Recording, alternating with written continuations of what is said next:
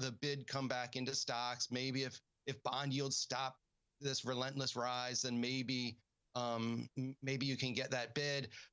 I'm a little bit skeptical of that, given that the weakness we're seeing beneath the surface. So I think if you're going to be bullish on the market right now, you really need to see the proof that that's coming through, rather than the assumption that it will come through. Okay.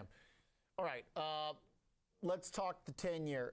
Here's the yield and the levels that you've got on here that you're watching. Obviously, we had this big move up off the lows the last couple of years. This is a long-term chart. Yes. It goes back to 1980. Tell us where the levels are here to watch, Willie. Where could we go? What's possible? Sure. So the point, the levels that I've drawn there is just to visually hit home that we went through 40 years of lower highs in terms of bond yields. Now, over the past couple of years, we're starting to see higher highs in terms of bond yields. And so how high could we go? People have talked about 5% as being important. As a round number, I don't think it has anything going for it other than that. I think we need to acknowledge that we have changed bond yield regimes from a relentless period of lower highs to now a period of higher highs, and that affects asset allocation decisions, that affects equity valuations. It's a new reality for investors, not just bond investors, but equity investors as well. Okay. So if we punch through here, then next level kind of, like, what, 6%-ish or so? At least it's convenient. We kind of stair-stepped down. Yeah. Yeah, so we broke through 4, and people were saying, oh, that's as high as we'll get. 4.25, that's as high as we're going to get. 4.5. So every step along the way, every 25 basis points or so, it's felt like that's as far as we could go. So I think, 5%. Yeah, if we get above that and stay above that, that's going to then get people talking about 5.25 or 6. Yeah, at some point we will reach a high, but step back, that longer term trend is still rising for bond yields. And until that stops rising, I think it's a little premature to say, okay, that's as far as we can go, or as far as we need to be prepared to think about bond yields going. Okay. So far, it's pretty much worked to say we get through one level. Let's look at the chart to see the next level. That's where we're going. I mean, I love it when it's that easy. It has been, frankly, it really has been. And that's kind of how a lot of those charts are, right? When you have like a stair-step style chart and then reverses, a lot of time it's pretty good blueprint to figure out what levels to look at. All right, keeping it going here.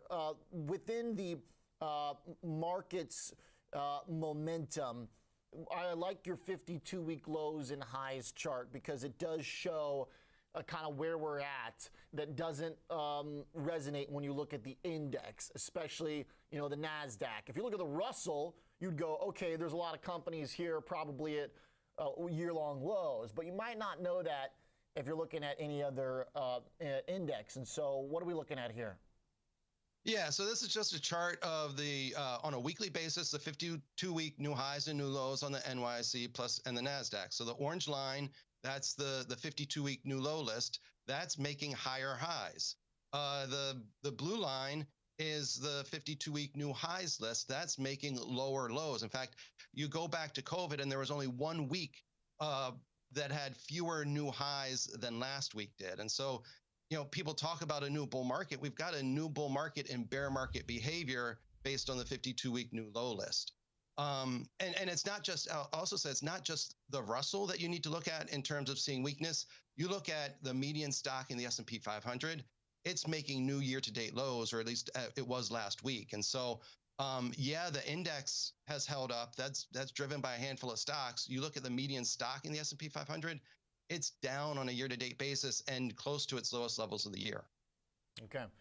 All right. So there's a definite shift in the internals of this market recently, with stocks hitting some new lows, but the breadth has been sort of on a steady deterioration for a while. I mean, that's kind of one of the important things, right, that you've brought up this before, is that it was so isolated to big cap tech that there just wasn't a lot of backup out there.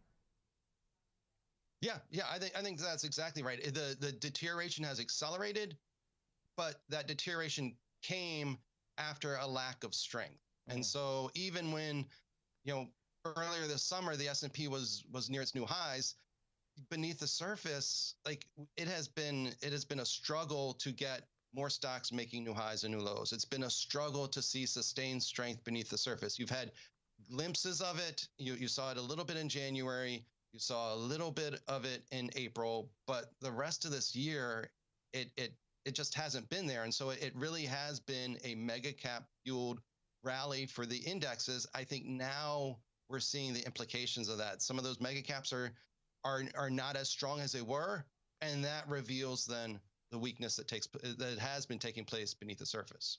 Hey, Willie, get one more for us real fast. Earnings revisions. We're going to pull up this chart. It looks like we broke our potential kind of recovery momentum, and this is for the bottom line earnings. This is not, the chart. This is the fundamentals. Yeah, that's one of the big deteriorations we've seen over the past month is that this pattern of higher highs and higher lows in terms of earnings revisions breadth. So it's a percentage of, the percentage of stocks that are getting upwardly revised earnings versus those that are getting downwardly revised earnings. That was basically a fundamental driver coming off of those October lows. That was some improvement. Things weren't as bad as people were expecting. Well, that improvement, that incremental improvement, has stopped and now is rolling over. We've broken that pattern of higher highs and higher lows. Okay.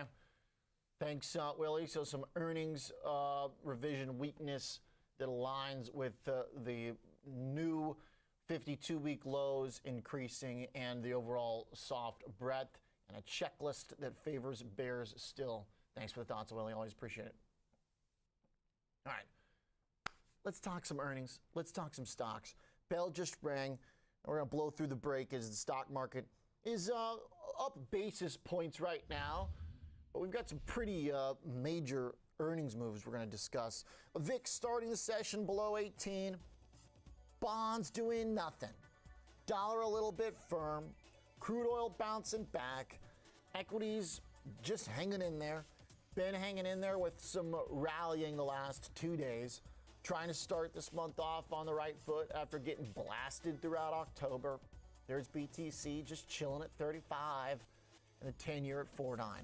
Let's bring in Jenny Horn. Let's talk about, firstly, Paycom. I'm looking at the chart, Jenny. I'm trying to find Paycom shares. Where'd they go? They're like, oh, there they are. Down 40%. I mean, 2 earnings in a row now. Last time they blew up, this time is the real blow up. I thought this was a mistake for a second. I thought my platform was like do a split or I know, like short circuiting or something, because this is such a severe move. I mean, market had been pricing in a $17 move in either direction, which is so hysterical now that we're down like $94. So we are well outside of what even the street had been prepared for as far as at least the options market goes. But a guidance cut really sent shares tumbling and then prompted several analysts to lower their recommendations on the overall company. We saw the company did report their third quarter adjusted earnings that beat expectations, but revenue did miss. Well, fourth quarter guidance was below consensus, saying they expect revenue to fall between the range of around $1.68 billion versus estimates of $1.71 billion. So it wasn't even like it was that bad. Good morning. We're talking about just good morning, November. A rounding error at Made that it. point. Congratulations. From their prior guidance, I mean, ever so slightly, but again, their guidance We're gonna be really streaming today, watching stock market. Sub up, like up, comment down. Happy Money sticks around. We have a Twitter, you can follow us on it, Happy Money YT, as well as a Discord server. Link for those in the description. Got a little Trader TV on this morning. Given a range for like Jenny's up early. I've got FOMC today. So expect volatility. J Powell, 2 o'clock, 2:30. We'll be doing some day trading probably on SPY. Options, 0 days. Watching AMC, GME, GNS, barbecue, whatever. Had a lot of earnings. Still a lot to go, I think, also. Thanks, guys, for your support. Thanks for joining. Hope you guys had a good evening yesterday. And a good morning so far. Price cuts across the board today, but I think that right now everyone's morning, bye-bye, morning, guts. 38%. 30 degrees, not bad. Rest of the cloud sector down today, too, because there's definitely a little overlap with just the style of this stock as a growth company and a expensive stock on a valuation basis, obviously getting more expensive here today. $9 billion, not a giant, by any means, but one that has had moments of, strength and upside, namely during COVID when it got to $560 in the wake of the stay-at-home period. So it's definitely a pretty big move here. The thing rallied it doubled basically throughout all of the quarantine period. So this is a very, very intense sell-off. Not quite necessarily an indicator, but kind of a yellow flag at least that these companies that don't live up to expectations are going to get hit really hard. I mean, we've already known that, but this is extreme. On the other end of the spectrum, we got another big blowout move to the downside again, but in a stay lauder. So another one that had a rough couple years. We kind of knew that they've been falling behind. We do know that they've been falling behind, especially when you look at the chart of ELF, for example, which is crushing it this year, showing that consumers' interests are constantly evolving and changing, and you have to be at the forefront of what consumers on TikTok are talking about. I hate to give it that much credit, but this is a name that is not cool right now among the up-and-coming generations. Even I, who am not cool at all, I can at least know that. But the company did sink to near 6-year lows. That's not true. No, I'm really not up on this whole makeup world, Oliver. I will gladly admit that, but I know that Estee Lauder isn't cool. They do have several other brands, like MAC, for example, that are still somewhat relevant, but the flagship Estee Lauder to me is not at all relevant among the up-and-coming generation. But slashing their full-year forecasts, giving a second quarter outlook that was well below expectations. They did highlight that while they had a better than expected first quarter, they're lowering their fiscal 2024 outlook given incremental external headwinds, namely from the slower growth in overall prestige beauty and as well as the Asia travel retail trade, all things considered. And mainland China continues to also be a weak spot for them, which is now then weighing on some of their growth. They're not seeing that rebound and that recovery in that region that had been expected, and I think pretty much anticipated, because this company does have, although it's not cool here, it is still relatively cool internationally speaking.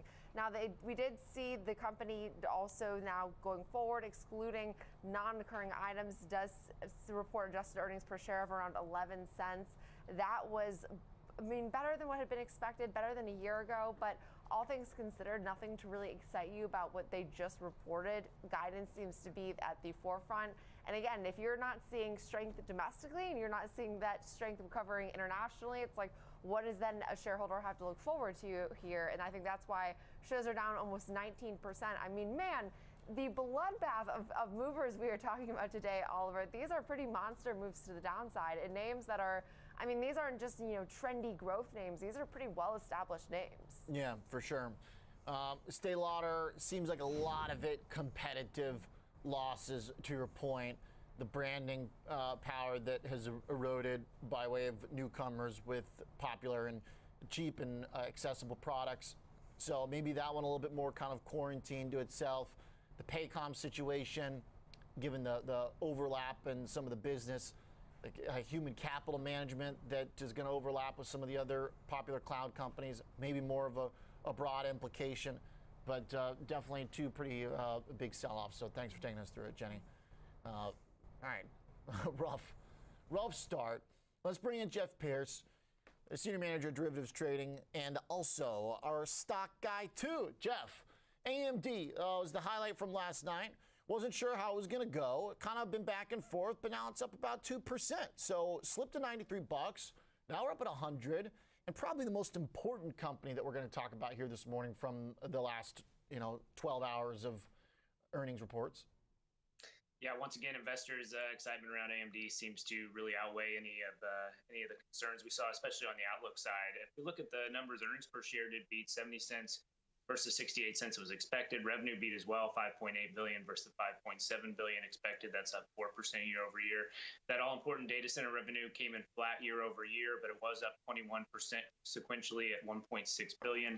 Client segment revenue that has the PC processors up 42% year over year at $1.5 billion. That beat expectations. Gaming revenue, not a big surprise, fell 8% year over year, coming in at $1.5 billion, and embedded sales were also down 5% year over year at 1.2 billion, slightly missing expectations. On the outlook side, AMD says they see revenue ranging from 5.8 to 6.4 billion. Analysts were looking for something closer to 6.4. They also expect gross margins at about 51.5%. Okay. So the margins part seems like it's in line and comforting because right now there is a real pressure that the market is applying on profitability, and so that's good that that part is fairly stable and solid. The thing, though, that I still have a little bit of trouble wrapping my head around is why, you know, it is. Look, I mean, look, it's given some back. We're at $100. The high was 132, but we're still above where this company was in the earnings from May, looking back on Q1. That's really when the whole AI trade driven by NVIDIA dragged AMD higher based on largely NVIDIA's numbers and what the market thought would be a wide-ranging implication of some of the AI developments happening around the world. Thing is, though, is their chip tied to that seems like it's not really producing much at this point. They're mostly talking about the Ryzen, and they're talking about their data center business. It seems like their MI processor that's like the next wave is not playing a big role here at this point. Yeah, not yet. And I think that's a lot of the optimism we're still seeing built in the stock, and maybe a bit of the 2.5% rise we're seeing this morning reaction is that hope around the MI300 chip, which they released back in June.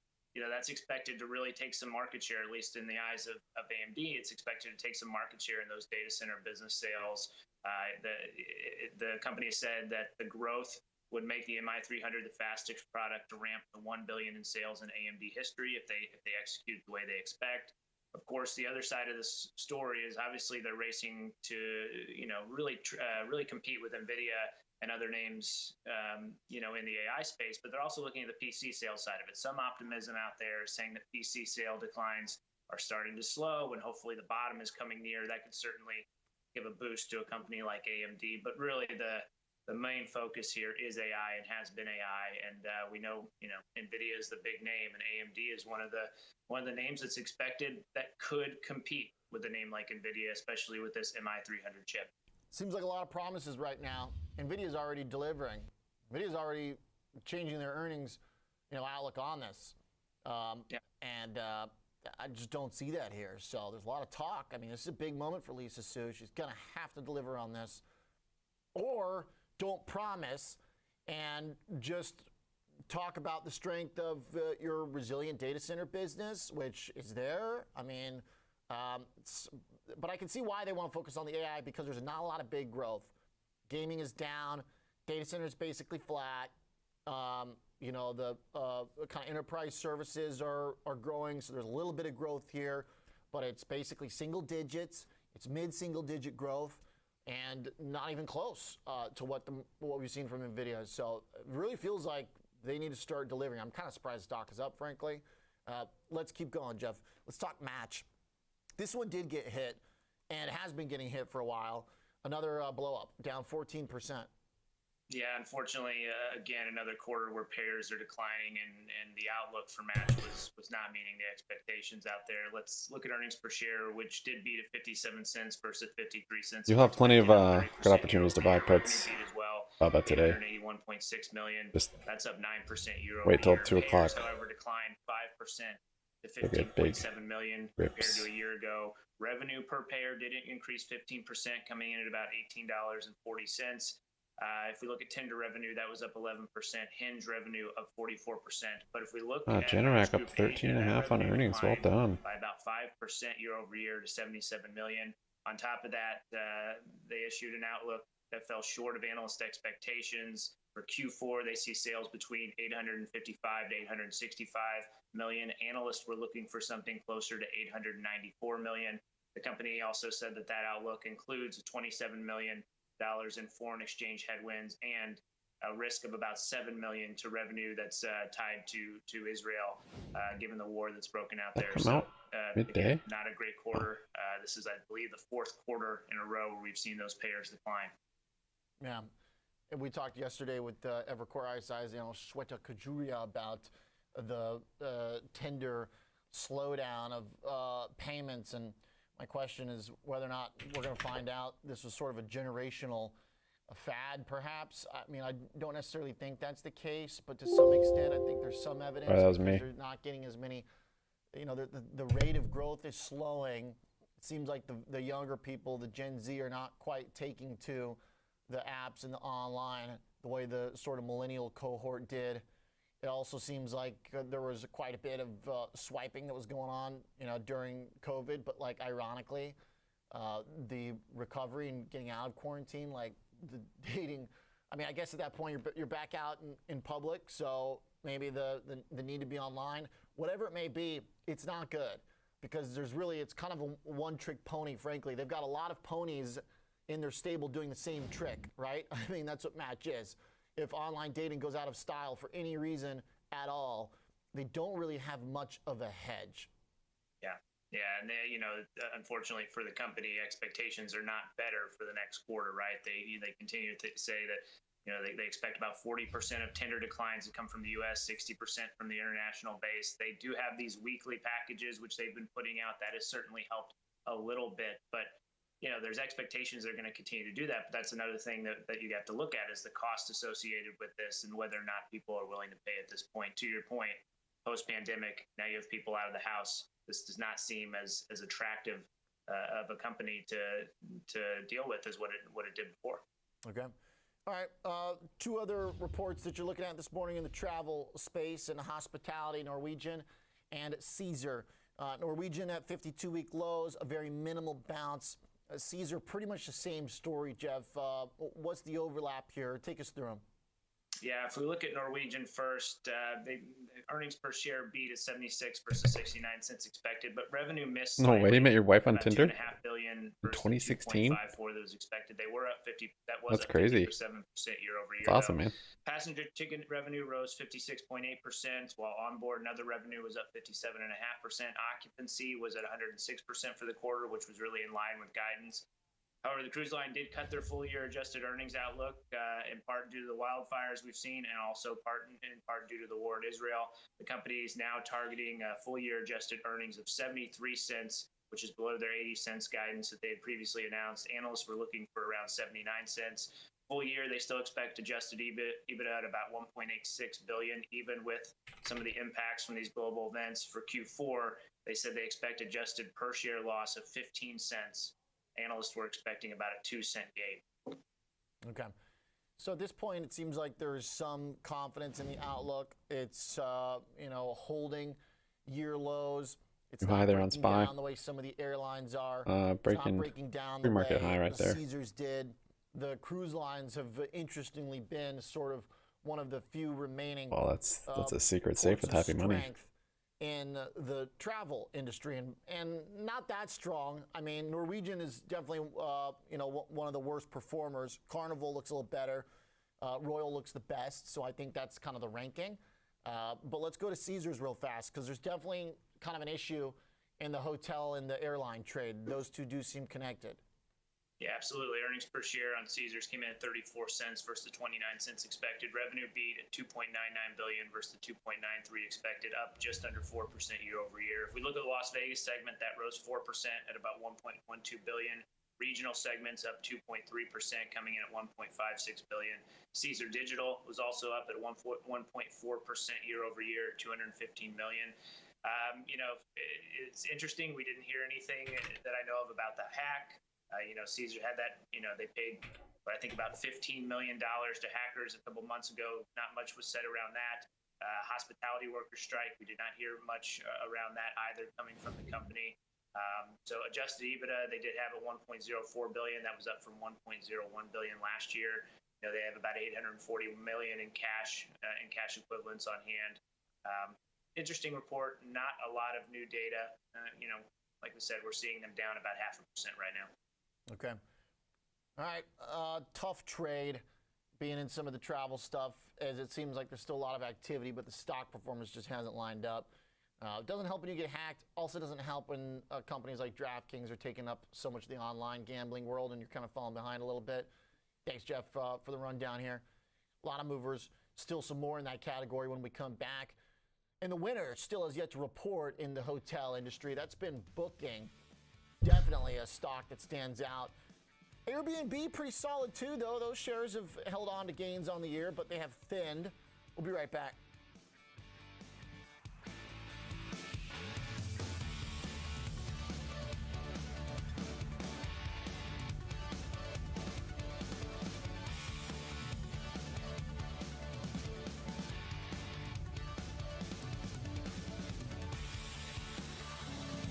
Schwab Bank Investor Check.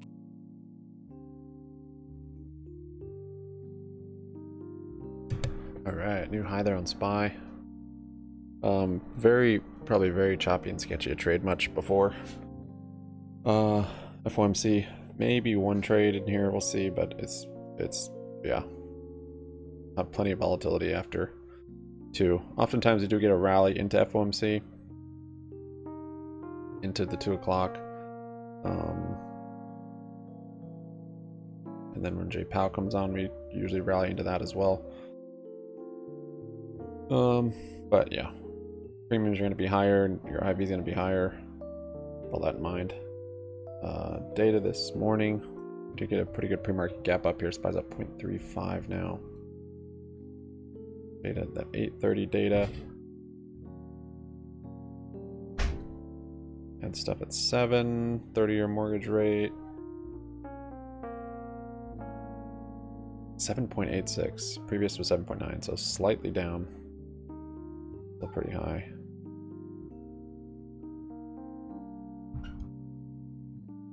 So ADP non-farm employment change at 8:15.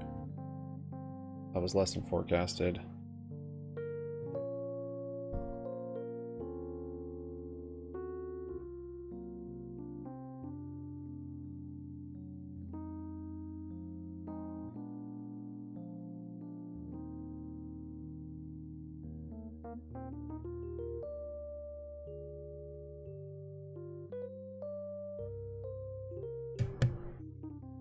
Let's see. So it doesn't look like actually anything came out at 8:30. Something must have. 8:15 non-farm employment change. The 9:45 manufacturing PMI. I guess was there. 10 we have construction spending, ISM manufacturing, and Jolt's jobs openings at 10 also. So definitely some movement at 10. Depending on how in line it comes. And then, yeah, FOMC at 2. 2:30 is J Powell.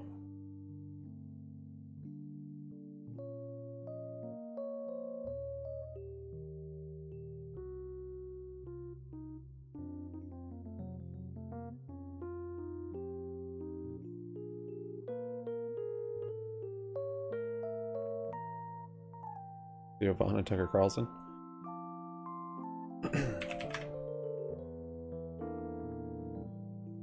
GME's down 1.6. AMC is down 2.2. Got Generac up here, 13.7 on earnings beat. Adjusted EBITDA margin, 15.5%. 16.5. Earnings and revenue beat estimates. I don't know by how much.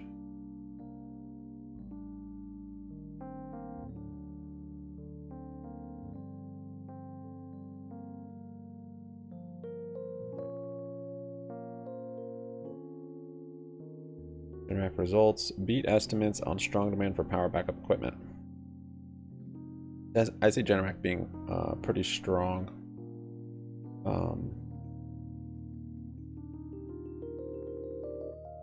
Given with how solar's been. It's a little different market, but most people that have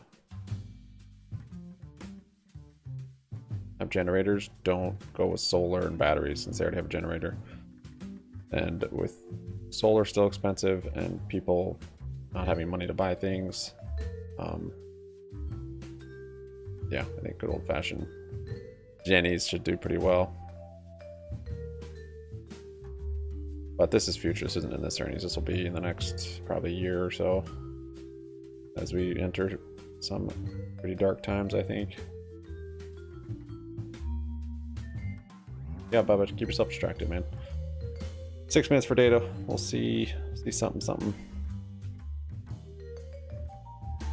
Could set up a straddle or strangle before FOMC. I've done it before. I'm not gonna do it today, but I would say sometime before 1, because IB starts to increase around 1, and sometime after this data at 10. So really when it chills out, like 11 to 1. Yeah, that's true. All the money that the government's been giving all the solar companies is drying up as well. So we'll see. Yeah, we'll see on that. There's still quite a bit of tax rebates though for solar, but that's only if you have a tax liability that matters. So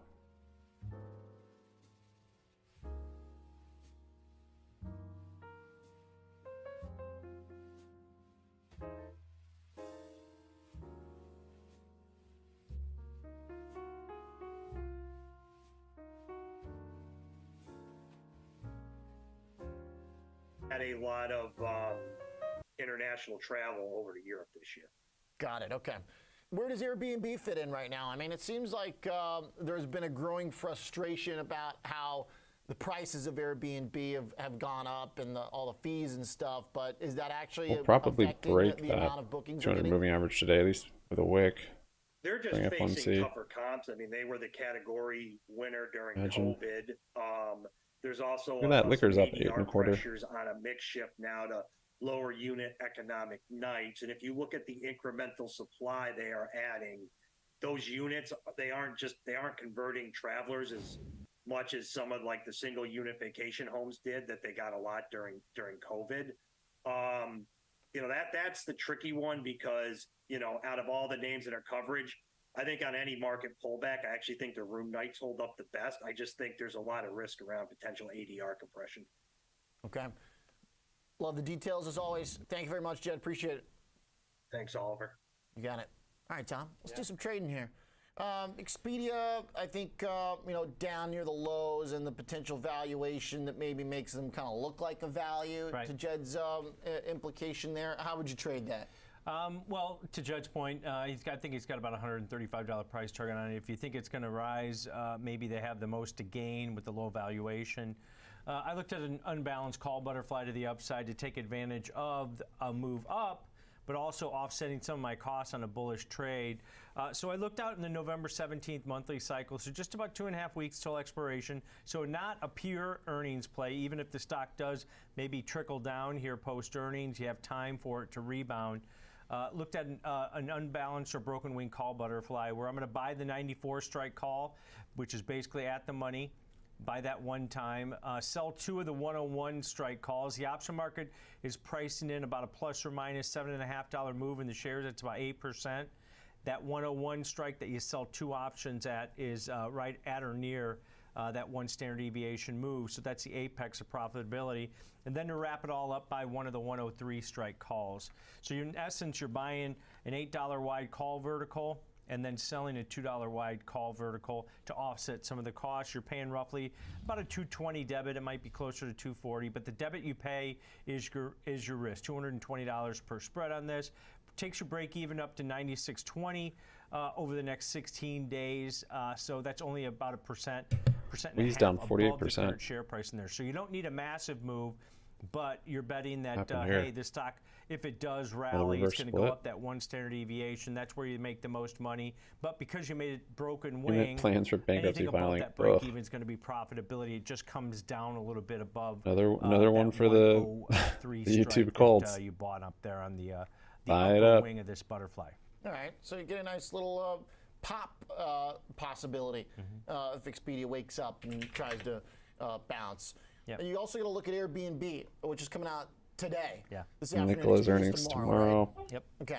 Airbnb tonight. Tonight after close. Yeah. Yeah. Option market pricing in about $9 move either way, about 7.5% in the shares. So implied volatility levels getting elevated going into this report. So I looked at a strategy that you're using two different strategies to combine and to make one, where it's a relatively neutral strategy.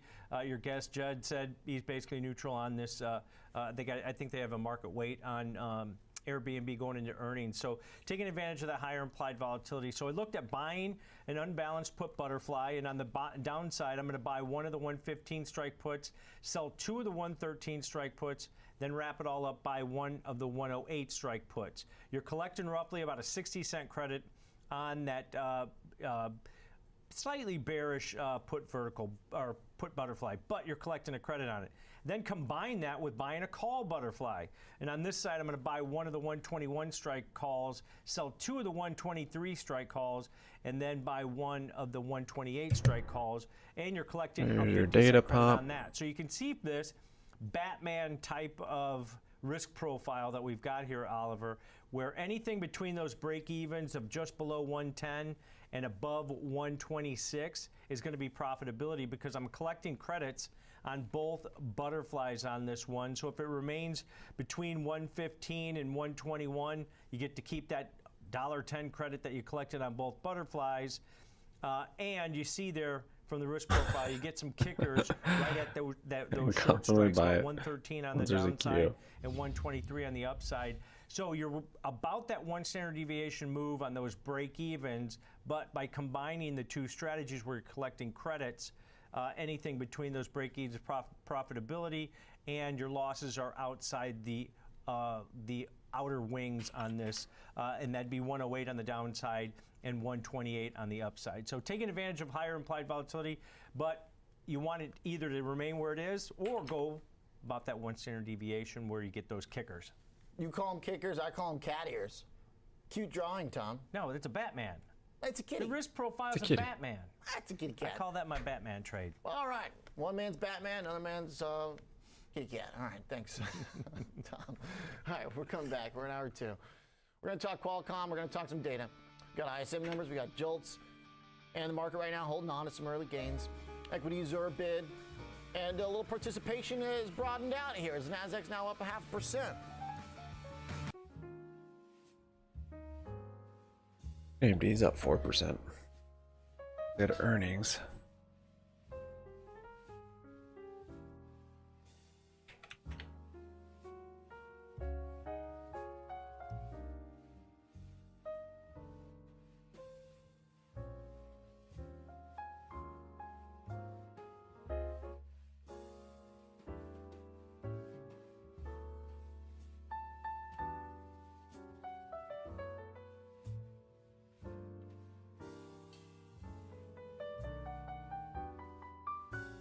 Down 2.5.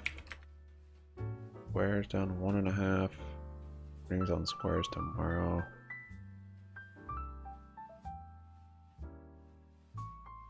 Tesla's up 1%. Up almost half. Some horizontal resistance here. Nvidia is up 1.5. They have earnings towards the end of this month.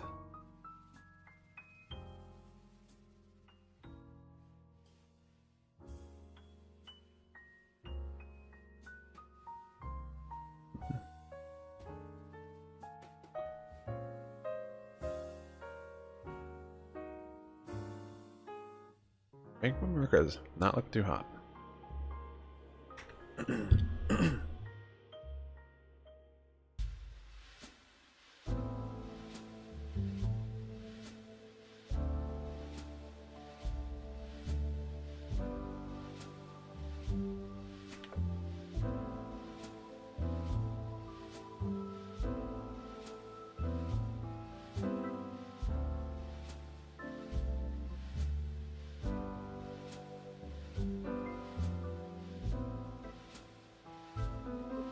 Tupperware's down 8.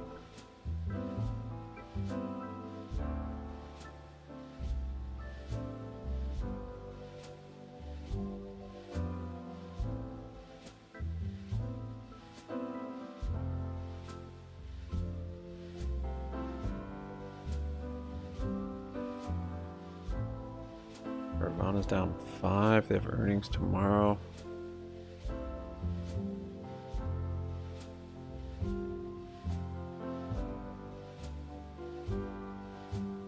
Wish is down 4. They have earnings on the 7th. Tuesday. Like nat gas is down.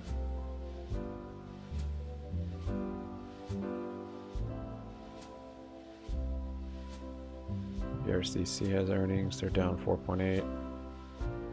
Earnings next week.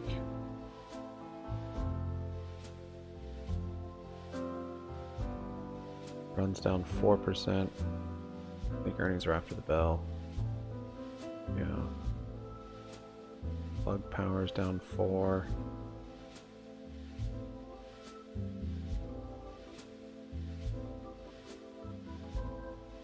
This chart could be reversing though. A little RSI divergence going on there. And it's at the bottom of the channel.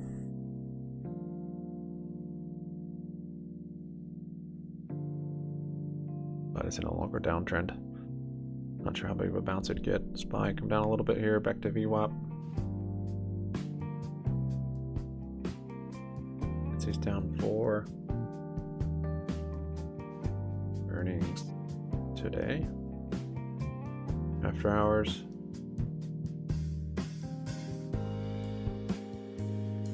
Peloton's tomorrow.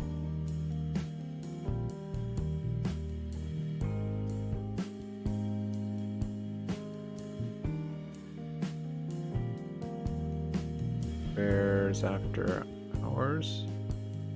No, Wayfarers this morning. 3.6.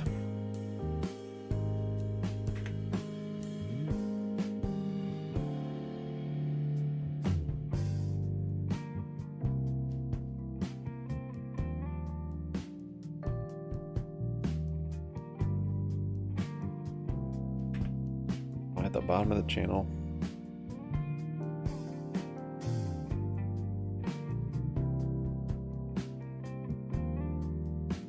AMC down 3 now.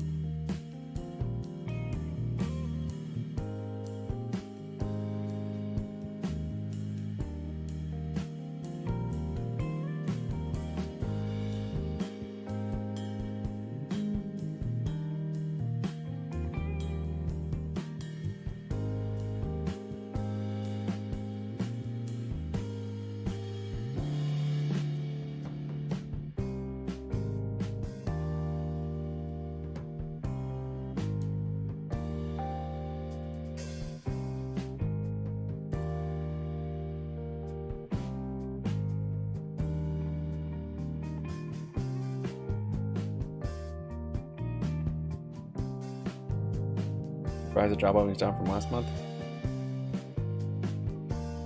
Provisions are saving us. Have been for a while.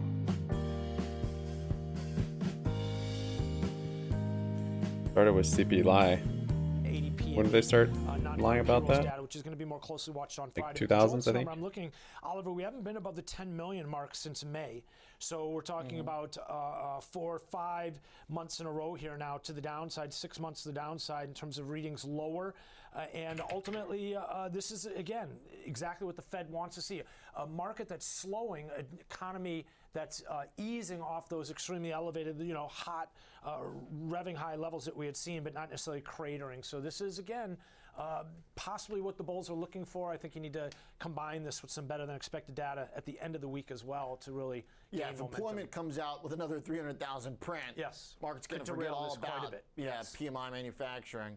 All right, Fed at 2 p.m. That's, I guess, the next thing to look for here. Well, don't forget you also have EIA numbers coming out today with crude oil, which has been, again, one of those markets that's been somewhat, sticking with the trend, providing opportunity on the intraday basis. Not a lot of follow through one way or the other, but crude hanging out around $82, $83 here. Also, obviously tied to some of the geopolitical tensions that are playing out here, but I think at these levels, an indication of what we've been seeing here. Stubbornly elevated levels, not what we'd like to see, but not necessarily, screaming higher and taking out, into areas of concern. In terms of inventories today, we're looking for a small build of about 1.2 million, but again, I think the focus, yes, will be, as Oliver mentioned, on the Fed a little bit later on today, now that Treasury refunding announcements behind us, and then ultimately on the non-farm payrolls due out a little bit later on this week. So yesterday's dip out of our range for crude kind of bounces back here. We're back into the range at 82, spot 8. I kind of look at the range more like 81, this $80 level, this lower extreme, and everything in between there below 95 is very random. Yeah, we did have a lot of that around 80, 81. So, all right, we're still hanging above there. Thanks, Ben. All right, we'll look for the petroleum inventories, and we will look for the Fed. So far from done for the day, and this afternoon, 2 earnings. Let's prep. Qualcomm is under the microscope of the one and only Kevin Green. All right, so a changing relationship with Apple, but still relevant to our kind of Apple curiosities the day before? Yeah, definitely. This will give us some insight into the Apple demand, especially when you're looking at China. Now, we did actually expect Apple to pretty much end the majority of their relationship when it came to modems in 2024, but they've had a little bit of an issue trying to develop and manufacture their own chips. So in September, they actually did announce that they are extending the relationship with Qualcomm here out until 2026, in fact, in order to be able to provide these chips or these modems actually to Apple for the next 3 years, if you will. So I think this is actually a pretty decent opportunity. We did see a little bit of a spike to the upside after this announcement, but it's been a very tough market when you're looking at the semiconductors, especially in the modem business and also the analog devices type of business here. The market is actually expecting revenue to come in at $8.55 billion. That would be a 25% decline on a year-over-year basis, Oliver. And the adjusted earnings per share is expected to come in at $1.92. Once again, another drop of about 38% on a year-over-year basis. Now, the QLT segment of their business, which is really focusing on licensing out Qualcomm's intellectual property portfolio, that is expected to actually come down around 11.9% on a year-over-year basis. In the QCT segment, which is the largest portion of their business, that's where they develop and supply the integrated circuits and the system software, that is expected to contract around 27% on a year-over-year basis. I think right now the biggest focus is going to be what the impact of a slower demand in China, especially when it comes to Apple devices, and then also any of the impacts of the tit for tat when it comes to a geopolitical situation between China and the United States, how that can also impact their chip development and also the demand for handheld devices. So I think that's going to be a major focus that they're going to talk about on the call.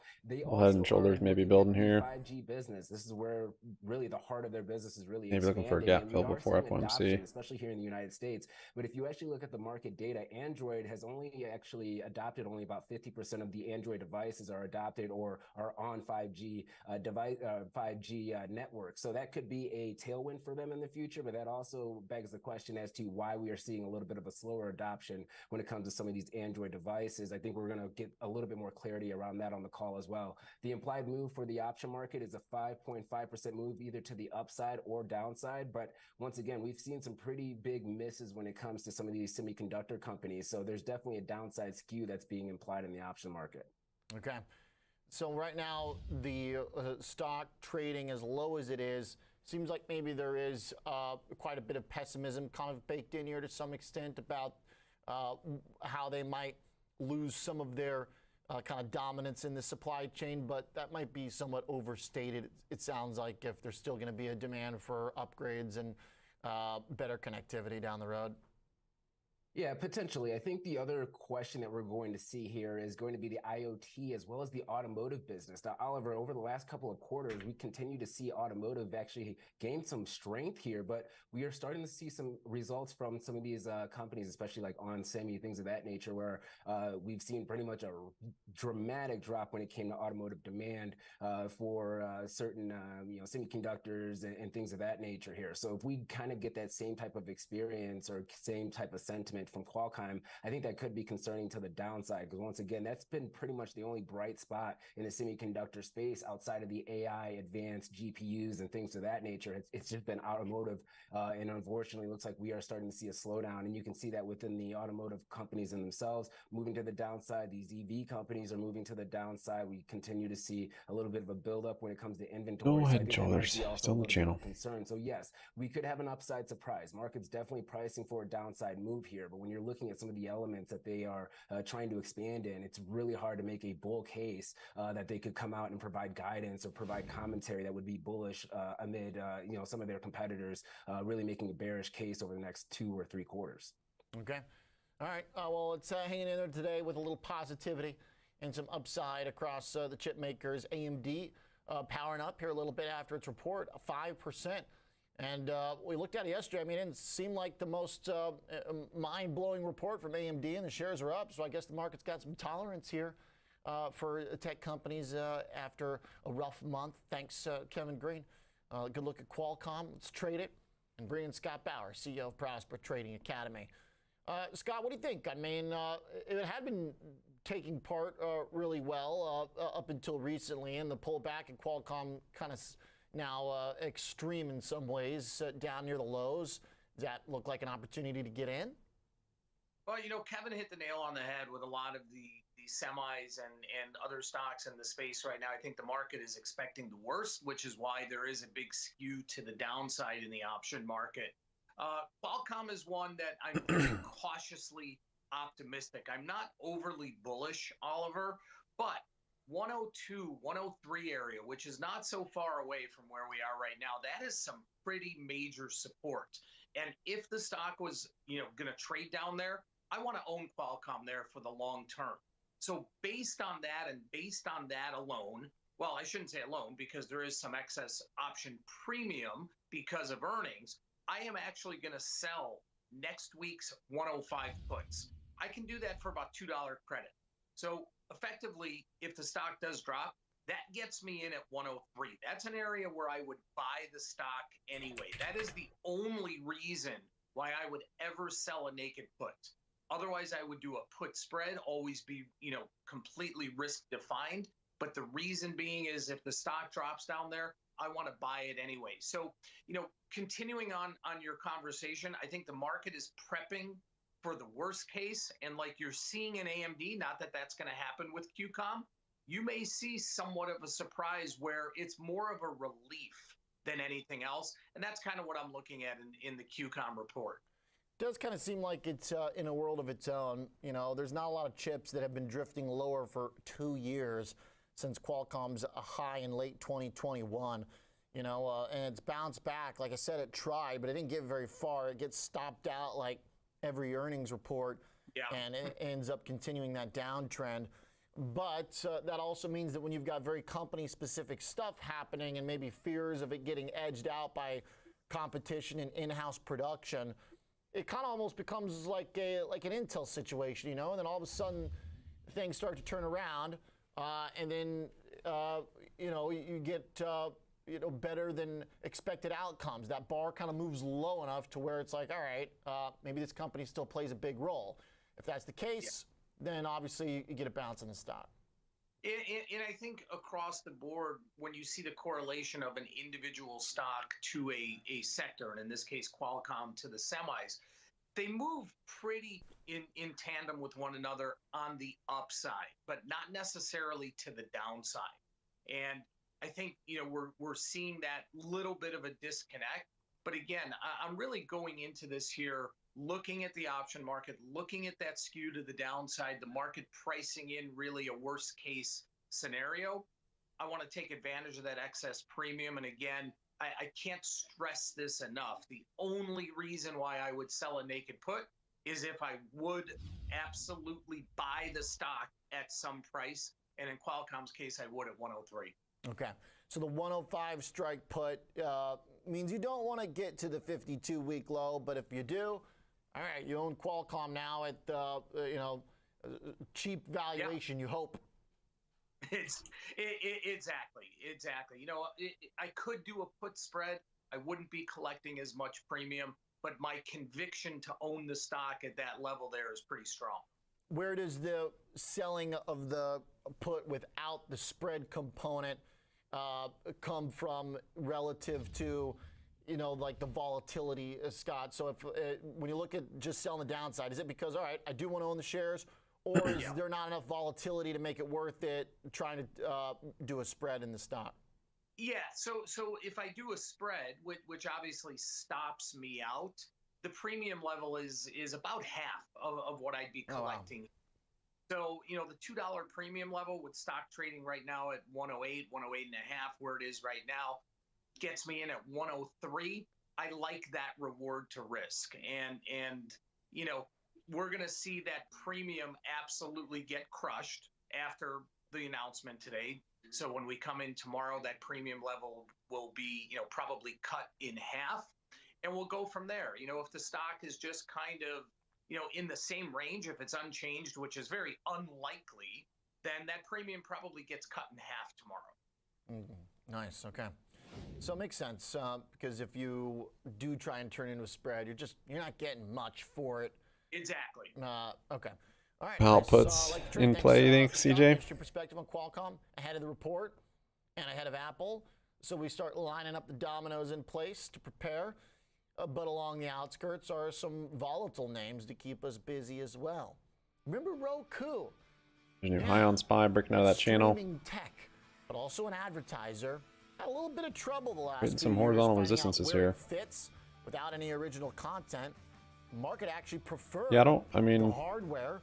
I don't think they're going to raise. 3 months have been rough. But yeah, he Roku might. has given back all of its He might gains talk pretty with a big hawkish. rally last quarter. We'll be right back to talk about the stock. There'll be plenty of Still volatility, much I feel like, to closer get to its puts all-time lows before and 2, its all-time highs. or even at 2.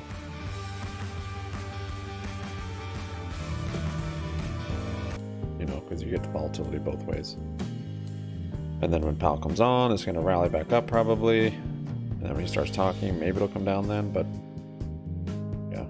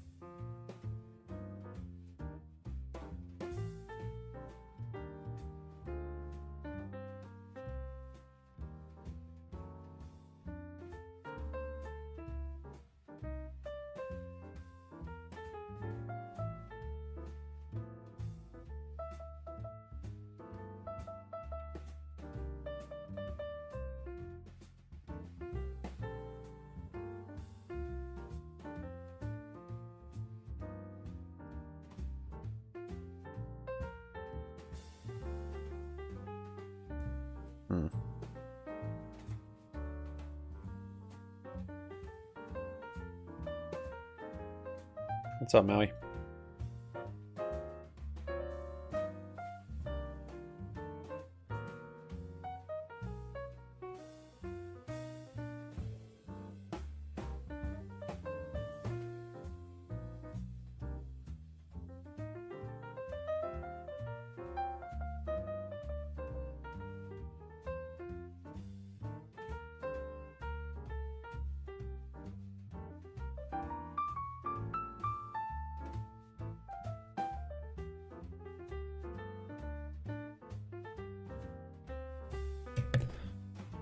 The SPY broke out of that channel to a more aggressive one.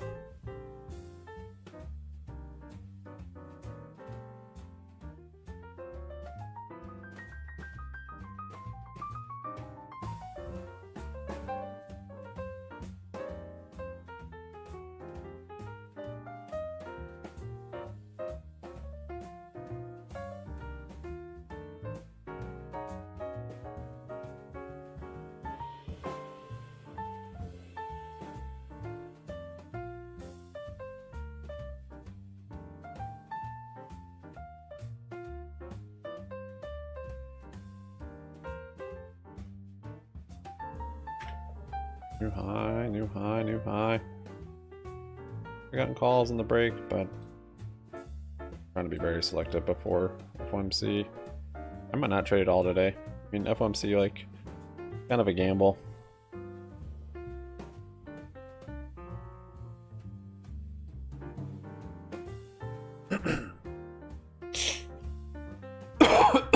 Excuse me.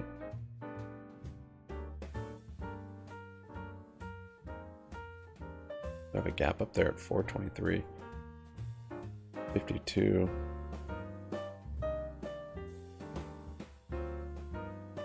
At the 200? Yeah, we're above the 200. Wow.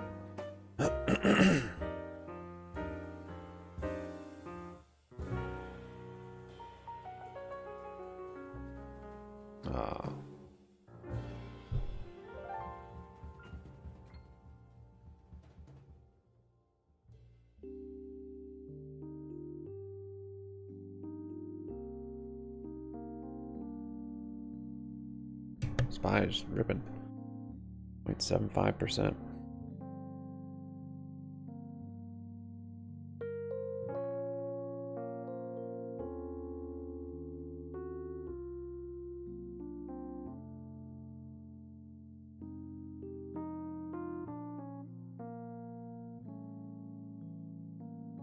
Think 415 will get hit.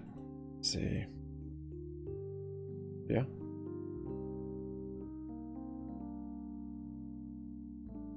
Yeah, I can see somewhere in that range. The downside.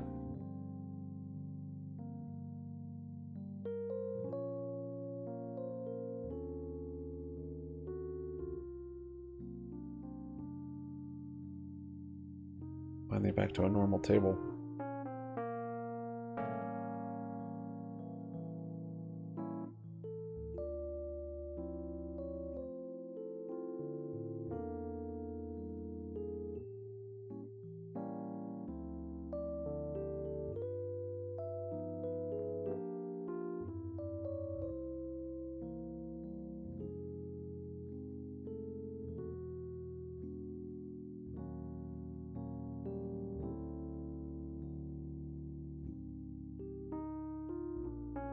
High growth in a market where cyclical, the digital advertising is weaker. So that's what they're going to have to deal with after the market close.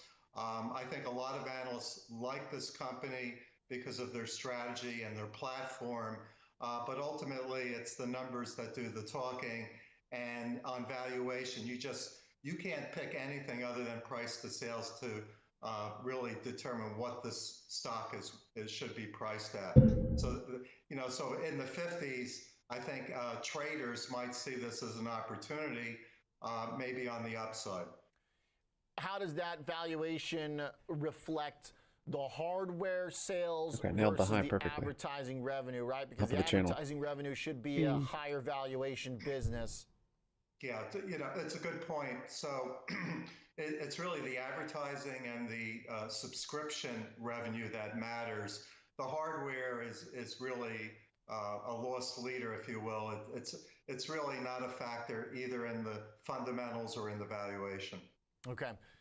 Because we've seen a lot of that kind of over-inventory situation for different types of tech hardware, but it sounds like that's not really Best the book for the driving force. Are you going, Maui? Maybe it was like the driving force. Going to the stock kind of going to meet repriced, but Pulte? now everybody kind of knows that this is the advertising model, et cetera. What about like refresh rates or churn, Ken? I mean, do people, when they're in the Roku ecosystem, stay there like ad infinitum, or do we see people leave? And are there new entrants as well? I do kind of wonder, too, if Roku might phase out the more smart TVs in general have that tech built in. It's pretty stable. Their churn rate is much lower than what we see in digital streaming for that part of the business for entertainment. And you did raise a good point, though, because if you walk into a Best Buy store, you will now see Roku TVs. Which is trying to create or stimulate, more eventually subscription growth. So, they're doing all these things on the fringe, but the core part of their revenue is still advertising, the digital spot market there, which can be turned on or off at any time by sponsors, and subscription. Okay. Ken, really good description and good breakdown of what's happening here at the company. Thanks a lot. Close the gap to the upside. Thank you. Appreciate it. Kenneth Leon, Global Director. Yeah, there's that gap Industry there. and Equity Research at CFRA with the 423 on Roku going into up to the report. 424. Let's get ready with some charts for a couple Doesn't of necessarily mean we'll interesting reverse, names, though. PayPal, Etsy, and ELF when we come back. We've already talked about some related But yes, it's stocks always in nicer to each get of puts these at highs. categories. Now time to get into fresh new lows for PayPal and a pullback from the highs in ELF. As far as Elfie. See what's out there.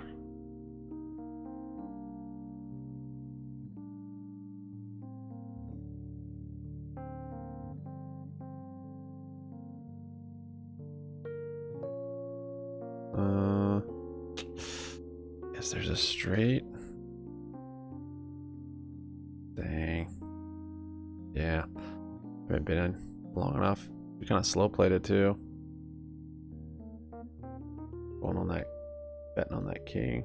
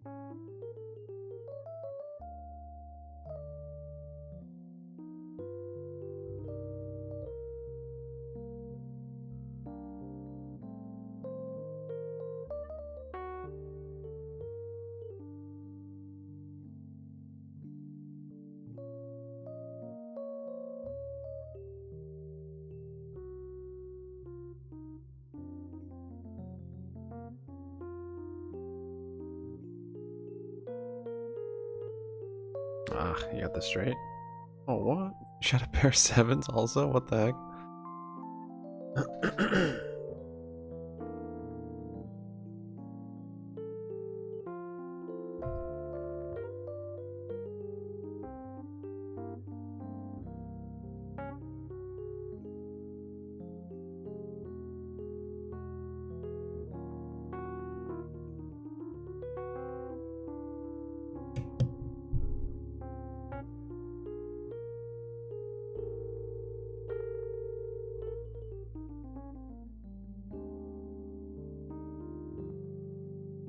Straights.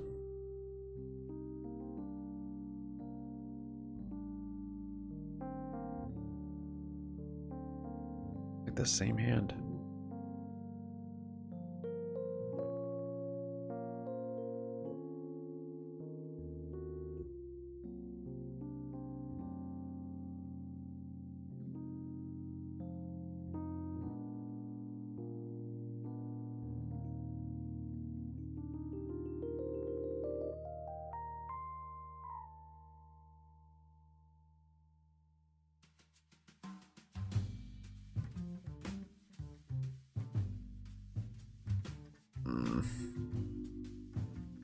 Missed the flush.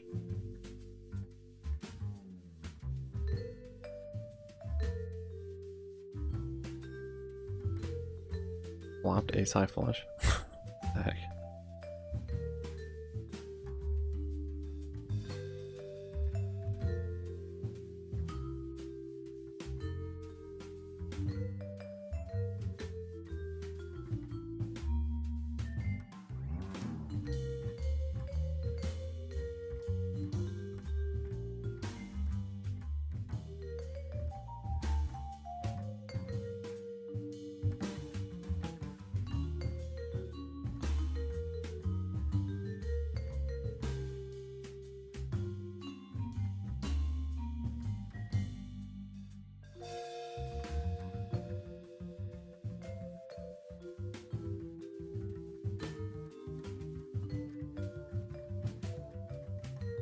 Oh my gosh. A higher two pair. Wow. Buy consolidating up here up 0.75%. Interact, new high on the day. 97 bucks, up 15%.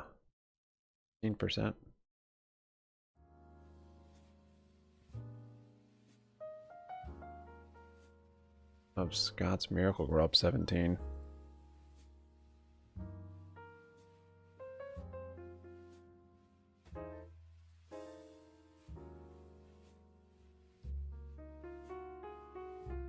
I am not getting lucky. AMD's up. Oh, they had earnings also. They're up 6.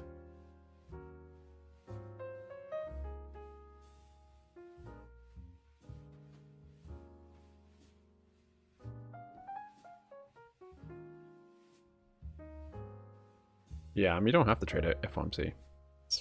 Like I said, I very well might not trade it. If there's a trade that sets up before it, I might take it. During, yeah, it's kind of like. Sometimes I've traded it like as soon as it starts moving in a direction, I just go that direction, and that can work. You have to be quick to take profits and quick to get out because you can have big reversals too. Or I've traded it where I just play the reversal. So when it rallies up a bunch and starts to slow down, I just start going opposite. That can work too. And I've tried strangles. Feels like I get better at the strangles. I haven't had a whole lot of success with them.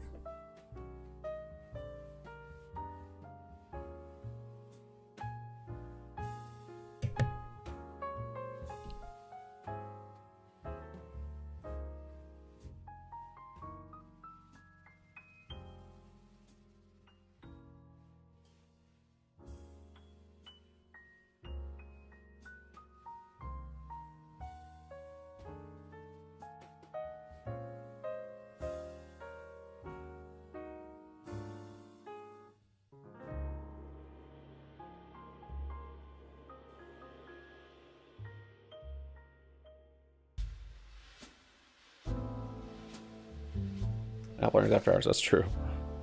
That's crazy.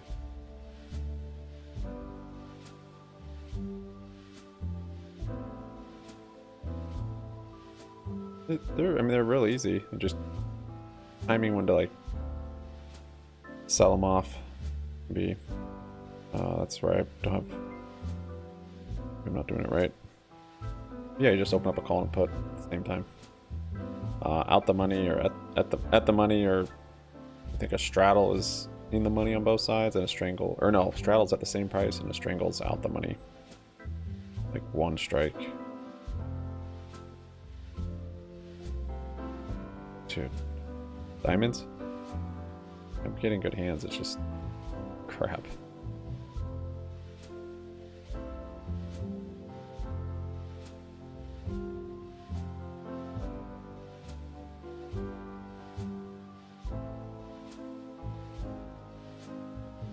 Hi there on SPY.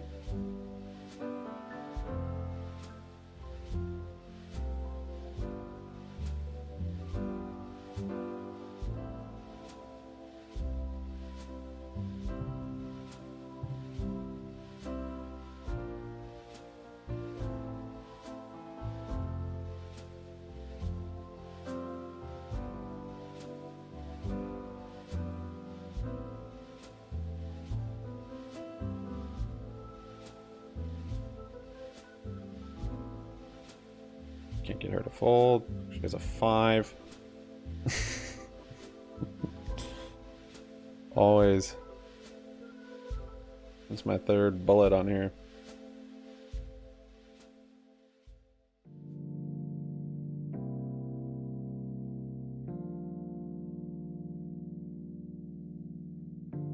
You're high there on SPY, trying to figure out where the liquidity is being built here for the bulls.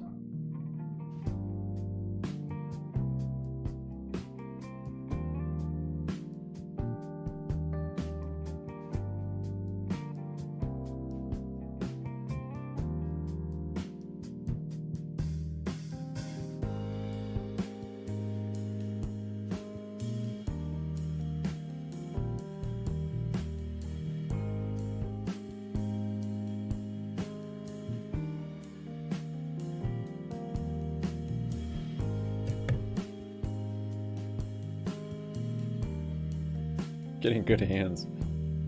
This person keeps getting better hands.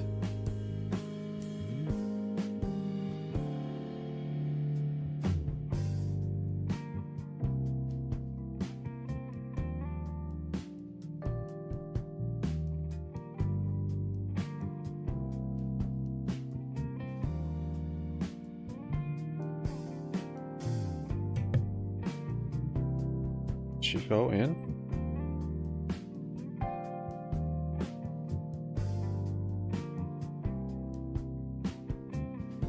Do 4. Goodness.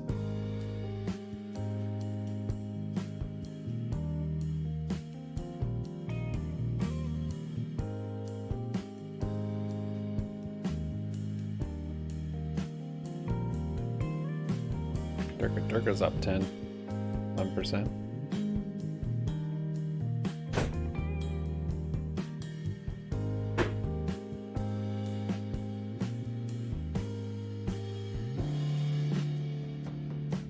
That's 18%.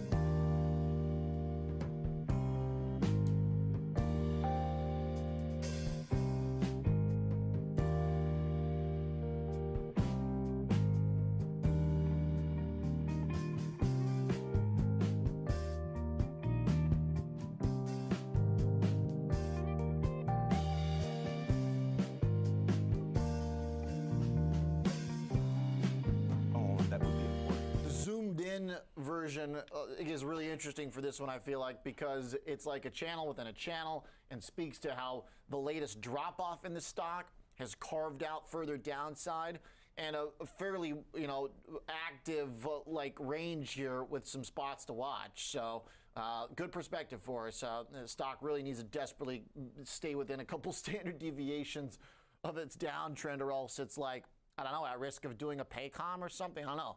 Oh, they've both got pay in the name. Okay, watch out. All right, last one. Let's talk Etsy here, Jenny, as the rollover looks a lot like this stock in the chart.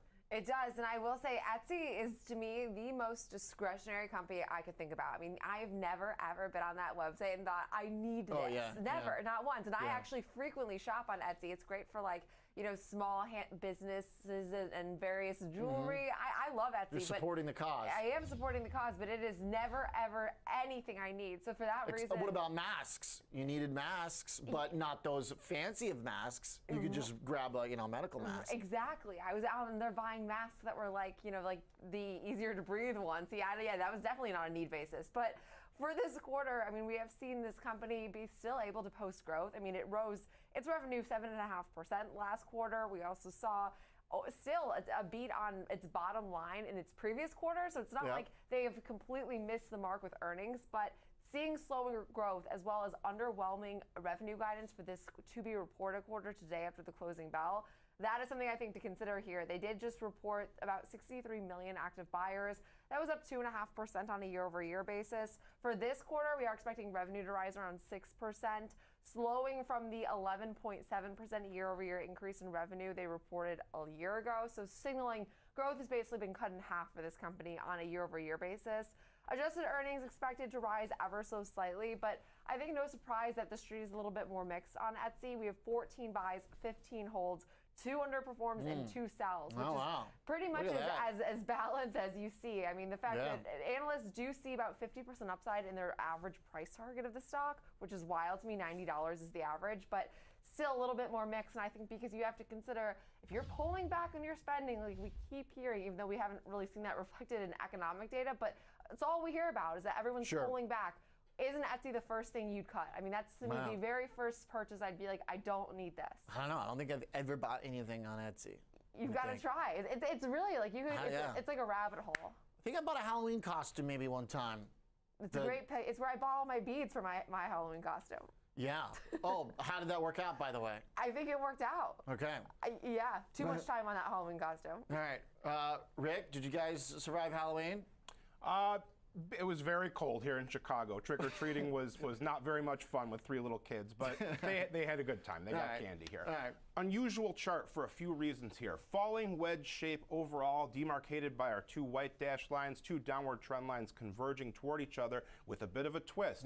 We have another parallel line representing these excursions to the downside. It matched up exactly with our other downward line. This happens sometimes, so it gives us more of a support zone to be watching for rather than a more clearly defined line here. That's fun. Yeah, the other thing I thought was pretty unusual, look at where our volume profile point of control is, near the 64 level, basically near the lows. So the heaviest trading by far in this chart happened around this area here where we had these low prices, suggests that there was a lot of activity, a lot of conviction. The question is, were people looking for it to find a bottom, or you know, what were they doing here exactly? So there is some interesting other things about this chart here. RSI was trending upward here. We had a bit of a fake out above that 50 level, but the trend has been broken now. So we are breaking below our moving averages. Once again, everything's kind of trending down. RSI is trending lower. So similar to our last chart,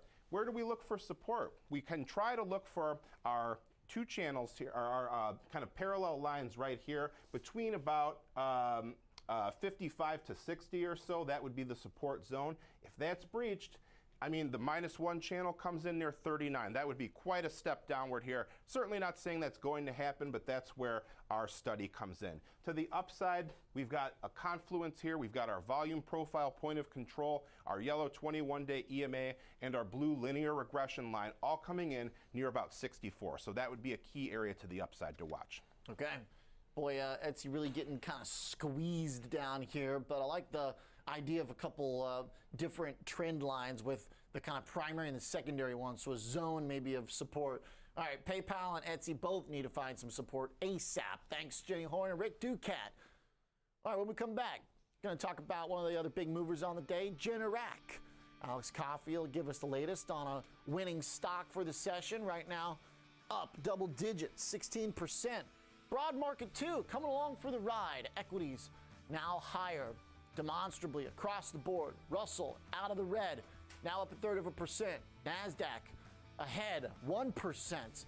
All the big tech names are rallying. The dollar is now down. A pretty big reversal there as bonds jumped and yields dropped.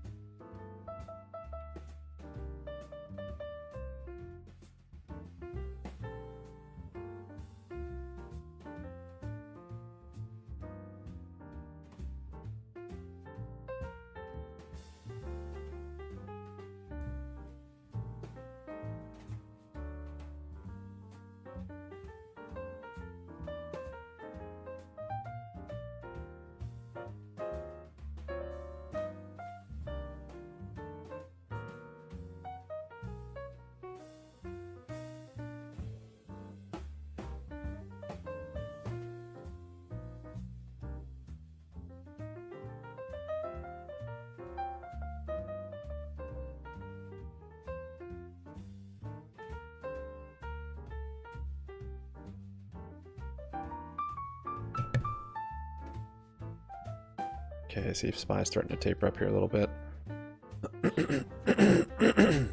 Looks like it is.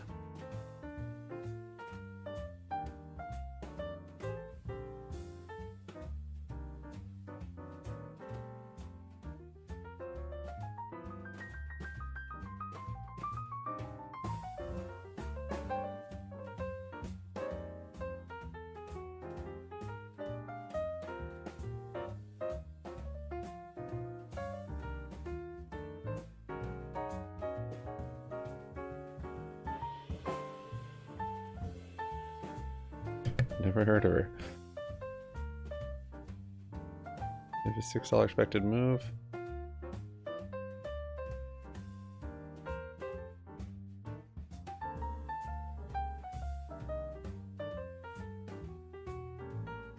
Keep folding good hands.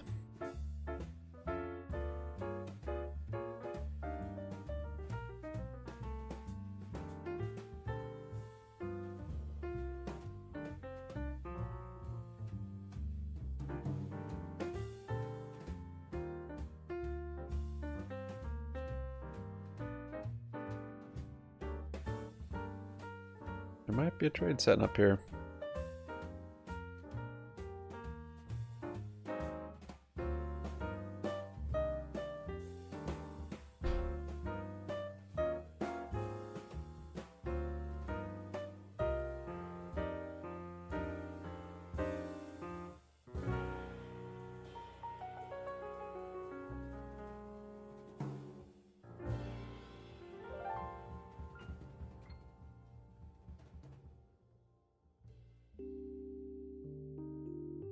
Country with the stability of the power grid, and that was sort of the reason that the president and CEO Aaron Jadfeld did talk about is sort of a primary reason that sort of the in-home consultations are starting to pick up for these, as well as their residential unit being favorable as well.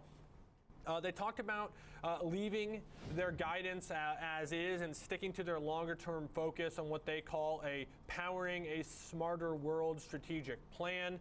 All things considered here, Oliver, I think we saw a stock that had been struggling and a company that delivered better than the expected results and had some room to breathe to the upside here. Okay, yeah, it had been beaten down pretty hard, so we get a nice big bounce. It did kind of seem like some of the sentiment was getting really super negative on this company. So earnings-driven support showing up finally after an epic reversal from the highs. Fun trade. All right, thanks, Alex. Generac shares up 15%. Market having a good day, too. We got gains across the board now. And some pretty big swings. George Tilson, Scott Durfee joined me here for a little market meetup this morning. George, where do you think this is coming from? We got now a couple days in a row. This is going to be day 3 here with equities bouncing. The dollar also is now borderline on the session after catching a bid following the Treasury announcement. Bonds are rallying pretty big here, and we're kind of pushing the low end of the yield range the last week or so. What do you think's happening? Well, I think from the market standpoint, I think we're backfilling back to or close to the 200 period moving average, but you got to keep in mind it's from the downside, not the upside. So the bulls are just backfilling the markets from an equity standpoint. If you look at 2-year yields, actually going back to July, they're relatively flat. 10-year yields are coming down, so I think the market's picking up on that as well as a positive catalyst. With the Fed coming up today in terms of their policy stance. I don't think they're going to budge on rates. I don't think they're really going to change their language. They might tweak their language just a little bit. I think the market's moving in anticipation of that. So I think that's what's going on. It's an counter trend rally from the standpoint of short-term market momentum pushing back the upside. I mean, there's a couple of catalysts today. I mean, you talked about Generac, you talked about AMD yesterday. A couple of good performers overall. But one of the things I have noticed is if you look at the broad context of the markets, the leaders or the traditional, Magnificent Seven, they're actually not performing very well. They're very in tight trading ranges. And for instance, yesterday, Google was actually down. Engulfing Kindle on the 5-minute. The market higher. So I think there's a little bit of a look for some selling puts going here. on, a redistribution of capital across the board in the markets. But look, utilities are higher today. There's still some defensive posturing going on behind the scenes, and I do think that the market has done what one would expect, backfilling to those October 6th areas. All right, so we get a little bounce. I guess overdue for bulls. Scott, after last month, we're trying to start off November fresh. Get that Santa Claus rally going early. Well, early. It feels like we should have started it already, but here we go. I'm in agreement with that. But we do have some macro bull also taking place in the markets, right? We've had ADP reported companies added, workers Got a higher little than starter position on expected. We'll calls see when the or jobs puts. report comes out later this week how they My work throat's kind of sore together. this morning. We also had this Treasury refunding, which is kind of the market really hasn't really Got a full house. adjusted or moved or reacted, I guess is a better word, to that refunding. And then we Now had you on probably top do. of that, we Jeez. expect some words from the from Jerome Powell I'm not today re-raising from the this. FOMC. Yeah, both of We you know guys what have they're full going to houses. say. I think though that once it's said that that will relieve or release the investor to perhaps maybe even go harder in on the bull narrative. So let's kind of see how this all plays out. But these are at least three other If things we that we break need to back be into this watching channel, for it'd be as we move forward. At least just more for good signs today, of but reversal. probably throughout the rest of the week too. Yeah, George, maybe quick thought on how the market reaction to the Treasury announcement. It seems like We got a head and shoulders, dollar was 5 minute stable, engulfing, bonds rallied. So and the tapering. no big event there. So No, I don't think it is. I'll add to it The if we get Treasury another can essentially, in move theory, test borrow on the large high. amounts of money. I mean, they can't do it all at once, obviously, but I don't look too much at the Treasury auctions as a catalyst, OJ. I think the beginning of the month is a catalyst. I think the labor market conditions are obviously very sound, but I do think there's a bid happening here in the markets, in preemptive movement towards the Fed announcement today. All right. Okay. Dollar hanging in there right now, but definitely have softened up a little bit since this morning, seemingly given a platform for stocks to find their footing and run with it. We've got a good little session here underway. Thanks, guys. Scott Durfee, George Tillis. Appreciate the thoughts. Trading 360 with Nice. Nicole Petalides is up next. I'll see you this afternoon, 2 p.m. Central Time. A lot of earnings. So, and Fed, too. Going to be a busy afternoon. See you then.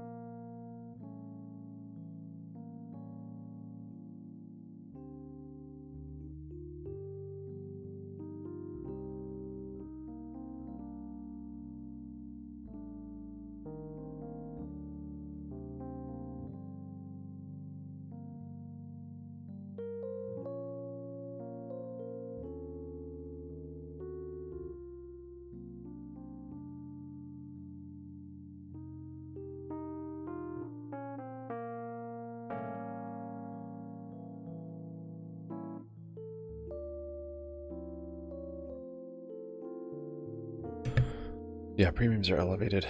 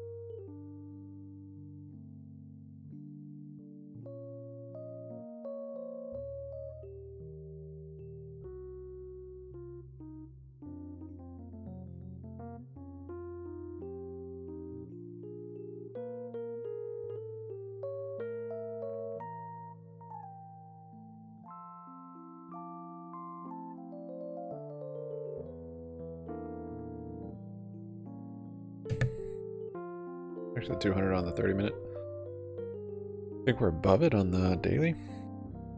I don't know.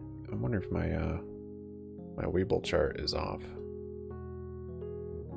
I'm complaining to them right now about something else. Need to get to confirmation on the chart. I think the moving averages are sometimes a little off. Or like VWAP is off or something.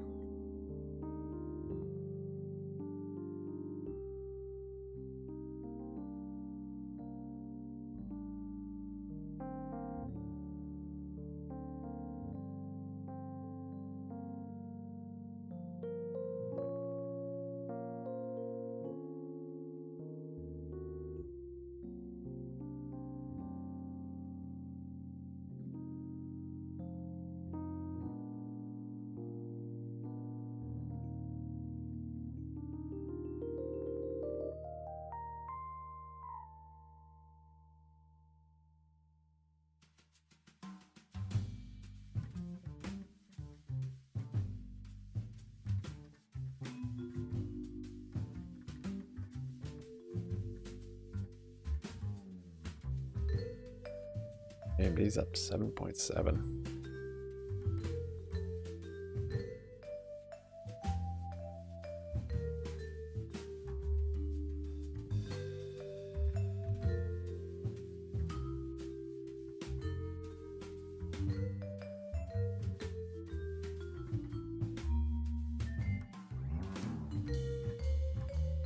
SPX rejected the 200.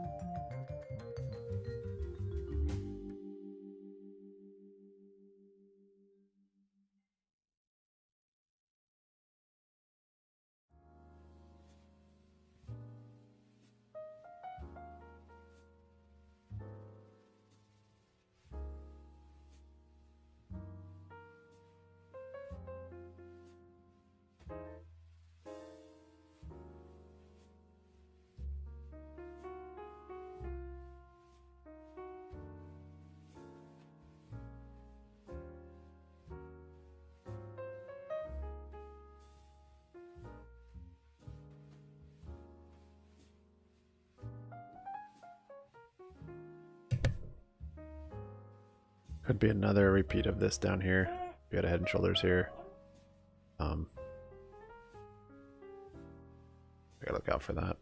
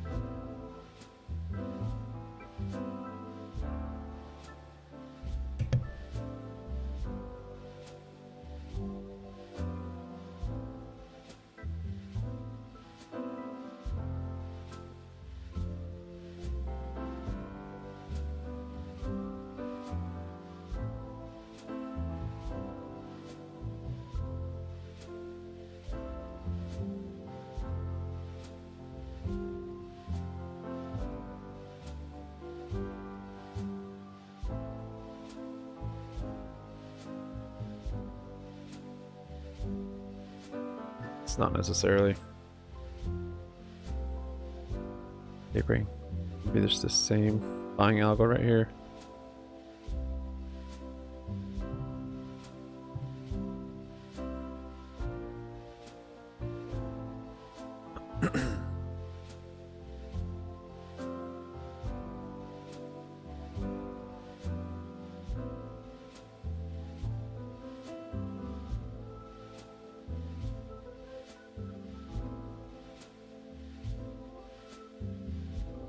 On how these auctions have been going over the last month or so. Give us a little lesson in what's going on here and why it matters. Hey, Nicole, good to talk to you. Well, certainly what drives prices are supply and demand. And the supply is going up. And so think of it as a seesaw. If, in a sense, the supply is going 5-minute up, engulfing, the though. price is likely to go Helps. down in order to entice enough people to come in and buy up that supply. So if prices are going down, yields are going up, or at least ending up being pressured or at least supported. So I think the concern that a lot of investors have is for how long will the long rates remain firm. The Fed controls the short rates, but the market controls the long rates. And I think the worry is that the long rate will go and challenge the 5% level once again. Right now, we started to see the long rates behave, right? And that was part of the concern. They started to, Six queen with a re-raise, come on. We're expecting them to. You have yields coming up for the 10-year, for example, coming off. But I'll tell you, I mean, one of the gentlemen from Ned Davis Research was actually longer talking time frame, about the CJ. possibility of a 7% Yeah, 10-year totally. Treasury. I mean, what do you think of that? I think that's a bit high at this point. I mean, the average since 1953, which is as far back as the Fed supplies 10-year yield data, is 5.75%. And typically what I have found going back to the early 1950s is that the 2-year yield and the 10-year yield tend to peak at around the same time and the same level. 2-year a little bit ahead of the 10-year, so that could be a bit of a divining rod, if you will. And so with the 2-year having hit an intra-month high of about 5.2%, I would tend to say that maybe looking at a 10-year yield between 5 and 5.25, or maybe 5.5, is all I'm willing to predict at this point in time.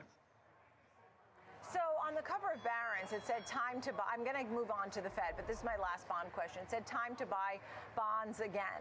And it said the long bear market in bonds has pummeled portfolios but boosted yields. How to invest in bonds blossom once again.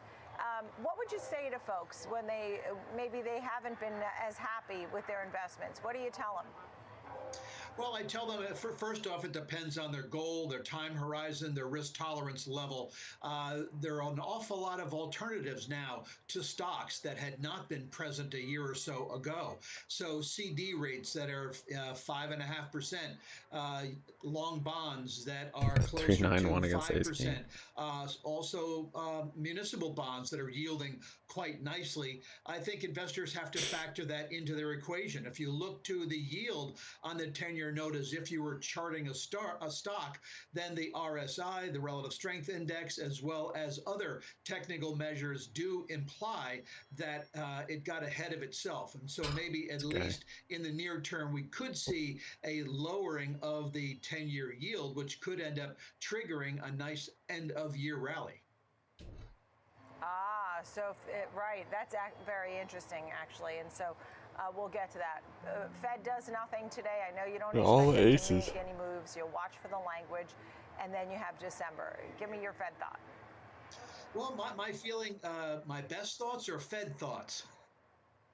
Your Fed thoughts. All right, Fed thought. Yes, the Fed will not do anything this month. They have about a 75% likelihood that they will also do nothing in December, and then a 2 out of every 3% chance, so about a 67% chance that they're not going to do anything in January.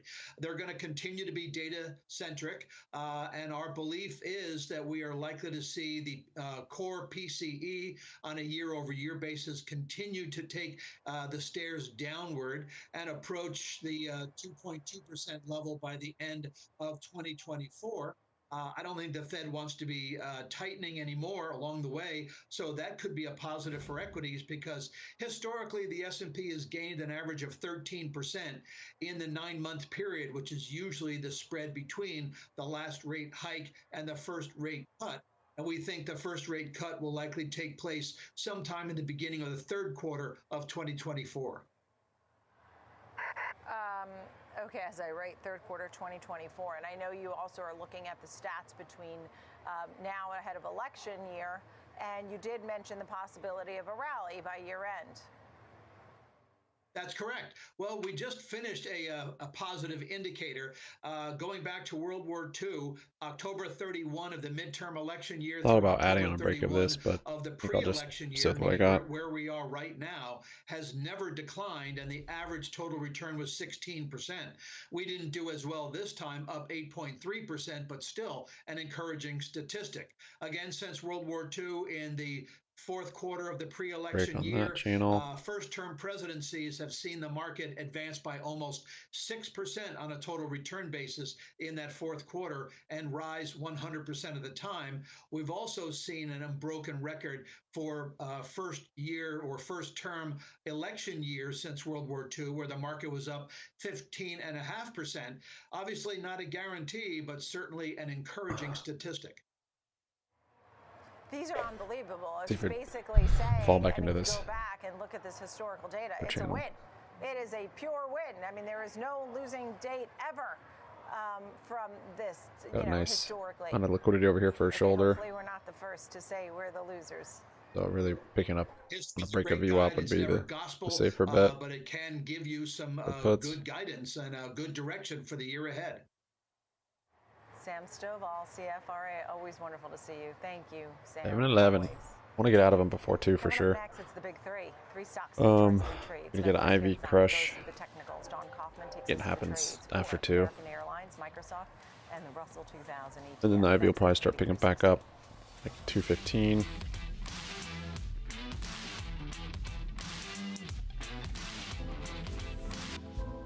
There you go. SPY's going down a bit.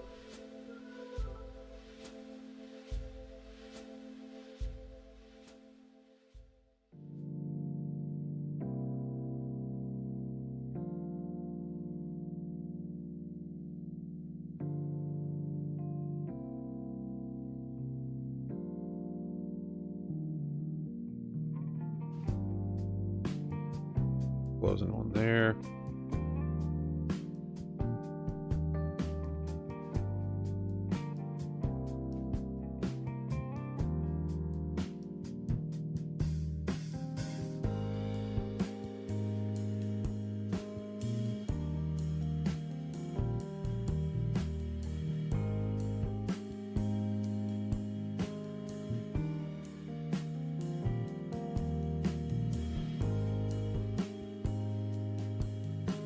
This guy come to the table, 33 million.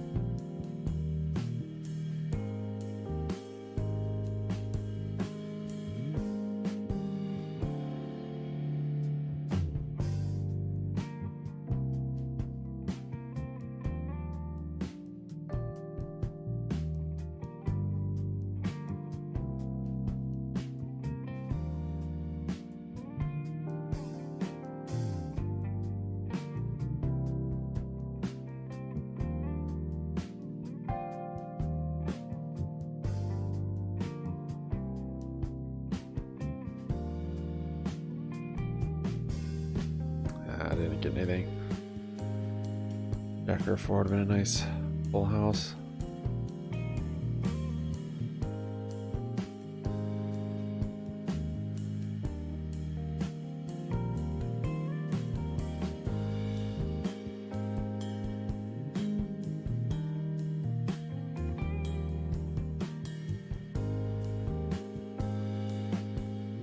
I didn't even see that straight out there.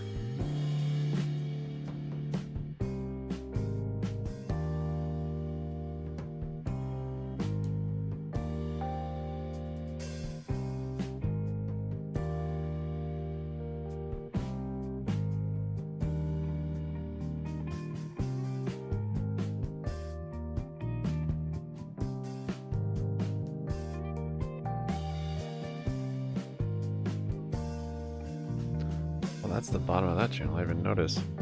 Whoops. I guess I did close one. Came quick. Close another one there.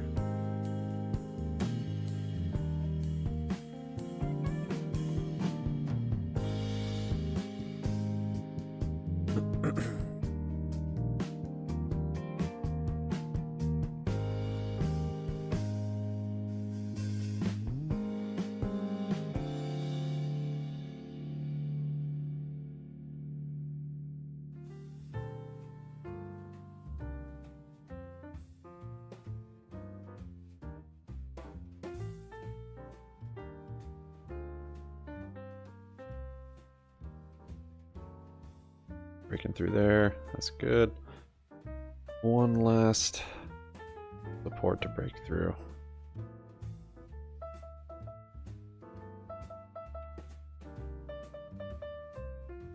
Darkman. Markets kind of settle into what the geopolitical risk situation happens to be.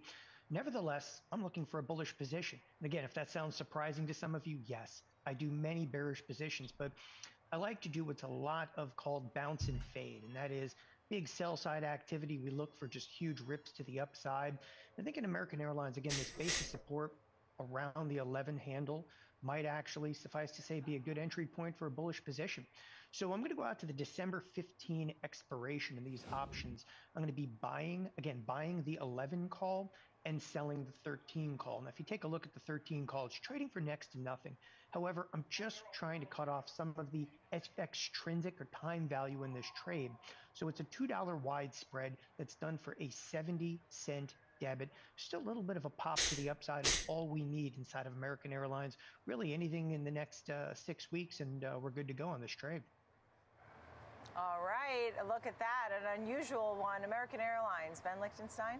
Well, Nicole, this one's been trending lower. It possibly is a bit overdone at this point, so we could get a little bit of a pop, but my eye was drawn to a pattern that's repeated itself over and over again throughout the trend of the downside that we've seen, and I'd like to begin first and foremost with the 30-minute candle chart, because we recently saw a spike up to the $12 level, but limited follow-through. This came in reaction to earnings, and I want to point to how we sold off since and then have basically been sideways and consolidating. So looking at this pattern, I want you to remember this as we go through these charts. The move to the downside, high conviction lower, and then overlapping rotational where we're very random and we just don't get a lot of conviction. Kind of makes me think as you're coming in for a landing and sort of just working your way down the runway after you touch down. So taking a look here, I did identify that we've got a bit of a range though, and I incorporated that $12 spike high because I'll show you why in a second. You got 12, 11, do the math, pretty simple. 1150 is your pivot right now. We're below that at this point, still in a bit of over 1,000 any minute now. Let me show you what I've got going on here. When you look at that, over 1,000 pennies. That kind of L-type pattern, as I pointed out, conviction of the downside, sideways consolidation. Look what's going on here as we show you a chart. Now, these are hourly candle charts going. That less depressing seeing AMC. At some of the price activity because, well, two things. One is, remember, we were talking about 12 to 11, 1150. Well, that's our pivot right now. And notice along the way down here, the market's paused in many instances every 50 cents along the way, right? It's very comfortable with that, 75, 50 cents, these increments that we've seen, and it's been very consistent. The trend that we've seen, top, left, bottom, right, no rejection thereof, as we are currently balancing around 1150. As long as we hold below that recent spike, we saw 12, one could even argue 1250, still in a bit of a bearish pattern to the downside. Let me show you that L-type pattern, as I like to kind of think of it as, on a bigger picture, longer-term time frame. And this is why I don't think that the longer-term trend is suggesting a bullish play here. But yes, there could be some room in that shorter, more intraday, random-type price activity. High conviction to the downside. This chart goes all the way back to 2014, 2015. A double top up around 60. Well, maybe I'll the kicker here. Look at this sideways consolidation. Look at the conviction we've seen just this summer into this fall here off that 2025 level, at the 22 level. And here you can see again testing these lows that we saw back around the pandemic. So this is a stock that's been under pressure. Could it recover? Could we see a little bit of a lift here? Easily, but the trend is still to the downside, Nicole. Right, understood. Okay, I mean, what do you think when you see those charts, Don? Yeah, hey, look, I already took the other side of Sam Stovall. Why not take the other side of Ben here a little bit as well? So I actually absolutely agree on the front of looking at the sell side. I mean, this thing is from 19 down to 11. It's halted here. Again, all I'm really looking for is a short-term pop, and that's why I kind of call it like a bounce and fade type trade. So I'm not looking out much more than a few weeks in time on this particular position. All right, next up, looking at the Russell. You're looking at the ETF, IWM. Tell me a little bit about this one. You know, the thing that's really striking inside of the Russell right now, and I'm not sure everybody looks at it on a day-to-day basis, you should. The volatility, it's through the roof in there. I mean, it's just Mr. Toad's wild ride inside of this marketplace. Today is no different. From the bell, we sold off heavily. We've rallied back. It's been a wild market. 10 minutes. And a wild market like this, I like to take advantage of a trade called a back spread. So in this particular position, it is a bullish back spread. But, you know, before Ben loses it, and, you know, because I've looked at the chart here quite extensively. This gap down to 10, reverse splits 100 to 1. 1,000, then runs at 3,700 the first day, 48,000 next. And could rip back to the upside. So as I term, you know, on the earlier trade, like a bounce and fade, I'm looking for this explosive move back to the upside here. So maybe close another one here. Call ratio back spread. Now, the call ratio back spread, it is a D15 expiration. Given so it I is sell one contract a pre-FOMC trade. Calls. I buy 2 contracts of the Close another one there. calls. The trade is done for a 37-cent credit. Even though the trade's done for a credit, it absolutely unequivocally has risk between the short strikes of 165 and 171. Okay. But if the market were to completely collapse, you still keep the 37 cents. But if we explode higher, we got to explode right through about that 175 area for decent degrees of profitability. Gotta go back to the future. All right, Guts. Be careful, man. And you know, we see how quickly the Russell moves. You know, sometimes when we're up, the Russell's up even more. When we're down, the Russell's down even more. Tell me, Ben, when you look at this chart, Nice what little does it 2 tell pair you? there I folded. Don, you know exactly where I headed with this one. Nicole, a trend lower to say the least, multiple time frames. Let's get into first. Could even add if we break here. Hourly candles queued up here, and you can see that L-type pattern playing out that I just talked about. Probably not a bad idea, actually. IWM have come off. We're talking throughout September down to the October lows, and then how they've been very much sideways since. You can see kind of losing some of that conviction and then consolidating. Yeah, No I'll leave rejection it. this lower level Double though doing as that. of yet. And as I take a look at this, I wanted to show you some of the areas of consolidation that I identified that the market's established for us on the way down. And again, here we are currently balancing as you look around this $164 level. So anything below 166 right now is supportive of this bearish narrative. No indication as of yet that we rejected this or that value's moving higher. If any indication we're seeing, the pattern suggests that we could see value continue to move lower here. So let's take a step back here, though, because I want to show you that this pattern continues to play out even as we go all the way back to the highs from up around 200 back in July. We were just looking at this move lower throughout September, October, and into the beginning of November here. But you can see this as we add some time here is a very reliable, consistent pattern that's been playing out again, focusing right now on the 166 level as we currently balance around 164. And I wanted to show you again, similarly to what we were just talking about as far as American Airlines, right? You get, again, high conviction to the downside, sideways consolidation, and look at what's going on here with the recent lows coming into this fall, how we're retesting those lows from last fall. This is a high inflection point, the June lows from last year. This is an area where we want to have heightened awareness. Now, again, similar to American, could get a pop here, right? We're going to see a move one way or the other with conviction as we either continue to the downside in the direction of the trend or find our way back into the middle of this range here. But this market, I would argue, IWM, Don mentioned the volatility we've seen. Why doesn't Teladoc had earnings? Spend a lot of time. By definition, that's why they call it an extreme, right, Nicole? You don't spend a lot of time down there. Not good. Right, and that's the whole point. And when you're the bull or the bear here, I guess you could really make the case for Last both. year's October 26th. Final thoughts. Yeah, ironically, that's exactly why I use the back spread. So I use the back spread thinking to myself, look, if we explode back to the upside, I want to be part of it. If we are going to take off back to the downside, I'm still collecting a small credit on the trade. And again, that's part of the trade logic, of course, of this call ratio back spread. Okay, last but not least, Magnificent Seven member Microsoft. Your thoughts here today? Yeah, this one I'm picking just because I wanted to get contentious with Ben. All right. So, first and foremost, if you look at the Magnificent Seven, you look at some of the peers in the group here, there's actually been some decent sell side activity. NVIDIA has actually seen some rough sell side activity, NVIDIA hitting like the 400 level. You take a look at Tesla, some heavy sell side activity. Anyway, across the board, there's two standouts in here. Amazon has had a nice bid to the upside, and Microsoft. Okay. I want to look at the Magnificent Seven as, look, they're on the dance floor right now to possibly descend a bit lower. And as such, I think, stocks like Microsoft and Amazon may actually play catch up.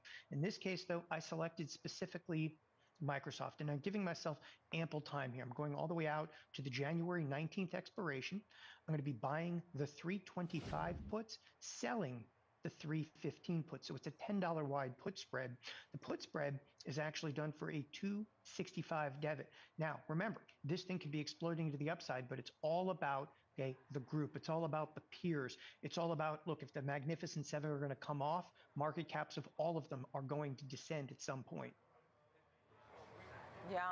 Well, I mean, at this point, I like when you want to get contentious with Ben. Ben, Up squeeze. bring it on. Your thoughts on the chart? Oh, he's gone there, Nicole. I'll tell you, it's I don't know, pretty man. clear that when we were back in school and studying technical analysis, The catalyst for it to Don's squeeze like chapter crazy. on the trend is your friend, right? Even Because more than it this already one has. We're trending higher, complete against the grain of the rhythm that we've been seeing. You can see again in this chart, high conviction to the upside. It's a mirror image of the last two names that we looked at. It's sideways consolidation that's been occurring after a big move higher. This is acceptance of that, and we're looking at price activity going back to the lows that we saw in March around 243. Let me show you what I went ahead and did. I identified those areas that I like to look for, these areas of consolidation where the market pauses, and not only pauses, but honors in a very predictable fashion. Look, we were talking about 306 being significant after rallying up to 366, and look how that held in a very reliable fashion here. Currently bouncing around 338 right now, still referencing 306 as the kind of line in the sand in terms of this time frame. We're looking at 4-hour candles, but hey, this plays out as we add time to it. Going back to January, we're going to see down around 225. So it's not just the move up that we've seen recently. Sideways consolidation in the form of acceptance around this 338 level. And hey, while we're at it, let's do it again. Let's just add a little more time on here so you can see this longer term trend to the upside, which continues to play out. Again, no rejection. As I look at this chart, I see really one big move up and then an area of sideways consolidation. But just given the benefit of the doubt to the bulls, I added one in here because sometimes we see these kind of overlapping rotational areas, but we have seen momentum continue higher, and we're not seeing rejection as of yet. In this instance, I wouldn't want to see it below 285, but I think you could sort of view this large area as just one big area of consolidation right now. So yeah, we could roll back over at this point, but the trend's to the upside here across multiple time frames, Nicole. What? He skipped trend is your friend class? It's the most important one. You know what, Don Kaufman, Schwab Network is your friend. You get the final thought. All right, so I grew up as a quant. I'm always going to be a quant, not necessarily a market technician, and the quant in me looks really at the group, the peers, and I think at this point you've got Amazon and Microsoft is the last stock standing. We'll see if they're going to get any sell side here in the near term when volatility starts to pick up after this Fed announcement. Thank you both so much. Great to see you both on Fed Day. Important. Don Kaufman, co-founder of TheoTrade, and Ben Lichtenstein on the charts there. Thank you both. Coming up next, we're going to spotlight commercial real estate. We'll be joined by the CEO of Whitestone REIT, and we'll get a very detailed update on WeWork and that bankruptcy potential.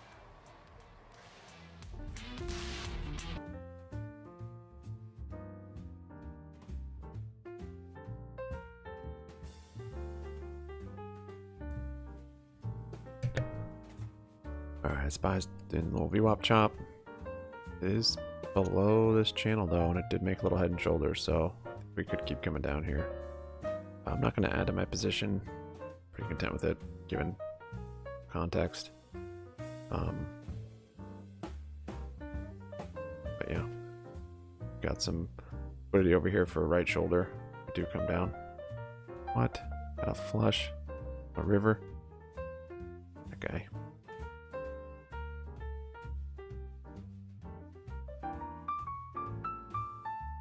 But given today, might just VWAP chop for a while. Might not get a big move to the gap fill until 2. EU closes in 1 second. Boom. Flush.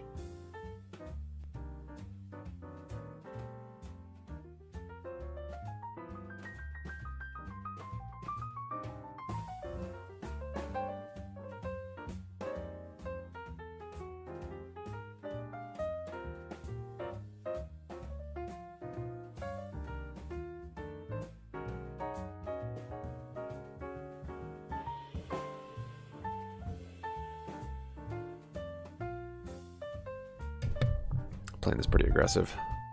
This person probably has 2 pair. Oh, jeez. Just get a high pair win.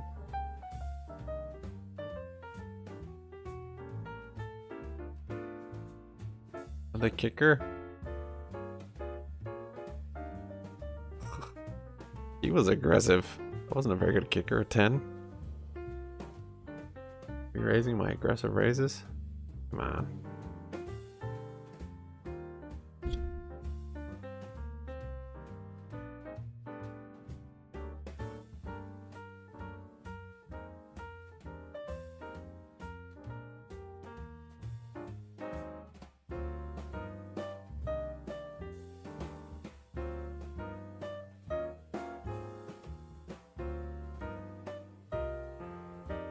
I bounce there a little bit.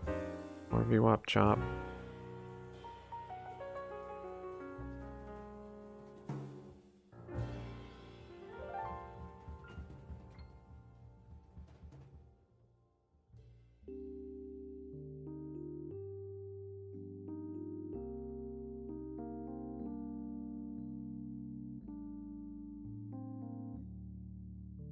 Called.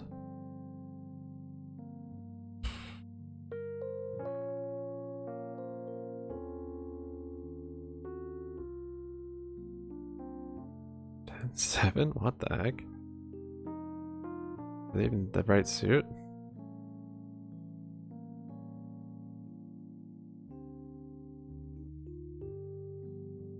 Birds is up 20%.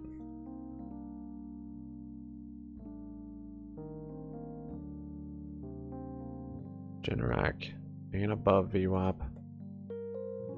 Liquor's up 8%. Vulcan's up 9%. Toyota's up 5.25%. The other earnings. Yeah, looks like an earnings candle.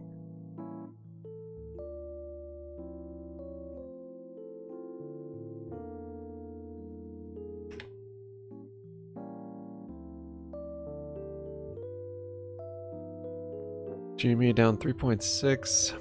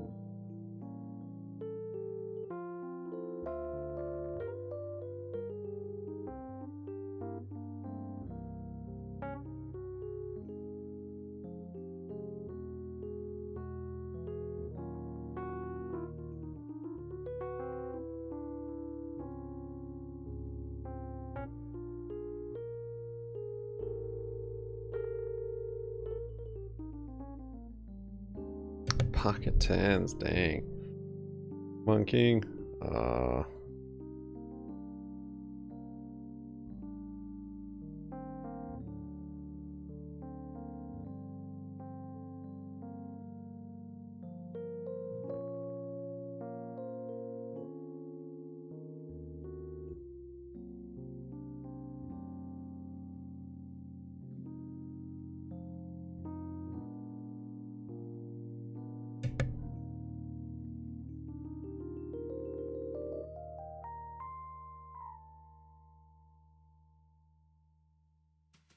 By VWAP chop.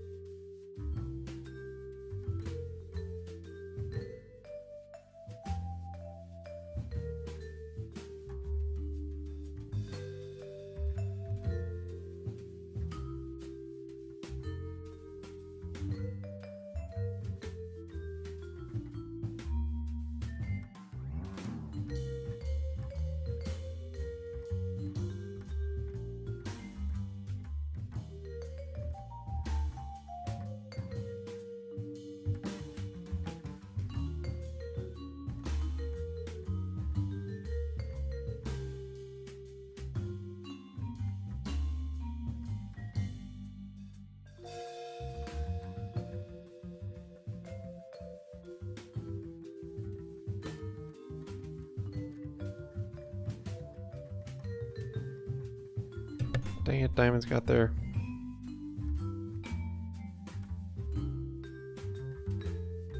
He didn't raise. I'm just gonna check this one down. Oh, yeah, Diamonds.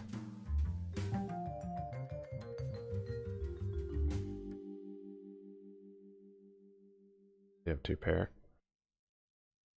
Jeez, getting lucky. Good hands. Trumped by better hands. Worst. And the guidance going forward, explain what's going on there. Yeah, sure. Whitestone had a very good quarter. I guess I would highlight it by probably the most important metric I would tell you for someone in our area, which is tenant demand. We saw our occupancy in our centers up year over year about 20 basis points. We've been able to grow our rent levels by a little over 5% annually. Yeah, nothing also. It's messed up. Our organic growth is very strong. So really pleased with the fundamental performance of the business. We, like others, have seen the impact of higher interest rates. Whitestone has long-term debt, most of it at fixed rates, so we're not that subject to increasing rental rates. But that has been a headwind on our results this year, and accordingly, we adjusted our guidance because of that higher interest rate earlier in the year. We are very positive about 2023 as we head into the holiday season. I think we're excited about closing the year in a strong fashion. Lots of demand in our centers. Our centers are populated. Our biggest category is restaurants, and we continue to see people, especially younger folks, eating out more often than ever before. Probably the biggest competitor to grocery stores, I would say, is the restaurant business. Yeah, understood. And you mentioned the high rate environment. What are your thoughts on just some big picture? People were asking about, commercial real estate here on the East Coast, in New York, for example, or, housing prices. Maybe there were too many multifamily homes built and not enough single family homes. You have some big picture comments on housing or other types of commercial real estate? Sure, I would say that I believe in the headlines. You know, people lump commercial real estate all into one category. Very important that you understand the fundamentals of real estate because it's very different. Strong believer in migration trends. So we have focused, you know, exclusively on the area of the countries that are growing. You know, I think we are probably topping out on the interest rates, and real estate should benefit as rates stabilize and decrease.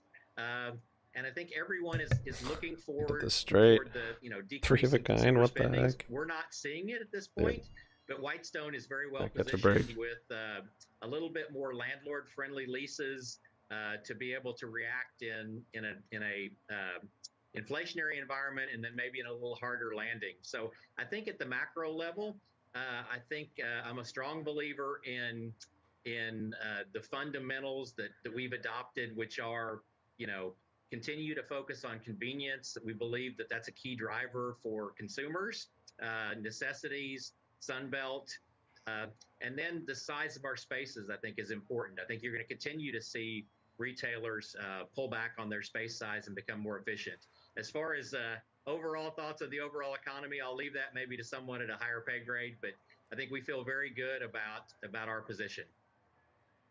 Look, it's nice to hear what you're saying about the trends you're seeing, the consumer spend maybe not really pulling back in the way that some people are seeing, and maybe that rates are topping out. Those were some of your ideas you just mentioned, Dave. It's great to chat with you. Thank you for the big picture, and you know, looking forward to that end of the year, right, where you see looking good.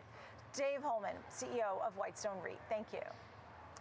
Coming up next, the disruptors. George Sillis will take a look at the semi space, and here's a look at the S&P 500 winners and losers.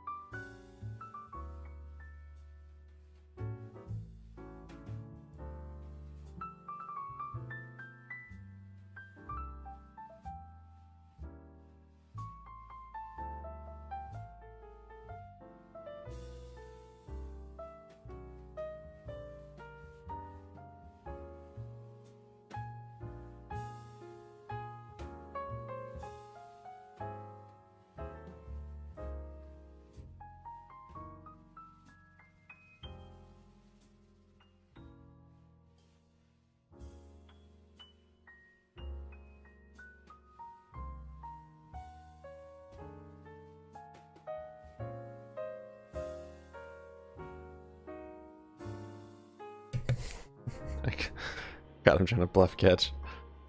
He didn't even. He thought his king high would win, I think, or he just had to see my cards. That was great. That's the nice thing about betting pre-flop. And then if you do flop something good, checking it around, slow playing it there.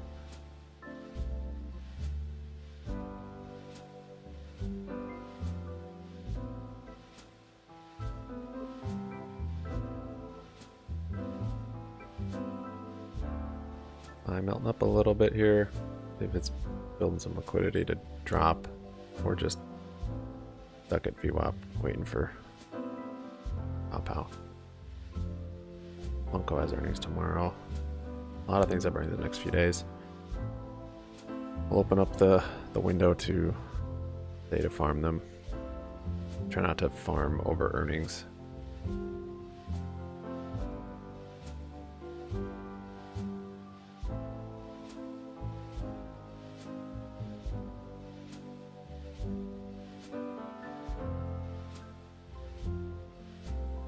Up has earnings tomorrow.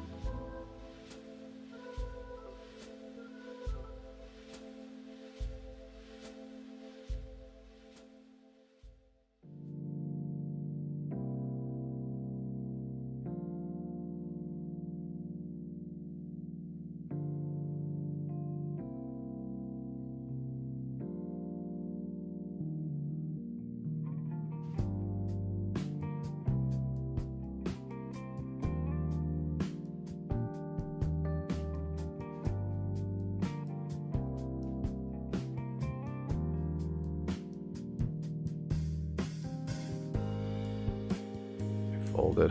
Good fold.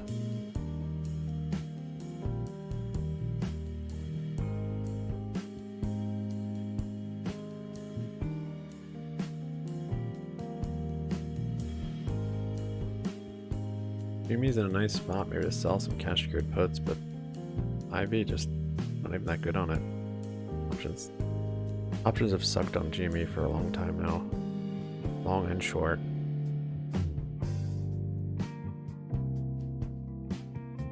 I mean, I guess long options are good, but if it doesn't ever have that volatility it used to have, then they're not good.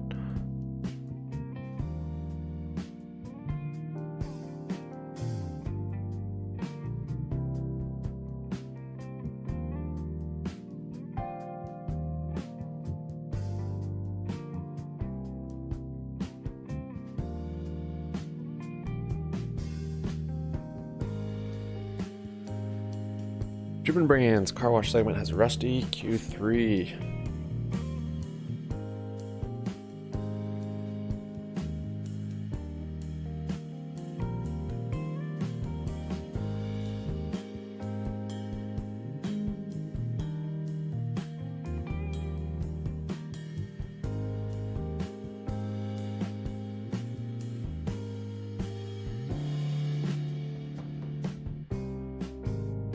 Look at that freaking chart. Wow.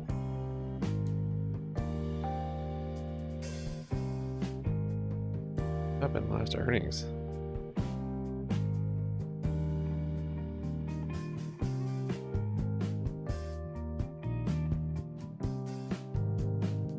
Making money. 20 billion. Ain't too bad.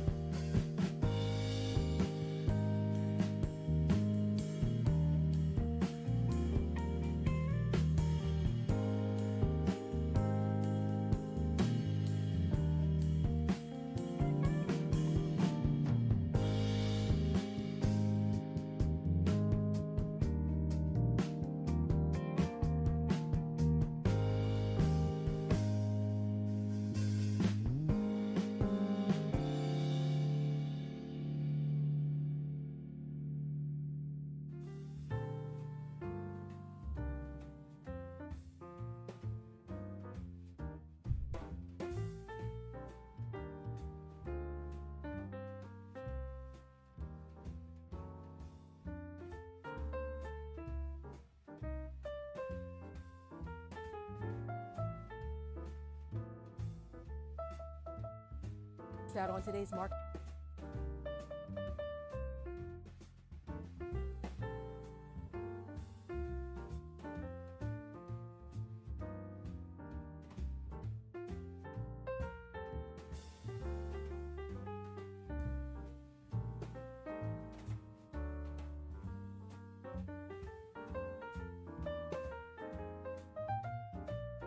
360 round, the solar energy space. We're looking at First Solar in particular. It had its quarterly report. I want to bring in our panel to discuss this. Lee Bohl, Senior Manager Trader Education at Charles Schwab, and Brett Castelli, Equity Analyst at Clean Energy at Morningstar. Thank you both for being here. So Brett, 4 stars, fair value target 185. What did you think of the report? Yeah, we thought it was overall a slight positive report.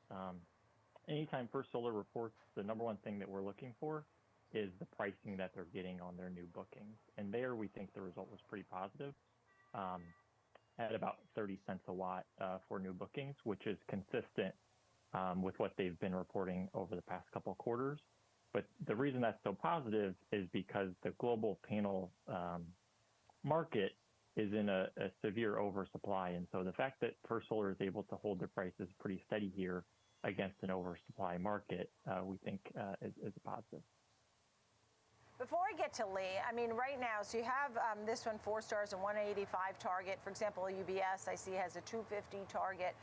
But when you look at a name like First Solar, and a lot of these solar names, I mean, it is just down, down, down. 3 months down, almost 30%. 1 year down, 3%.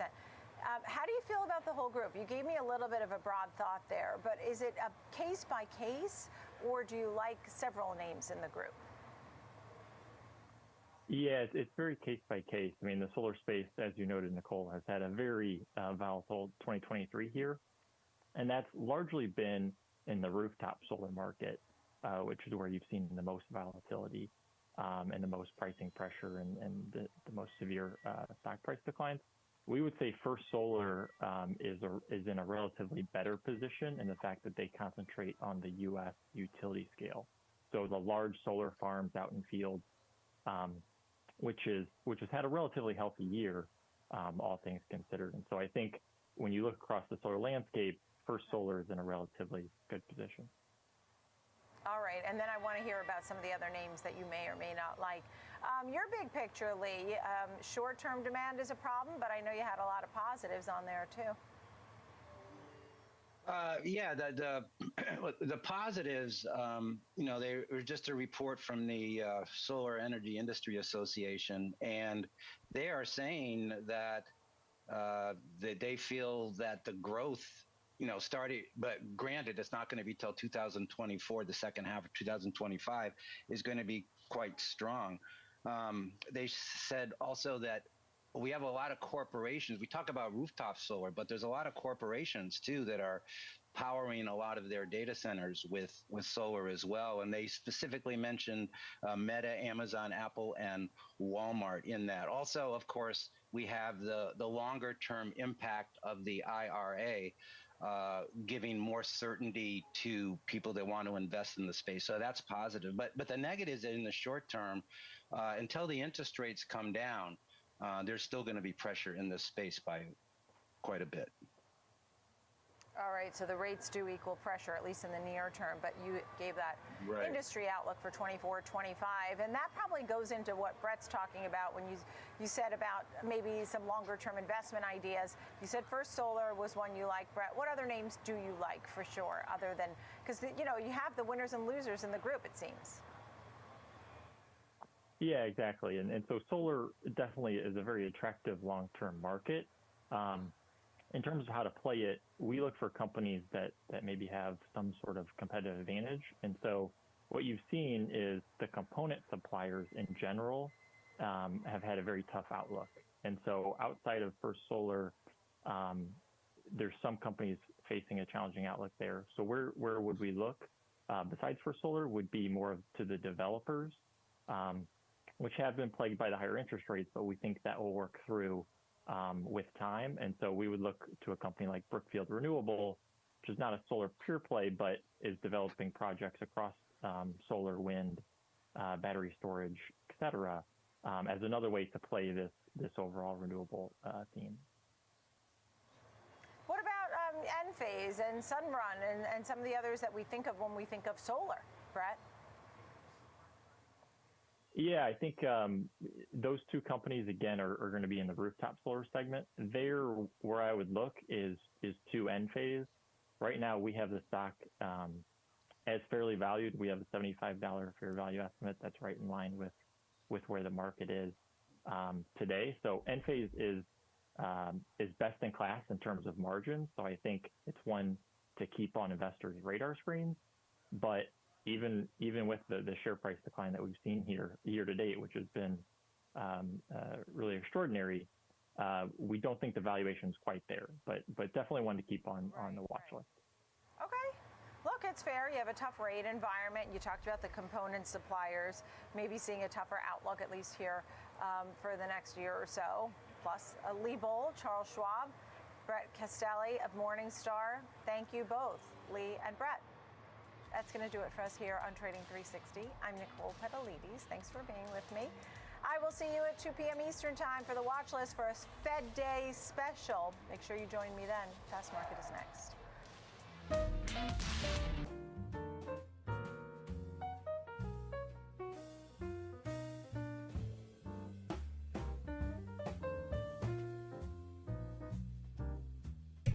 Got another little bearish channel here now. Steve Spire respects it.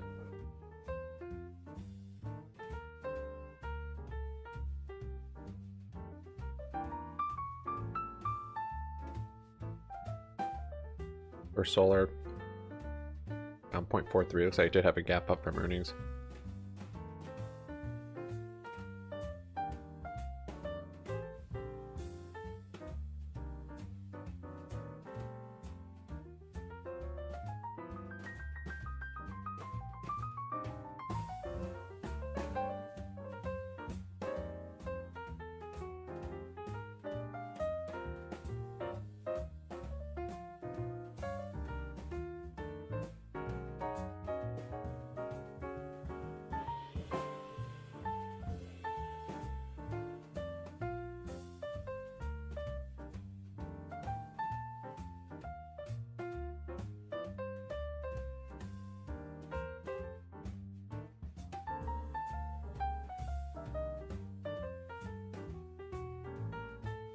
Nice, he went all in.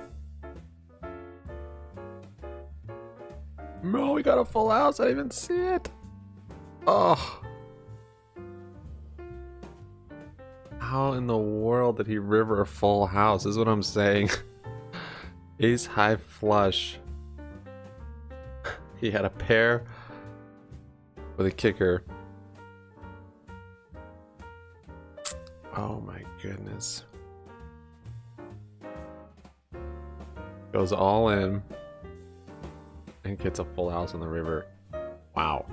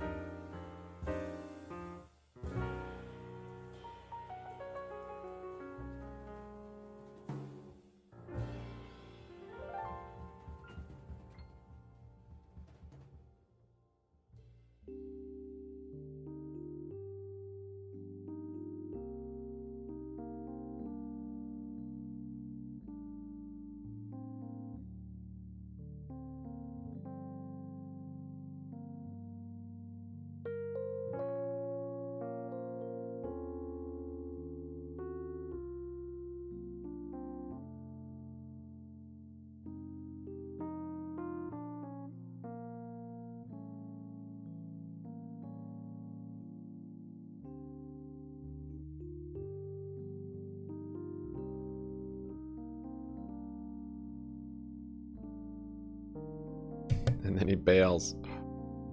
Oh, what a jump. Spy respecting the top of this channel. We bounce off the bottom again. On a normal day, I would probably add to my puts up here. Especially if we make some sort of structure. Little head and shoulders or something. But today's not normal.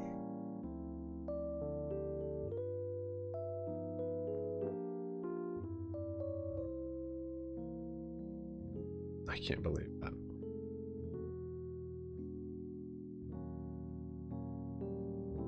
Increíble.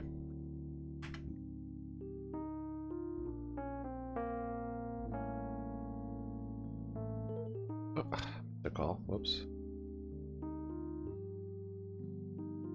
just as well.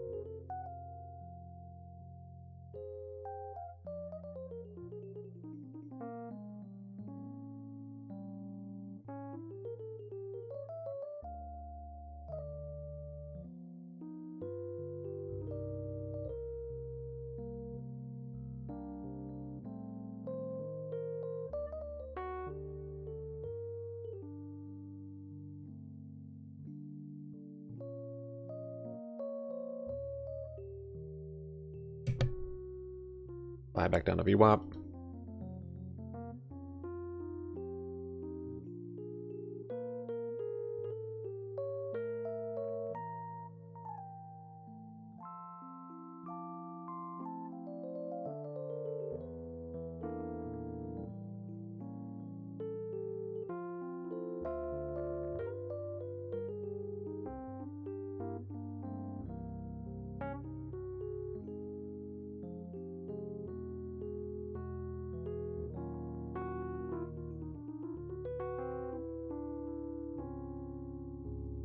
Disruptive bond auctions that we've had by moving some of the numbers up into short term and promising that they may only raise that number one more time in January and then that's it.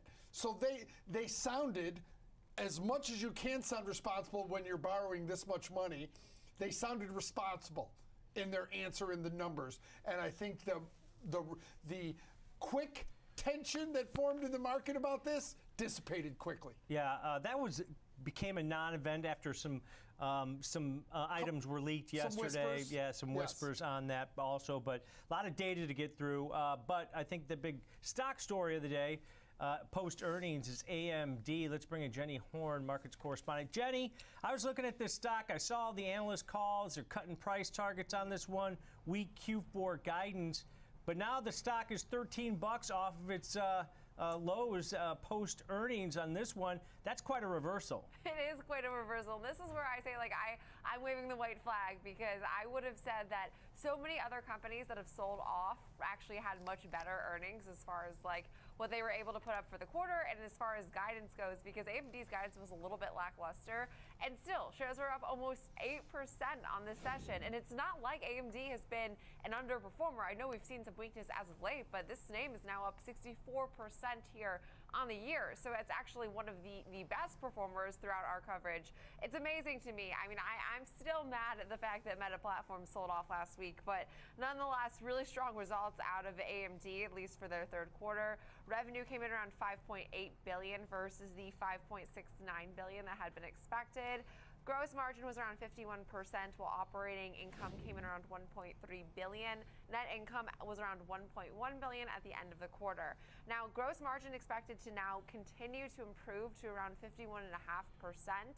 And they highlighted the continued growth in their data center and continued momentum in client, which was partially offset by some lower sales in gaming and additional softening of demand in their embedded markets. That's per the CFO of this company. A JP Morgan analyst actually highlighted the fact that they're reducing a lot of their estimates now here on AMD for the more long term, based on the fact that they could see some prolonged softness in this gaming and embedded segment of AMD, which is still something to consider. It's like these companies got caught up in the AI cycle and the AI trade, and it's like, wait a second, these companies still have gaming, which has also been a continued weak spot for NVIDIA. It's like we've forgotten that because we got so enthusiastic over AI. But AMD, to me, I'm shocked the 8% move has only continued to gain steam.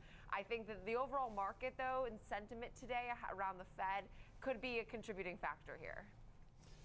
Jenny, Sonny Corleone said it best in The Godfather, you're taking this personal. It's just business. Do not take it personal, Jenny. I am. Do not let it affect your day. Now, Jenny, getting to AMD, I think the very quiet but very loud point here is the PC demand upticking.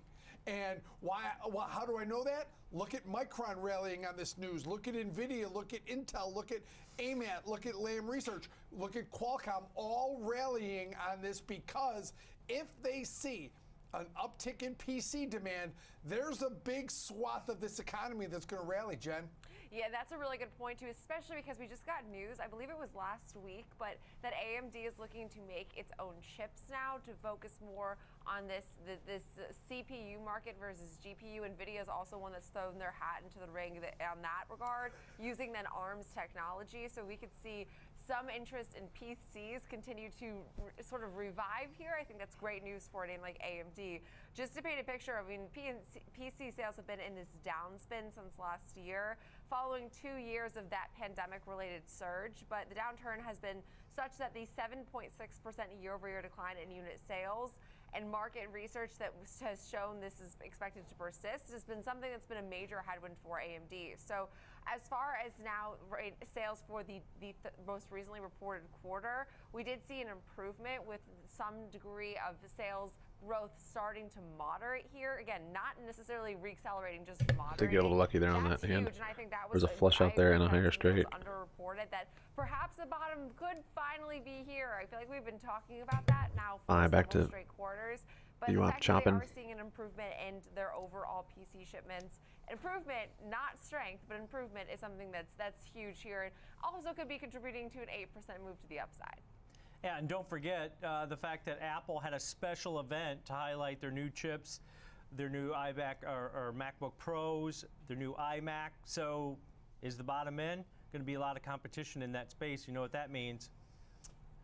Lower margins. But remember, they also had to extend their deal with Qualcomm. What does it mean? So there's still going to be demand out there. Like I said, the real topic here is when you make your own chips, you basically don't have that competition of picking the best one of your suppliers. You're making your own, right? If someone comes out and makes a better chip than you're making, what do? Right. Do you stop making your own chips and buy theirs? It's a tricky situation. Yep, it is. Maybe demand will come shit, back. I'm full not house. sure if that's going to take place, but the Look hooks at are there. Aces. All right, thanks to Jenny Horn, markets correspondent, for breaking down AMD earnings. But now let's bring in Didn't get a full Nick house. Theodorakis, Managing Director of Financial and Market Risk at Charles Schwab. Just Nick, just give me your take getting here. wrecked Is on this, these tables. Rally sustained. That I is kind crazy. of see there's holes in it. It's not broad-based. It's not widely, liquid as far as the breaking view up there. Some of the sectors are down. But definitely a bonus getting rid of October, the third down month in a row This support for again. The major indices.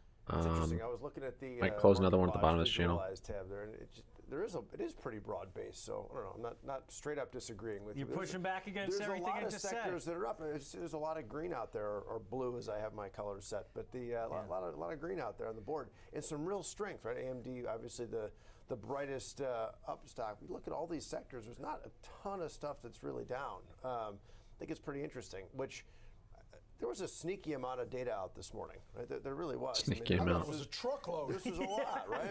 It wasn't sneaky. It was like a hammer. Beating you like a sledgehammer. No, but it's not all the top line stuff. It's not the CPIs, but there's a lot of stuff out there, and it told I thought it told more of a mixed story than we're getting from markets today. I think it was.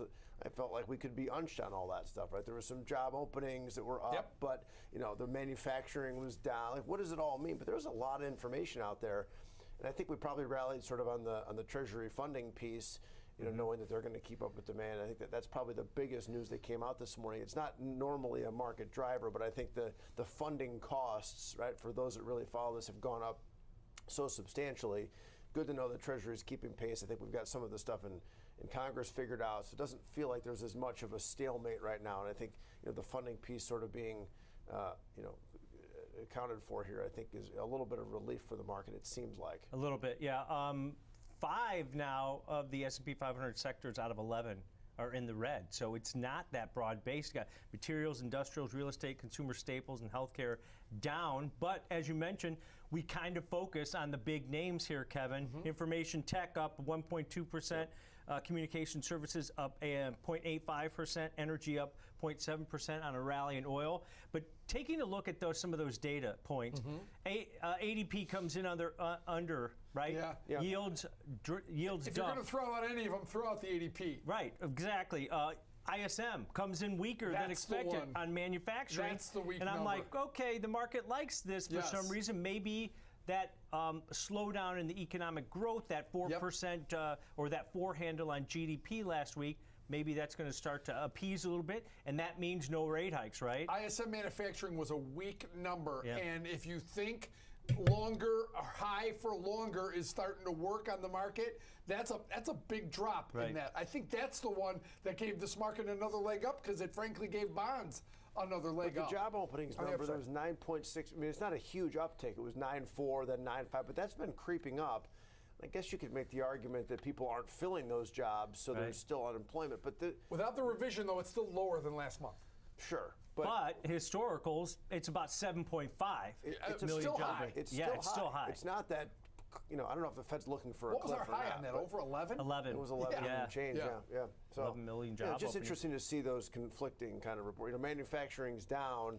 Okay, is that a function of auto workers being on strike? There's noise in that number. SPY doing its VWAP chop. What I thought the interesting part of the ADP was, first time in a while, leisure and hospitality hasn't led in jobs. Right. Yeah, only 17,000 leisure and hospitality jobs, 45,000 education and health services. Right. So 10 after 12 after 12. There in the ADP jobs. Yeah, financial sector increasing 21K. 12, Trade transports 12, added 10 likes on the 35K. board. Thanks, guys, for your likes. I wanted to look at something before we talk about the Fed real quick. Estee Lauder down 17%. Wayfair was down earlier. It's now positive by 5%. But then you look at some of the other names in that space that are lower. Anticipation Goose, today. Canada Goose. See what we Is the consumer that's been holding up the economy, is it starting to show signs of wear and tear where they're not going to be able to support us during the fourth quarter? Because I keep on hearing rumblings out there on the street, Nick, that, hey, the retail sector, which is historically strong in the fourth quarter, This guy isn't trips. gonna be What the there. heck? I mean, if that comes to fruition, right? 3/4 of the U.S. economy is consumer-based. Right? I mean, that's potentially the recessionary cliff that's going to have people really nervous. I think we've been saying this for a long time. The consumer, even if jobs are there and people can go find a new job, and it's not that huge drawdown.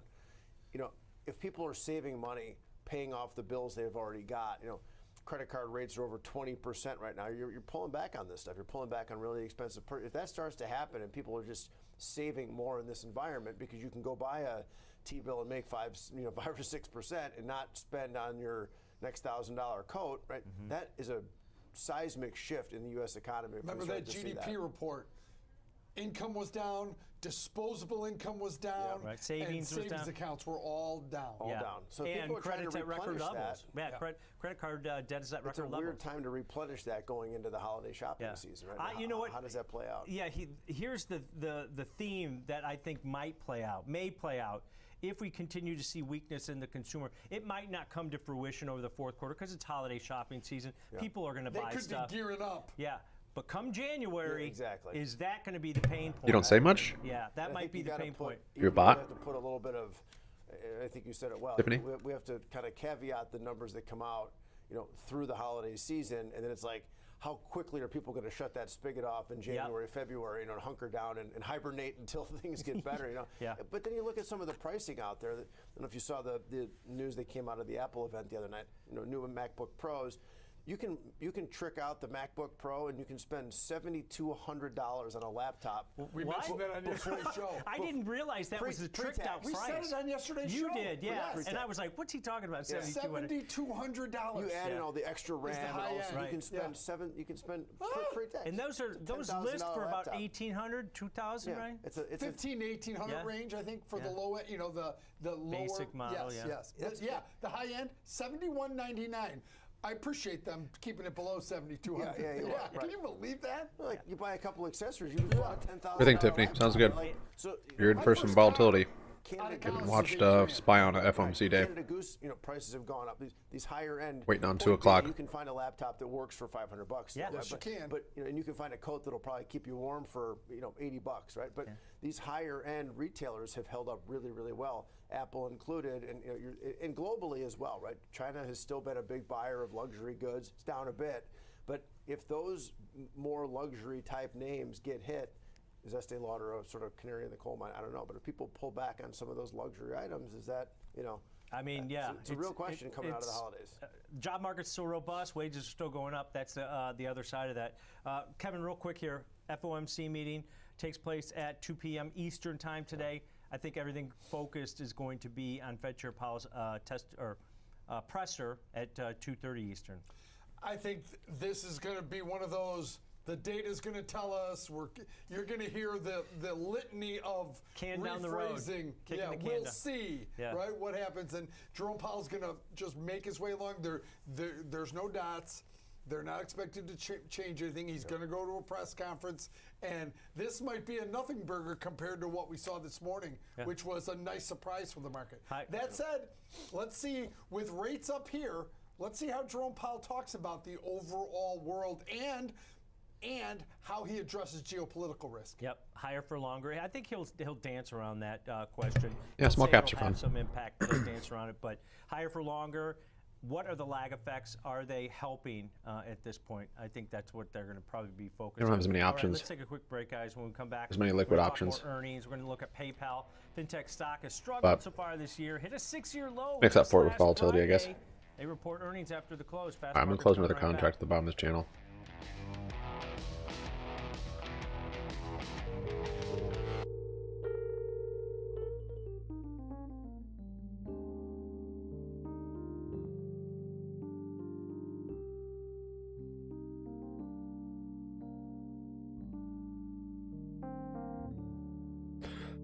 I guess I'll raise you.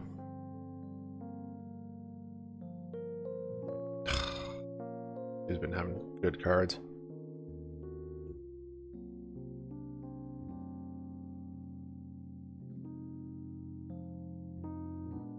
Goodness.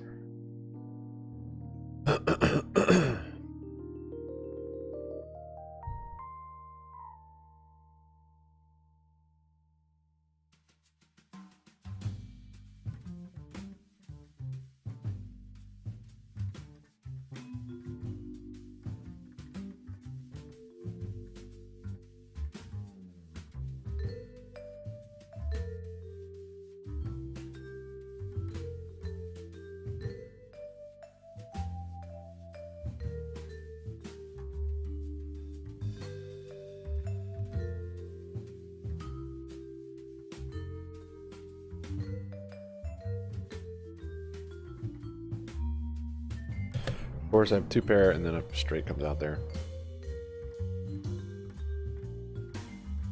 That sucks. Only hope is full house here, probably. Or no, I can't even get a full house. Yeah, I can. 6 or an 8. The straight didn't connect.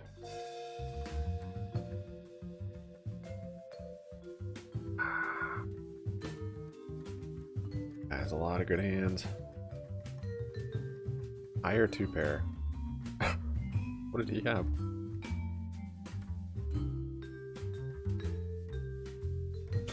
Higher 2 pair. Yeah, SPY. You can always trade SPY. It's always a trade.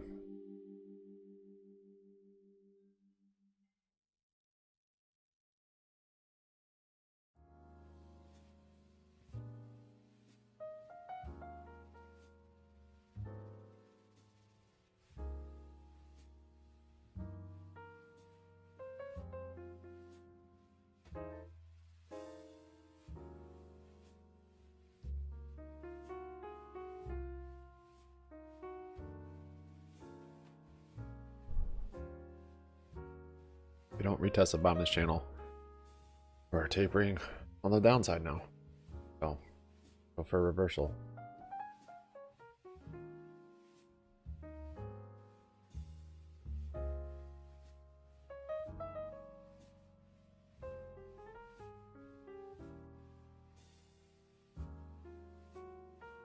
I'm gonna sell one of these contracts right here. Wait for the bottom of the channel. Got one left for the homies.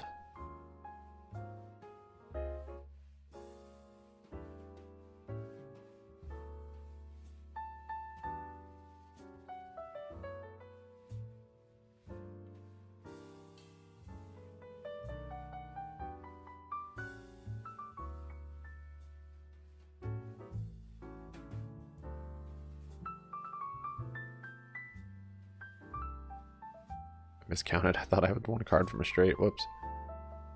That's 2 off.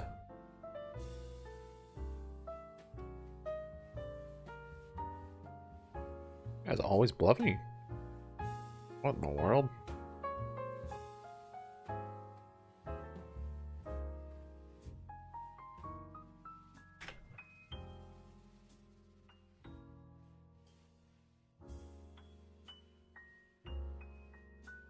I mean, they're still growing. It's almost 11% year-over-year EPS gain and almost 7% in terms of revenue. So, you know, it's not double-digit whiz-bang revenue growth, and I think that's why they've been a little bit beat up. You compare, I think you compare that. You mentioned Zelle being in so many banks out there. It's an embedded service. The banks are paying them. The customers pay. It's a nice dual revenue model, right?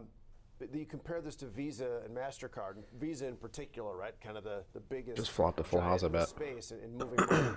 And I just, they haven't figured out the monetization of it yet. You're not seeing that revenue growth. Right. Tons of users, kind of reminds you of like a, you know, Bizarro World King 10 of that Snapchat full thing, house. right? There's lots of people using it, but the revenue is just not there. It doesn't quite work itself out. Here's something to be positive that's about. interesting. Because I have to be positive.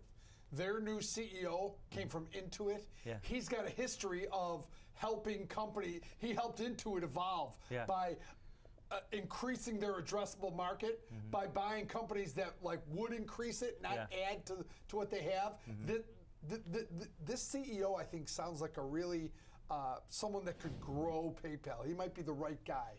Shareholders would love that. Price action this morning's actually been pretty nice. But Nick, you've got an example trade for us here in PayPal. Easy to read, Option not super market's priced choppy. in about a $4.30 move either way. I like the last week, basically. The stock earlier, 11 months ago, was nearly $95.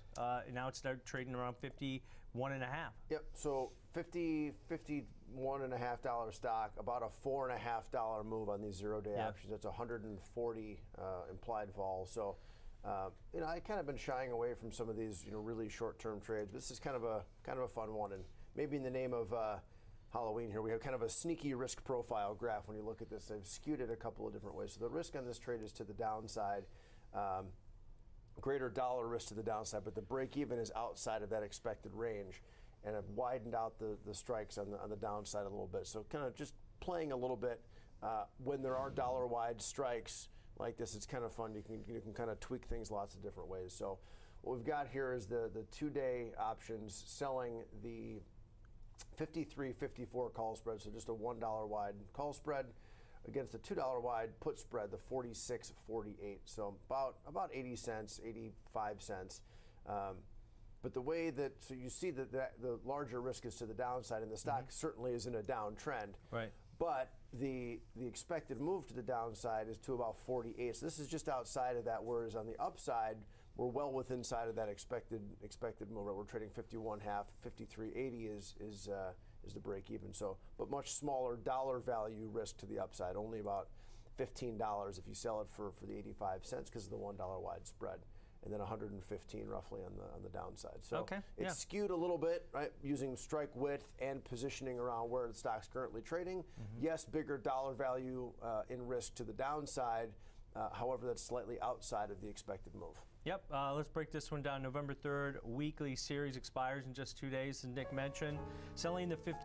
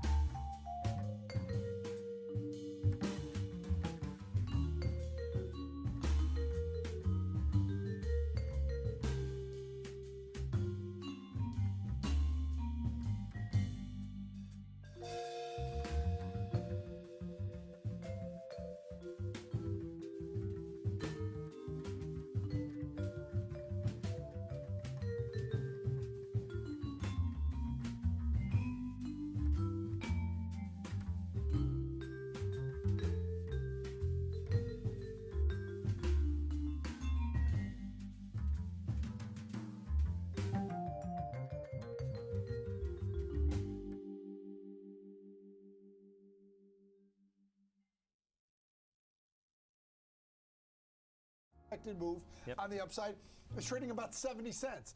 An inexpensive way to play this. Now, since we're here and we're talking so poorly about it, if you wanted to switch this to, let's say, the stock's trading about 117, if you wanted to do the 110 put calendar spread, you could also do that, and it would be about the same. And we could do it right on the Thinkorswim platform. I could switch it. But anyway, the learning part here is the strategy. Right. And the elevated front expiration, the less elevated second expiration maybe gives you an opportunity with some edge there to do an inexpensive faucet. Okay. If you wanted to do, I mean, and it depends. You could do the double calendar, you could do the call or the put, but pick your direction. Biotech Obviously, pre-market. what you may read about Airbnb and like Folio's data are not the same SPY's come down here and did a little retest of VWAP. The market Stayed in this channel once Look more. what they did with AMD. They I'll have dragged one it for down the to homies. $93. Now it's trading 116. So the market. I gotta figure out if I want to sell this thing or not. Is often wrong. Right. So let's look at this example that you brought us. As an Wait for a gap fill. You talked about those differentiators for the homies between after applied all. volatilities. November 10th, weekly Nothing cycle, but the 9 best for days the to homies. expiration. You're buying the 125 strike call. Oh, we selling might not the get that near-term before November Powell. 3rd weeklies that expire in just 2 days. That same 125 strike call, paying roughly Jeez, about this a morning's 70 been rough cent on the debit. So there's your risk. on the old table. $70 per spread. And you see the apex of profitability at or near that 125 strike. Bought in like 10 times. But you got break evens probably just below 115 and above 140. That this stock They're can respecting trade that over the line next 9 perfectly. days, where you can That's a longer potentially term be profitable. bullish channel we've had. And you could probably hit a double or a Think. triple on that if it goes Dude, why does it at or move? near 125. Broken. You've got some There's nothing that's broken about short Weevil. option. But as you mentioned, On the if you hourly, wanted it's to showing do it's the up put here. side and you'll pick the But then the 110 5-minute strike on the shows put, we're right on that's it. only trading about 60 No, cent never mind. That's a debit. different one. So you can still play. Oh, that's from this morning. The differentiator No, that's from between the yesterday. applied volatilities. What? You're buying basically about a 75% That's confusing. applied volatility on this Whoops. one, selling a Still have yesterday's channel 133% up there. on aggregate in the November 3rds that you're selling. So there's that 2 days ago. difference, and you've got time decay or theta in your favor. And this is a theoretical number on the Thinkorswim platform, but the theta number is high. Yeah. The theoretical theta is over $50 for a one lot spread that's costing about 70 cents. That's a big level of theta. Yeah, but a good lesson here that this flexible type calendar strategy where you can just pick the strike where you think it's going to go over the next. I mean, this is an earnings play. You've only got 2 days till expiration on your short strike, but you've got 9 days on your long options also. But a good way to look at a strategy that takes advantage of low cost entry point. You still have risk on it, but at the same time, you got a range around where the stock can trade over the next week and a half. All right. Let's take a quick break here, Kevin. When we come back, we're Should have going more to take a look at contracts to Starbucks. sell. The stock of the coffee giant has struggled over the last 6 Excited I months. sold one here. Reports earnings tomorrow morning. This thing needs some caffeine, Kevin, because it's down ahead of the report. Fast Market's coming right back. One.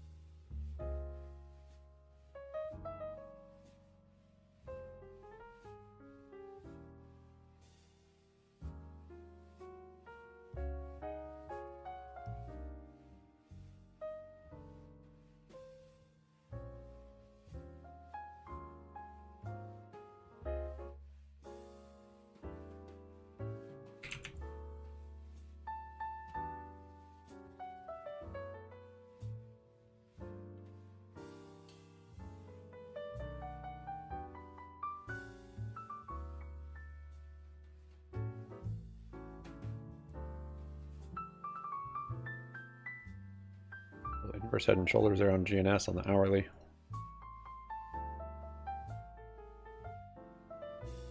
Maybe he's found some support.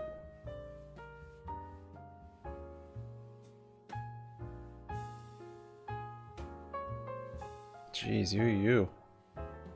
Keep looking at this thing and it keeps going higher. I think this was one of the zip picks at some point. Wow. Wow, wow, wee, wow.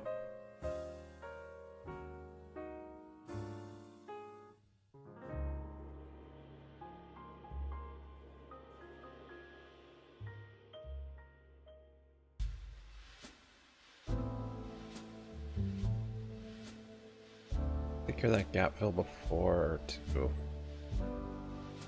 Is the way.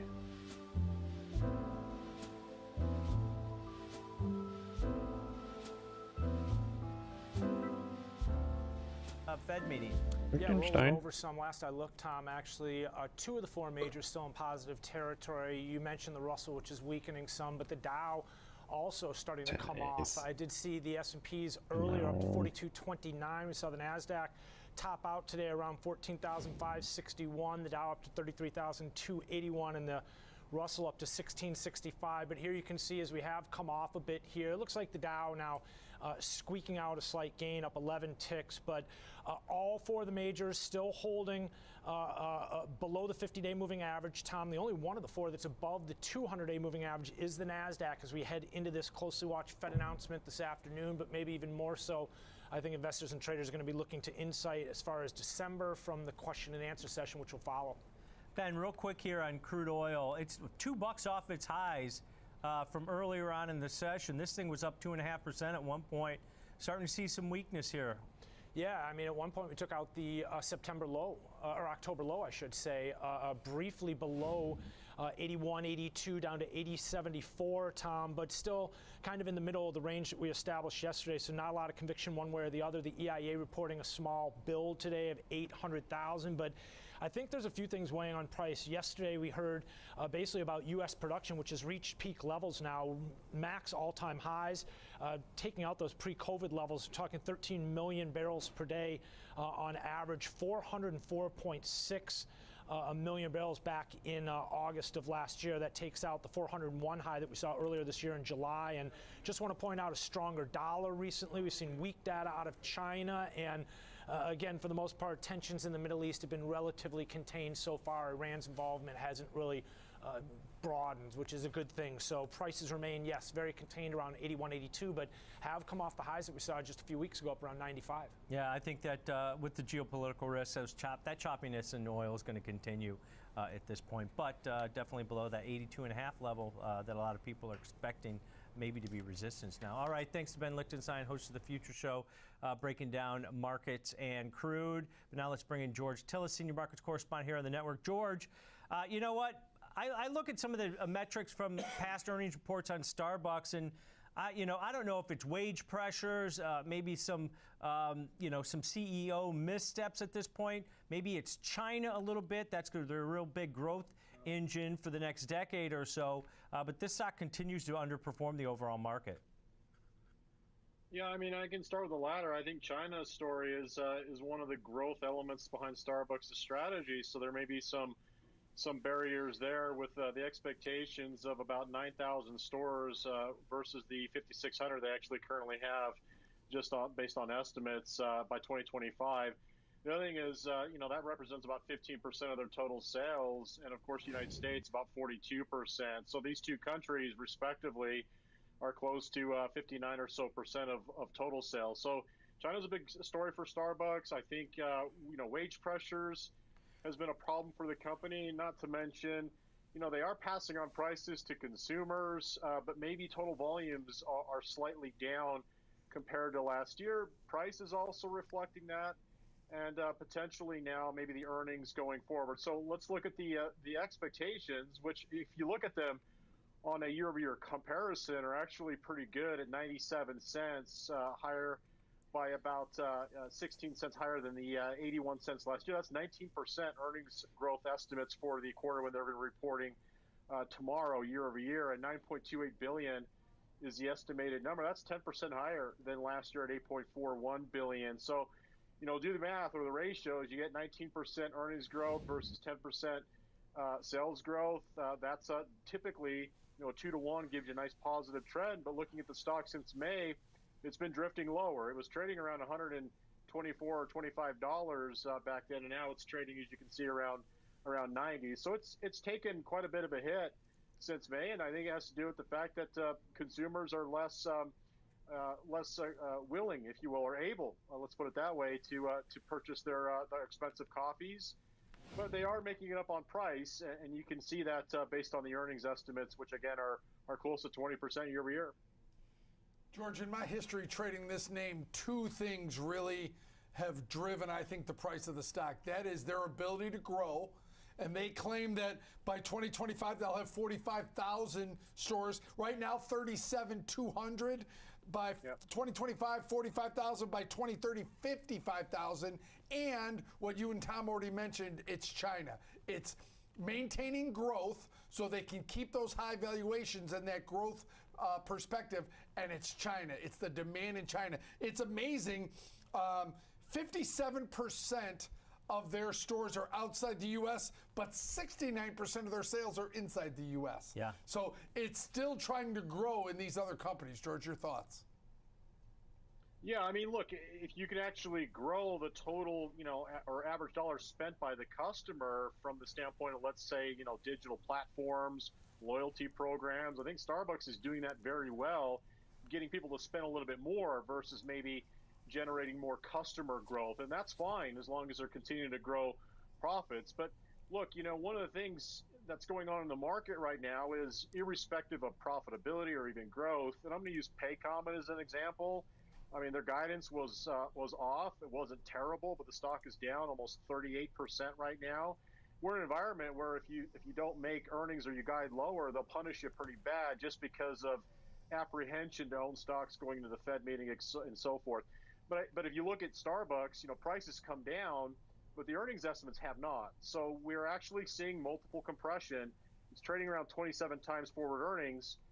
Typically, it's around 32 times, historically speaking. So it's trading at a discount to its 5-year historical average. And if you look at earnings growth on a forward basis, it's about 7%, which again is conservative compared to this quarter they're about to report, like I said, at 19% year over year.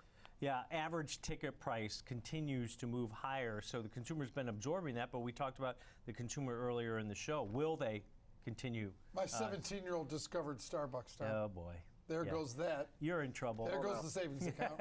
All right, thanks to George Tillis, senior markets correspondent here, breaking down Starbucks for us. Kevin, going into this earnings report, option markets pricing in about, what, $4 move either way. $5 move. Now. Yeah, $5 move either way. Stocks under pressure today, down 1.5%, down 8.5% so far on the year. I mean, this stock is basically near about 11-month lows. I kind of wanted to look at this. If you think it's going to go higher, maybe it doesn't go a lot higher. So I looked at the same strategy that you did, but I went out in duration a little bit. So I gave myself a bit of time in this one. Now, your calendar spread was about 70-cent debit. There's your risk on it. I looked at a 2-week wide one, about that 1 standard deviation move, maybe within it just a little bit. I looked at buying the November 17th monthly cycle, so 16 days till expiration, buy the 95 strike call, and then sell the near-term November 3rd weekly 95 strike call. Paying a 28-cent debit for this one, Kevin. There's your risk, $28 per spread. This is inexpensive as far as a 2-week wide calendar. Yeah, I mean, this is what we try to do. You try to look at what might happen. In this case, your practice trade on paper money is a bullish trade.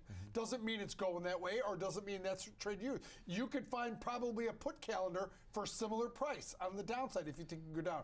What this company needs to do, Tom, is change the narrative.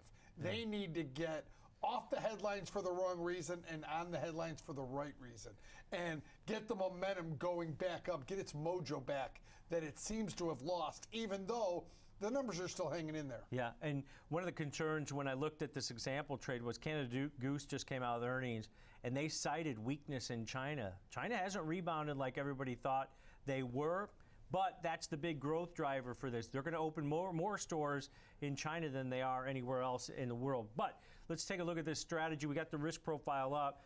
Paying a 28-cent debit, that's your risk on it. Your break-even's about 87 on the downside, maybe 88, 89 on the downside, but still a range between just below 90 and about 105 on the upside, where you can still remain profitable on this one. It peaks out at or near that 95 strike. That's almost that 1 standard deviation move to the upside, but this is definitely a directional bias where you want it to go higher, you want it to grind higher. You have that ability to roll that short option over the next 2 days, or after the earnings over the next 2 days. You can collect maybe some credits on that if the market's open, liquidity is provided. You do have some assignment risk on that short option going into earnings here. Watch the rewards program too.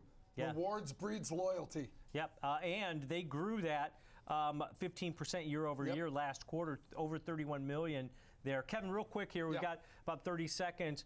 Fed meets. We get an announcement in about an hour. Jerome Powell could have taped this from last one's. I think nothing happens, and the question is, does he address geopolitics? Does he address where the long-term rates are? Yeah, that actually might make him a little bit more dovish, yes, the geopolitical risk. That's what I'm leaning towards. We'll have to watch that. Stick around right here on the network because we're going to have full coverage on his announcement and press conference. That's going to do it for Kevin and I today here on Fast Market. Stick around.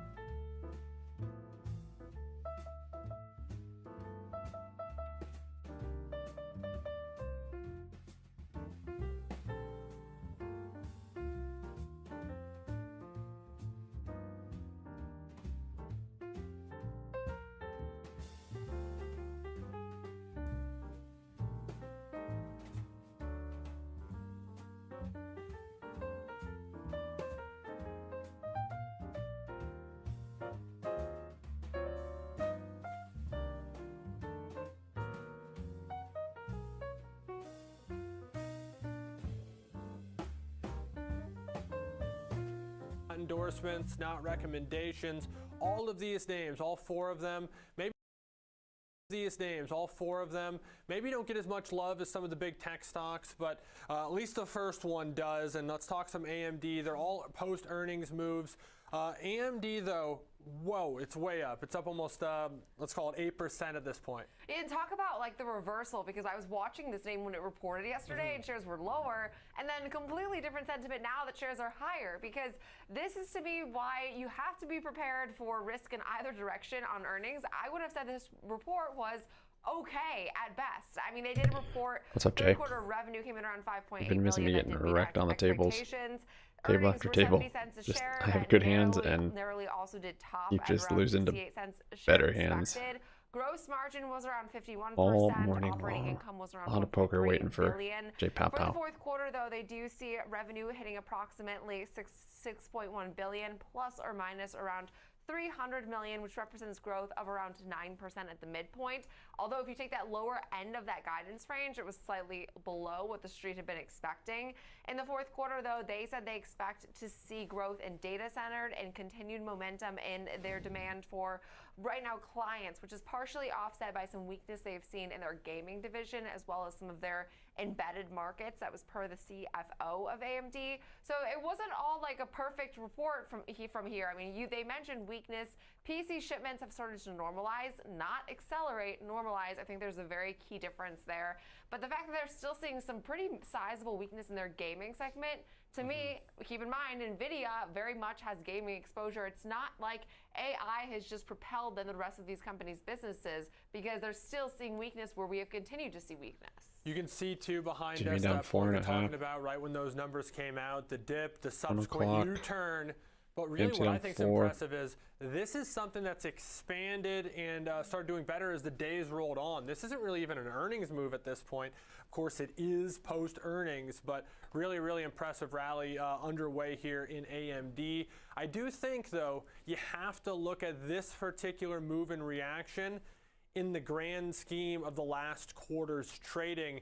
Really, we're just back to where we were after earnings last time around. So it's been a tough 3 months of trading for AMD investors. The stock's largely moved lower. Undoing that all, though, today with a really, really impressive nearly 8% rally. Yeah, I mean, to your point, we're still about 20% off of our 52-week highs. So even with the nice, I mean, nearly 9% move we saw earlier in today's session, still, though, we have faltered quite a bit over the last couple of months as AI enthusiasm has seemed to fade a little bit here. Our next name today, though, completely off topic from AMD and all things AI, that is Garmin. We're going from like tech of the future to tech of yesteryear, as I typically do affiliate Garmin with a car and like MapQuest like 10 years ago. But actually, really nice performance from this company this year. It's up 22% and hitting 52-week highs today, as the company did say it expects stronger 2023 results amid some of these nice third quarter report figures that they said they released. The stock did rise as much as 12%. We're expecting. For the third quarter, though, they also did report really nice earnings. Adjusted coming in around $1.41 a share. That was better than expected on sales. That also beat. So really, really strong report out of Garmin, which again, I must not understand the full utility of need for Garmin, because I don't have a car and I haven't had a car in like 10 years. But I remember Garmin back in the day, and it was very useful before technology had caught up to it. Hey, growing at a pretty healthy clip in terms of revenue, too, up 12% year over year. Double-digit growth is going to be welcome in basically anywhere, particularly if you're selling some sort of discretionary item. I think if you were a Garmin investor and I told you AMD is going to be up 8% tomorrow and you're going to be up more than that, I think you'd be happy and you'd take that without even seeing any results. I think you'd sign up for that before you got this report. Yeah, I completely agree, and it's really just impressive to me that a name like Garmin is surprisingly She to the doesn't- upside today. Our next doesn't name know all of today, Garmin's though, products. here is Brinker. Garmin is Now, usually Brinker, used in mind you, is the parent company airplanes, of Maggiano's, boats, as well as Chili's, which is the even most cars like important truckers brand and of all stuff. of theirs to me. They want But swinging to a really good profit in the navigation. first quarter as sales also rose. We saw adjusted earnings coming around 28 cents a share, well ahead of the 6 Consumers, cents forecasted for the most on part, just revenue of think it was just the over little thing $1 you suction billion. cup to your It was window, though. also ahead of analyst estimates Which it did and at the higher time. on a That was all, year-over-year basis. or Comparable majority sales of what it were was. up around 5.8% in the quarter, which had been better than analysts had been expecting. Well, Chili's specifically had a 0.1% rise with Yeah, more well, their watches and upside stuff now too. than That's some true. of its more upscale peers like Maggiano's, which saw a smaller lift. The growth in comparable sales has been driven by their overall higher menu prices, along with a more favorable mix of menu items, but they did say higher prices helped lower the expenses of both Chili's and Maggiano's, while traffic meanwhile fell almost 6% overall, as we saw various brands that unleashed that are newer to the market, like It's Just Wings and Maggiano's Italian classics, continue to be. On a normal day, I'd somewhat probably get calls and break lackluster. this So a little bit of a channel. mixed picture here I'm not going to today. It's too close to But FOMC. I mean, the takeaway here Or is higher puts. prices are good news for It doesn't break it.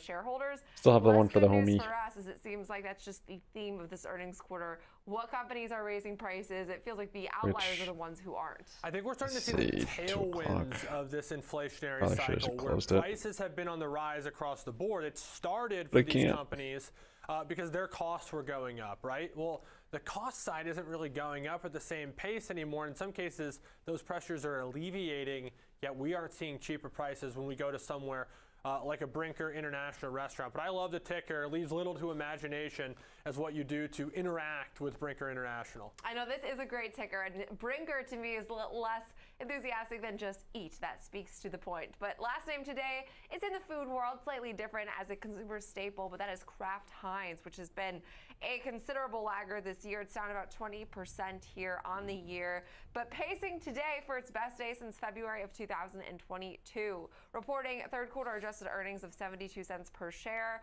That rose New on a high there on year-over-year you. basis and also did beat expectations. Net sales for the quarter were around $6.6 billion. That was also slightly higher on a year-over-year basis, and also was somewhat in line with what the street had been expecting, but not a huge miss. But they do expect now their 2023 adjusted earnings to fall between $2.91 and $2.99, which was above their prior guidance, and that is huge. Organic sales growth is still projected to be between around 4% and 6%. Additionally, the company said they've maintained their quarterly cash dividend of around 40 cents per share that's payable at the end of December. So healthy signs from a company. We've seen some of these consumer staples, Kraft Heinz being one of them, considerably sell as of late, as there's been this Ozempic craze. I can't even give it that credence though, Alex, because I don't believe that's what it is. I just don't believe that a drug that costs $1,000 a month is having this vast impact on consumer staples. But they were one of the names that sold off pretty heavily on that week following some remarks from Walmart CEO. But nice to see a nice update on. I mean, they've given up some of their strength, but still 3% move for Kraft Heinz is pretty notable. Particularly given the fact that this is a company that's basically spun its wheels in place for it seems like the better part of the last decade. It's had some good times, had some tough times in that period. Anytime this stock's up 3%, I think investors are going to be more than satisfied, particularly on the backdrop that you described, which is margin compression, pricing pressures, trade down effects, and of course, diet drug trends that are potentially making you use less ketchup, I guess. Or less mac and cheese, which, fun fact, they're bringing back SpongeBob mac and cheese for the first time to shelves in 10 years, and I'm so excited. I'm like the anti-Ozempic trade as far as the health goes, but we'll be diving more into our more food-focused names today for our Upvote segment. We'll be looking at Kraft Heinz as well as Brinker International. Okay, it's we'll higher, you're right. Key technical levels as well as example trades. Stick around. Next Gen Good Investing. fold. We'll be right back.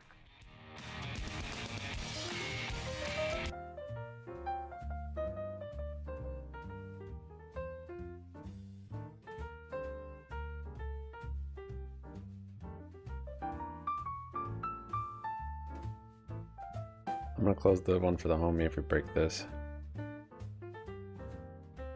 Yeah, closing it. Because FOMC, I don't want to put a stop on. It's gonna be worthless at 2 o'clock. Hoping to get a gap fill, but yeah, that'll come later.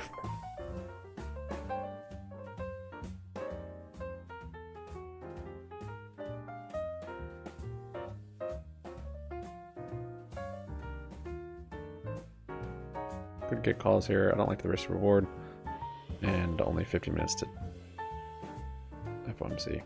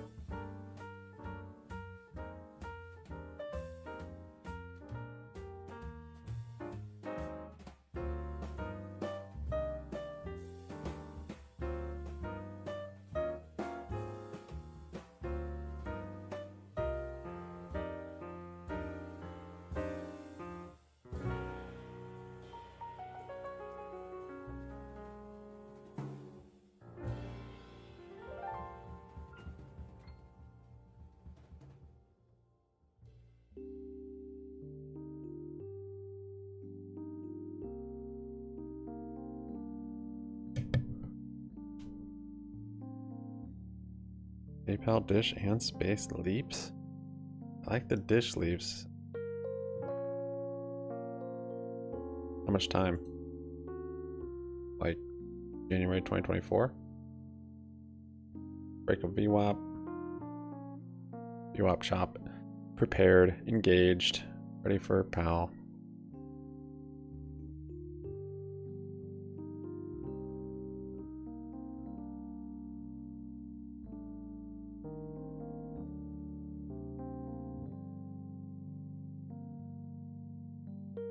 About space leaps either.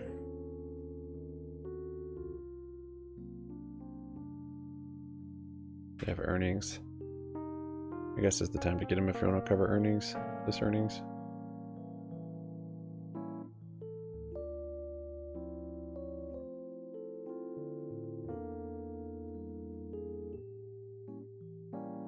The market cap has been shaved quite a bit though.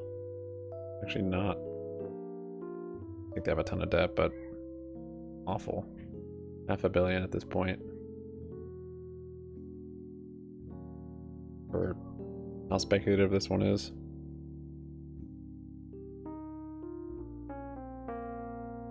But they don't have any competition.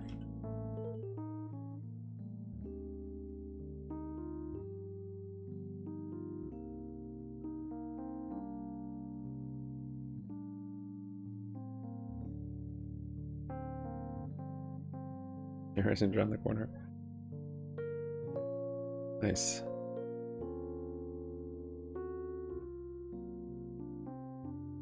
No, I'm at January 25. April is not, I wouldn't call that a leap. I think like at least a year, or real close to a year. There's not a technical amount of time for it though. What does it stand for? Long expiration.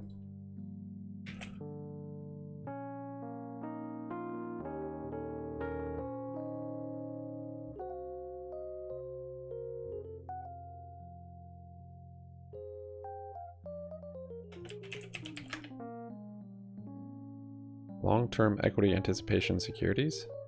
I was way off.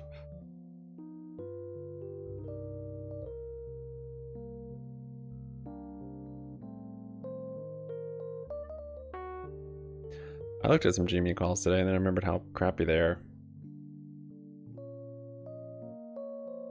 But yeah, there's a divergence there. We're trying to be a bottom dip buyer on it. And you're starting to see a little bit of a taper here at the bottom also. Got an RSI divergence. Confirmation will be a break on that and a right shoulder right over here.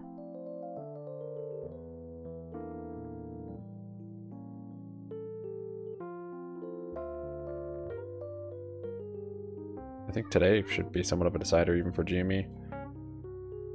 We're gonna have a little bit of a squeeze up to top of this channel or even higher. Or if we made our inverse handle on this big inverse cup, and we're not gonna even make it back up into this channel.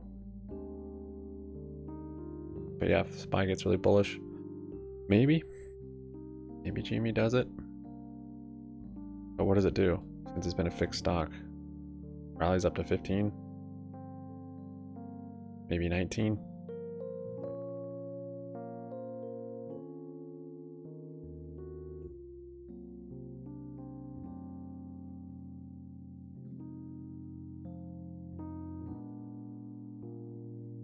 If you want strangles, this would be the time. Wouldn't wait any longer. That IV is probably increasing. Let's see.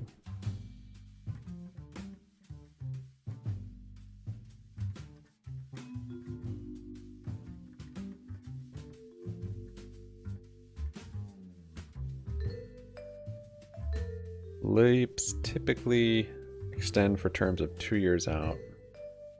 I guess I gotta call that actually. I didn't get it.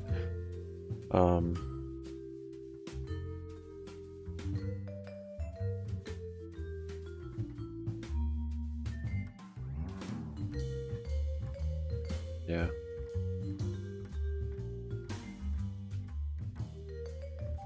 I usually consider it. It doesn't say hard definition, but typically it's 2 years. To me, it's like at least around a year, 10 months plus.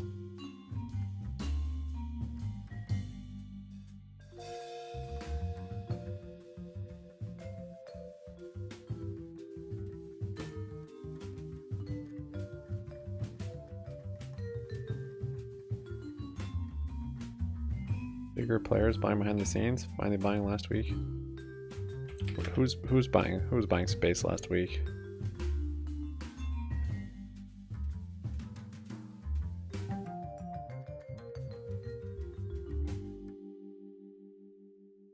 I know I could have called that, Jack, but I guess it worked out all right. I didn't get it.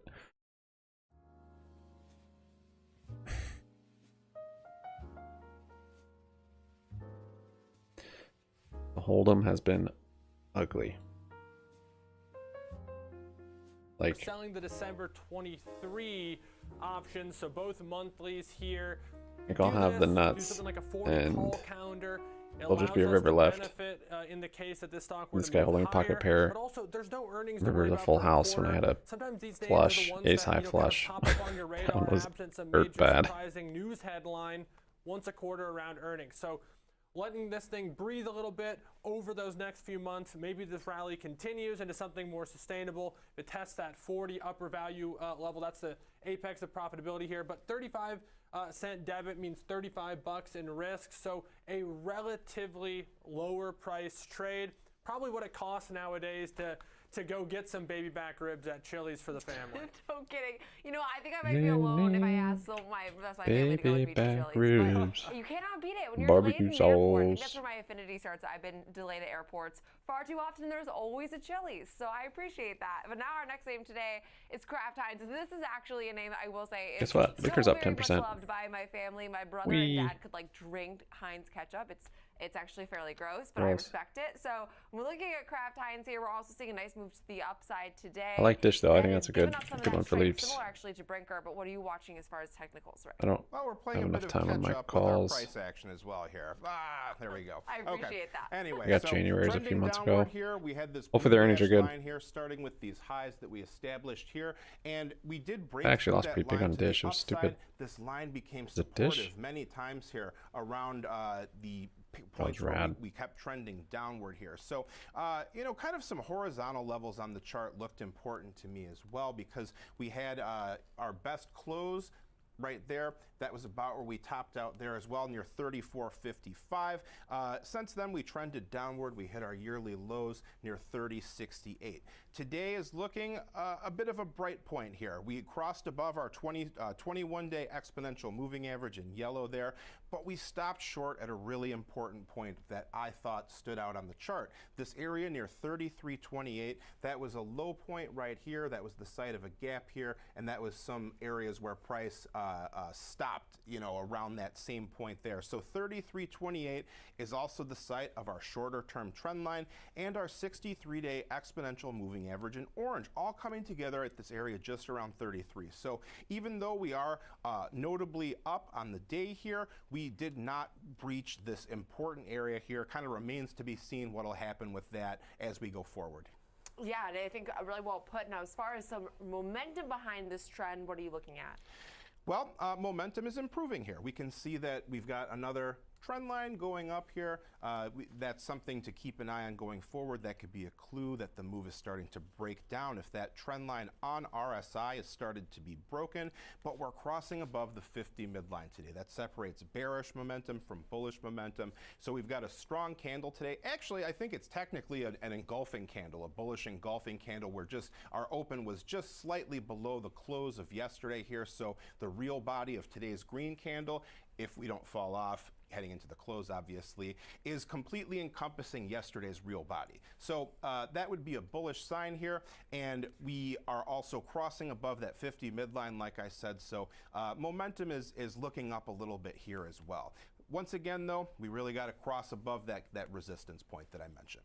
Yeah, and I think that's well put here. And so now, as I reject him view up there. support and resistance, what See if level it finds some on your radar? liquidity on this shoulder, this inverse head and shoulders here.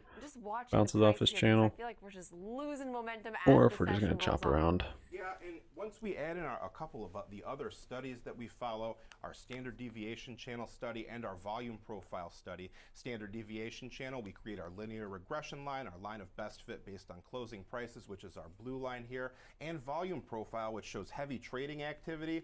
These are the areas, the price levels with the most trading. It's even more important because it's all coalescing together in the same spot between like 33 to 33.50 or so. So key important point for price to break. If we do get beyond that, these old highs are the place to be on the lookout for next, near 34.50.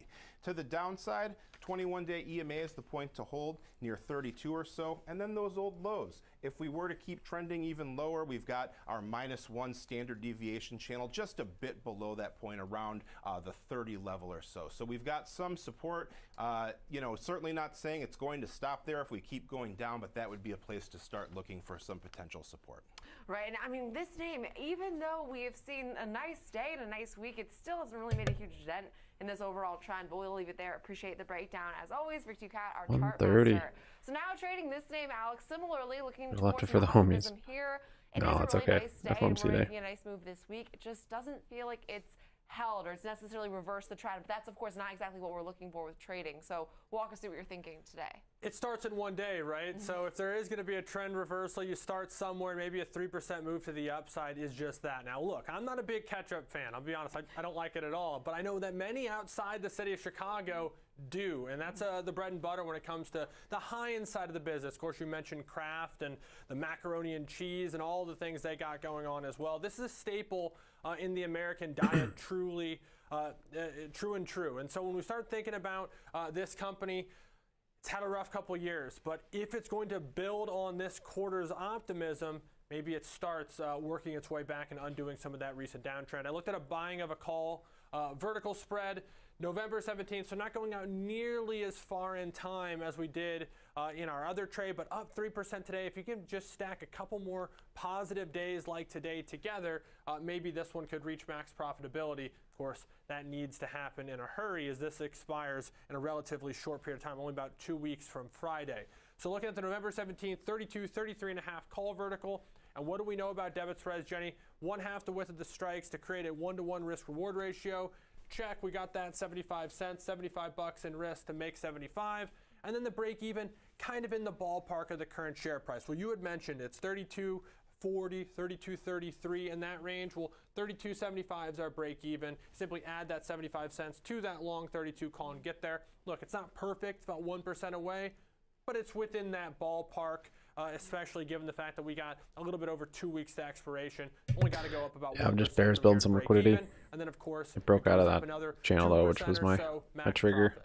And this doesn't even consider the fact that we were up around we got 30 minutes even on the session before giving up some of that strength. So we actually touched levels that would be great for this example trade earlier even today. It just didn't hold. But we'll leave it there for this segment. Now coming up next, it's time for FOMO. We are talking now a name that has yet to report its earnings, but they're near to on the horizon. That is PayPal. Shares are down about 1.1% into their next quarterly update today after the close. We'll preview those numbers coming up next.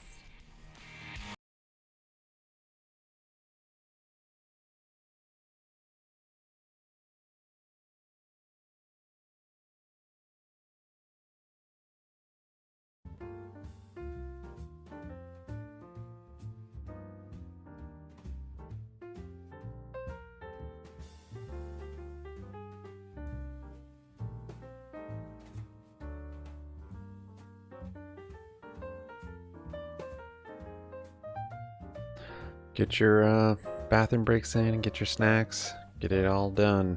Don't want to be interrupted for the next, let's see, 2:30. It's really like 10 minutes till, I'd say, till 3.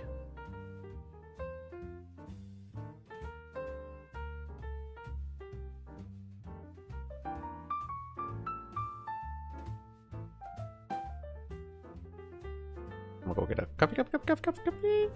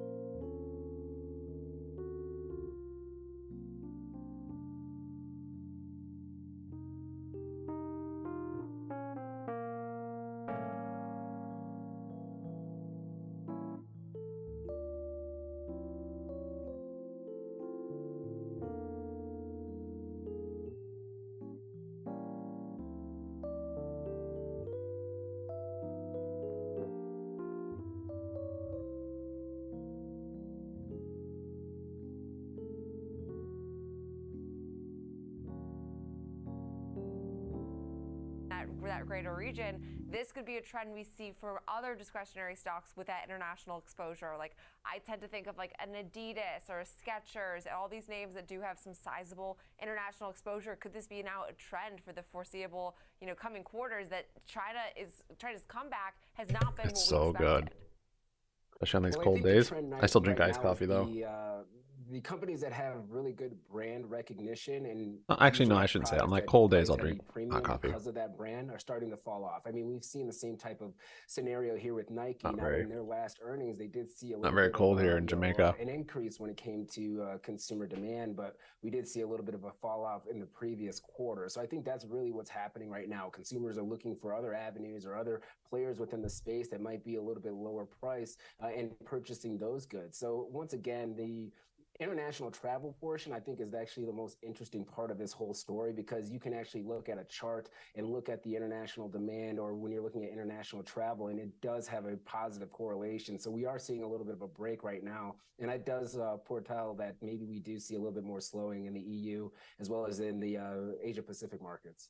Yeah, I think really well put, and obviously seeing some outsized movement today. I mean, who could have guessed this name would move 17% to the downside? So really, really brutal move today, but great coverage as always. Kevin Green, Senior Markets Correspondent for the network. Now I'd like to bring back in Alex, and it's time for FOMO. We are talking all things PayPal ahead of their quarterly numbers, which are expected today after the closing bell, I believe. Now, PayPal, I just tend to associate them with Block.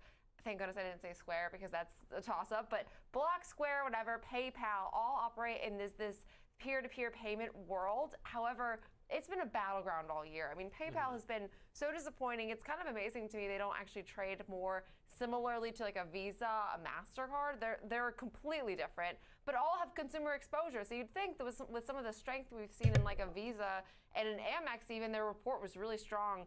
That is not at all reflected in PayPal stock price. I mean, they're different companies, of course, but will these earnings be enough to enthuse investors? We'll have to wait and see. No doubt. I do think the comparison to the company formerly known as Square, now known as Block, makes sense. I think it's common. We think Cash App with Block. We think Venmo with PayPal. And really even the traditional legacy PayPal platform is somewhat of a peer-to-peer transfer resource. But I associate PayPal a little bit more with e-commerce, and I associate Block a little bit more with point-of-sale technology, kind of in brick-and-mortar small businesses. But when you start thinking about PayPal, what's really stuck out to me, Jenny, is that the active accounts, it's a healthy number. It's like this 430 million number. It's basically been that for going on a year and a half now, a little bit longer. They're not really growing the number of people or accounts that are active within their platforms, but they are growing the amount of money that is going through the platform. And so it's like, would you rather have both? Yes, but the most important thing is how much money is coming through your platform, and that is something that's growing. They were just to hit the expectations, looking at, pretty healthy double-digit growth again. Venmo, again, double-digit growth is expected in terms of payment volume there.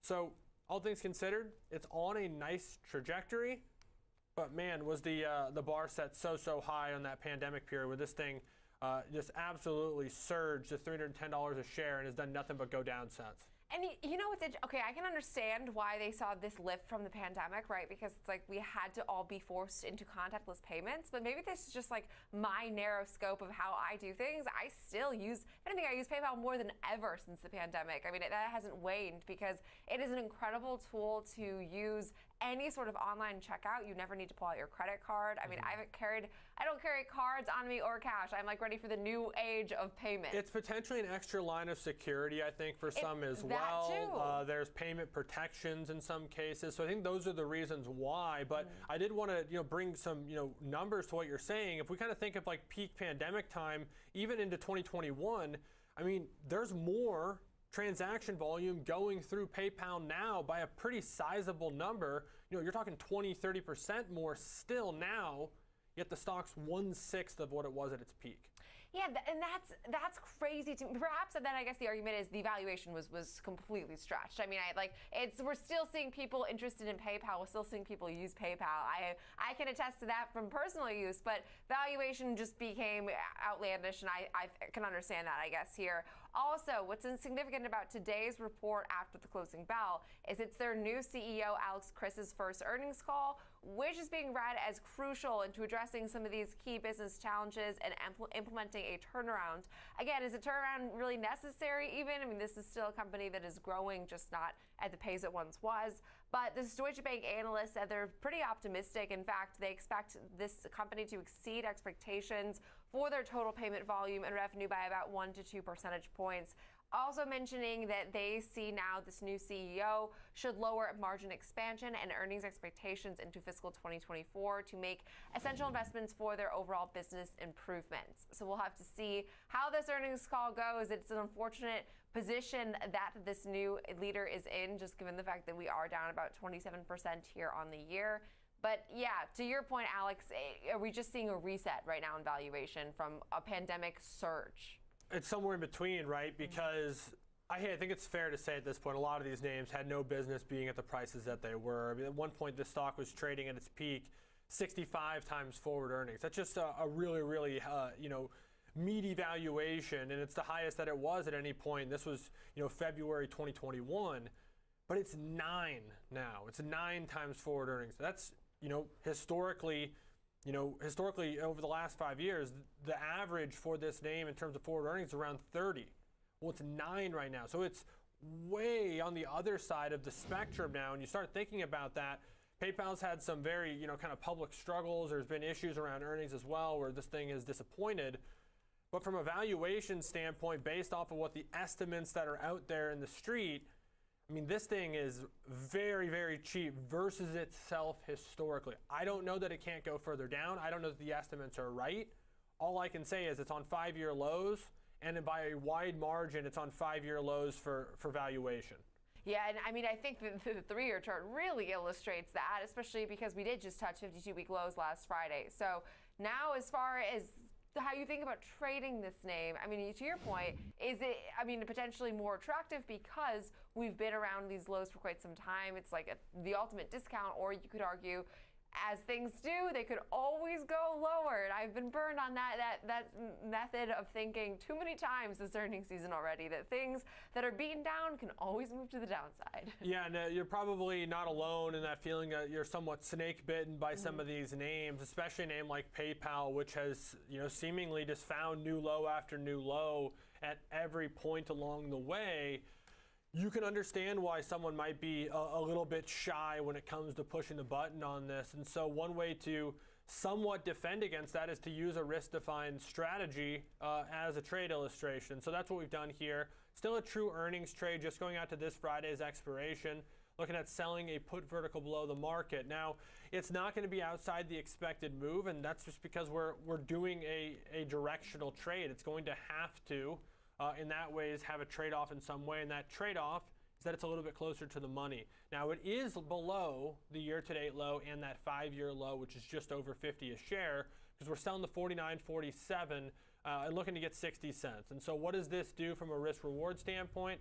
Well, it creates a risk-reward profile that's just a little bit worse than 2 to 1 on it, but it does meet that sort of 30 cents on the dollar of risk loose guideline that we talk about with some of these credit spreads. Very short-term trade that expires on Friday, which is, of course, just 2 days from now. And that break even is 48.40. You find that by taking the 60 cents away from 49. Now, for context, and you're looking at this name, and like I said, those 5-year lows on this one at 50.25 that was just made on the 27th last Friday, you got a little bit more cushion even below that, about 4% below that. So no guarantees in this world, of course, but setting up probabilities that, in many ways is maybe as best as we could, and risk definition in the event that it does continue to disappoint, which of course is absolutely not off the table, particularly for a name that just last quarter gapped down from $73 a share to $64 a share in that 24 hours post the earnings announcement. No kidding, and I recall some of these wild swings PayPal has moved, so it's always something to consider here as we approach this earnings event. But we'll leave it there for our FOMO segment. Now coming up probably going to be trading 2 contracts daily on the direction that the first direction that it goes around 2 o'clock. Expected from the Fed coming up next. and then probably very shortly after be closing one of them, and maybe putting a stop on it. We'll see.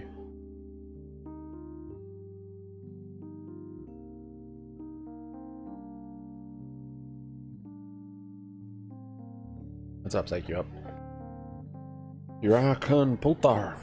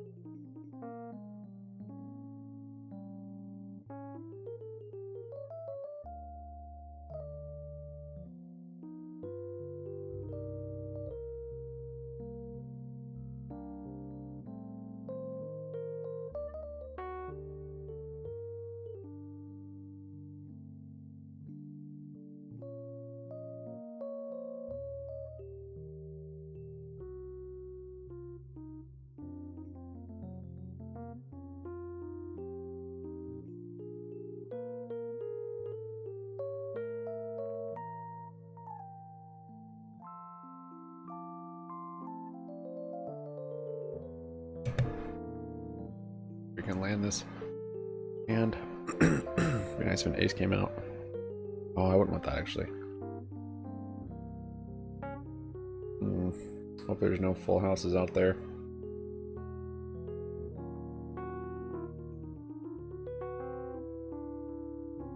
Who wants to see it?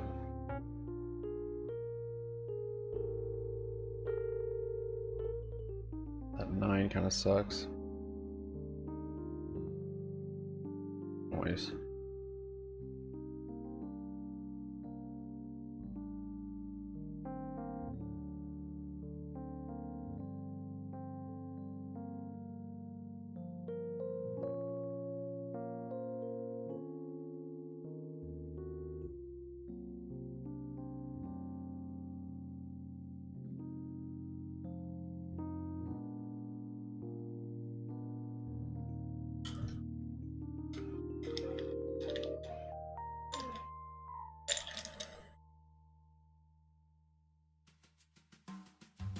Oh, I guess I could have called that. So what's priced in right now is a pause on this meeting and then a quarter point in December. So if they're not pausing this meeting and the wording is higher for longer or the terminal changes at all, I'm not sure if we'll hear that in the release. This is probably the top. That's good morning in Chuvash language. Opening turkey. If we do pause, and he doesn't give any inclination on anything else, I'm not sure how the market will take it. We might keep rallying a bit. It would really just depend on his wording at that point, and then his interview. Can't keep playing this hand.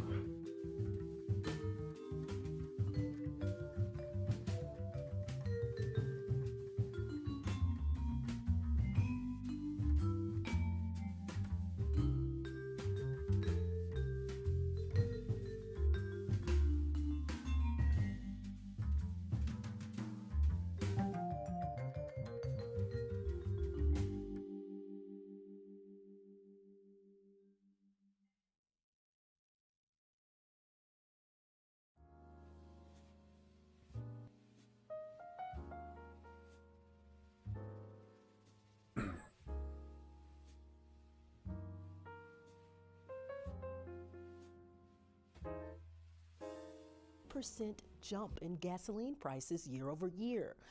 Various measures of U.S. inflation placed it at a 40-year high during the time, as the 15 increases minutes. were felt across all categories, not just energy.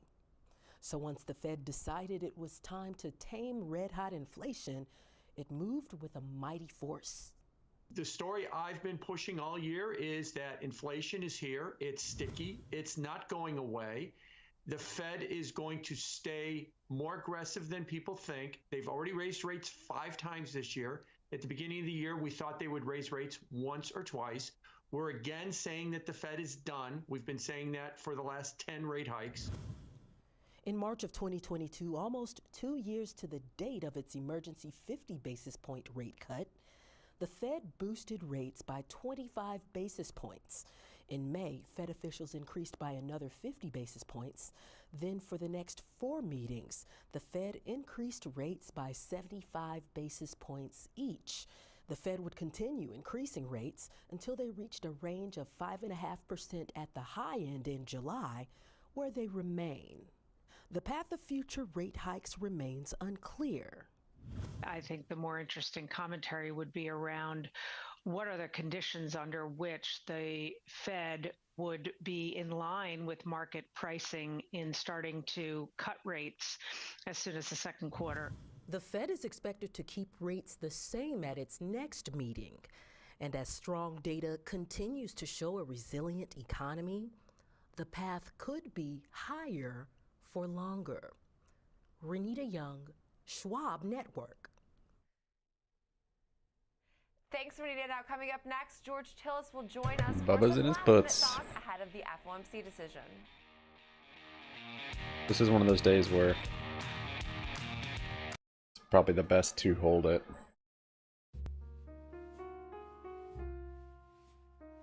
Because most likely, even if it goes against you a lot, you'll probably get a chance to get back out for at least break even.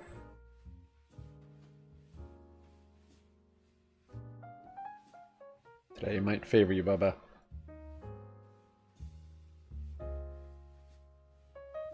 And sassy after porking.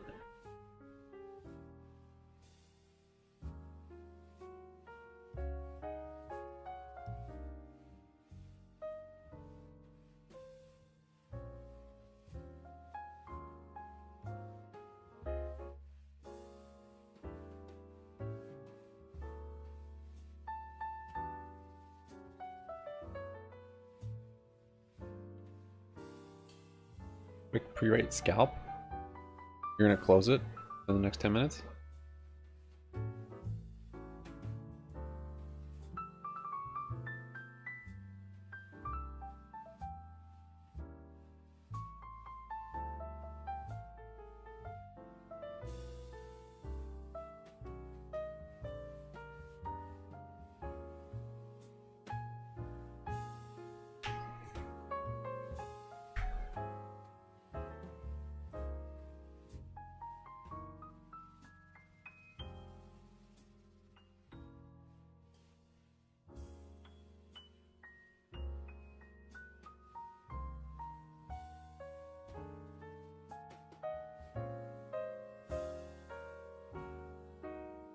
I'm hoping it's upside initially so I can get calls. It's typically when Powell comes on. If anything, we're gonna rally into Powell, so even if it's wrong initially, calls might be saved. More likely to be saved, I think, than puts would be.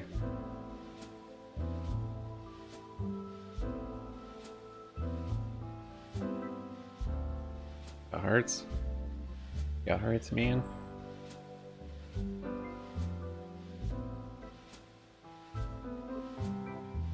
Of course, there's a straight and a flush out there.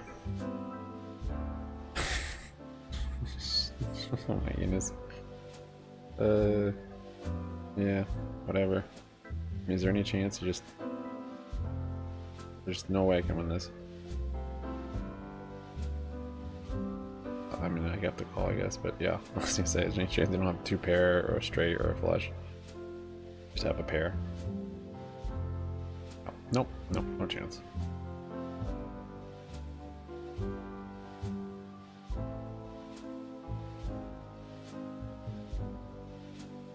10 minutes. It's these ones I have to go big on.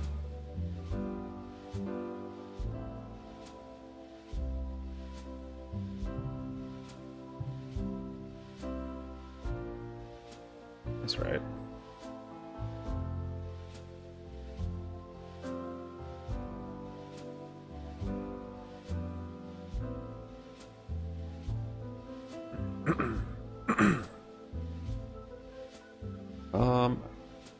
They might be able to. It might get under 10. Come on, Jay. Let's be real. Totally get under 10.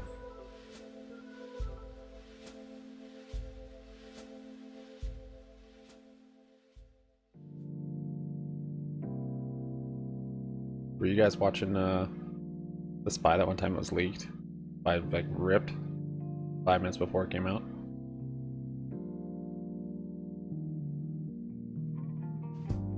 Then it came out and sure enough it was bullish and just went up a little bit more after that. That was probably, at least a year ago.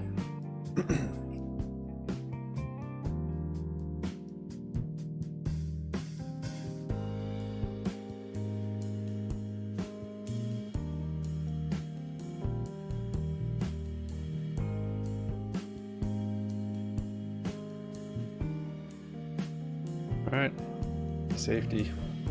VWAP.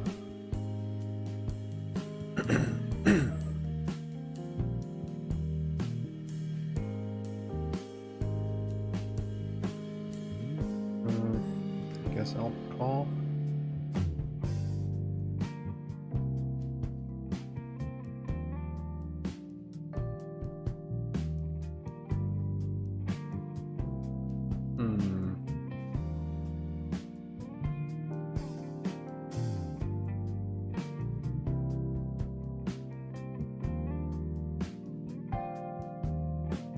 Play more aggressive. These guys are pretty passive. Ugh. Versus straight gets out there.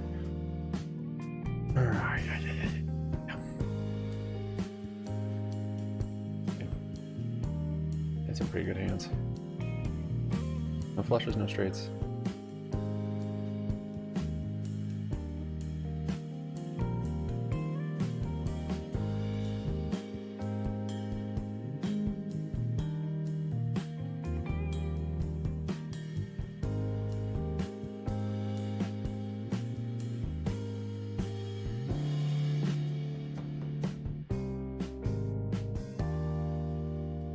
Checking there, interesting.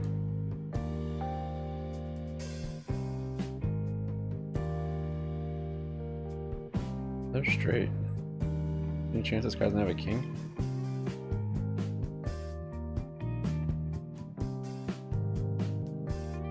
And it raise.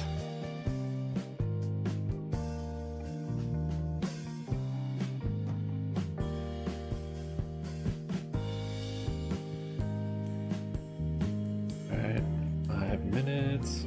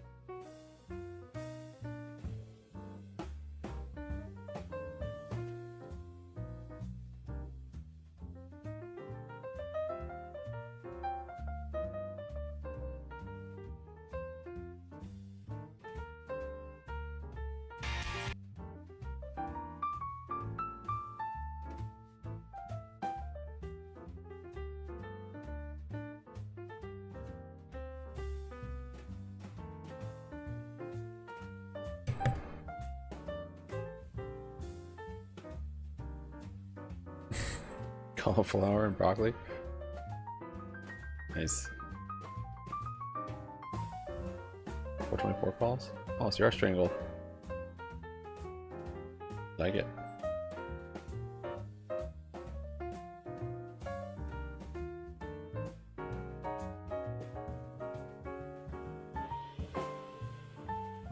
Well, we might hit 424. That's pretty far out of the money. But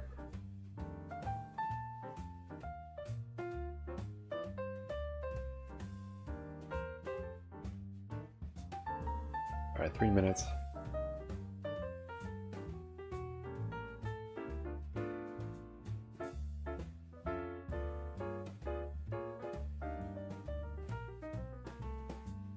Gotta DM me. I don't think it's gonna hit 10 today. It'll be way too volatile for GME.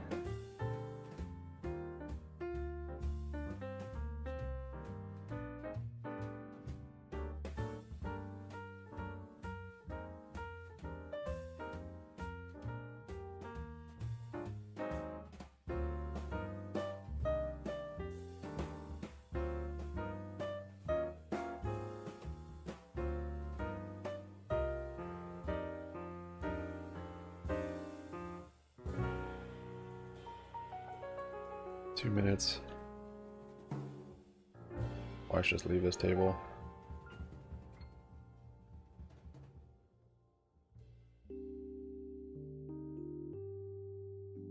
Go one. Oh, I already folded.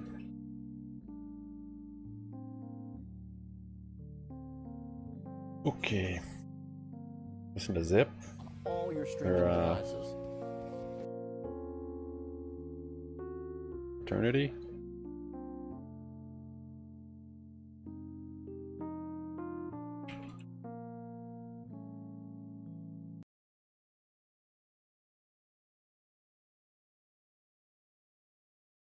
Ugh.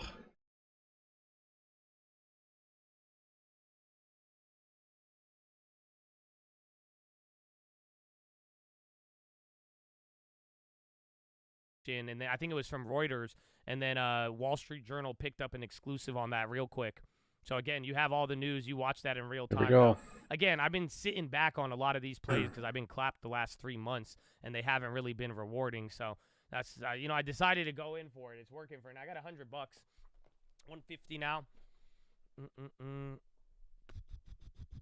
Oh wait, shit, 40 seconds now.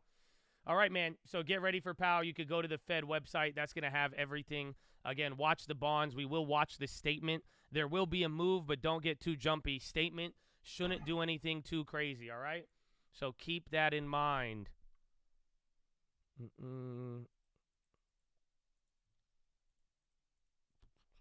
All right. 15 seconds. Good luck, Chad. Good luck.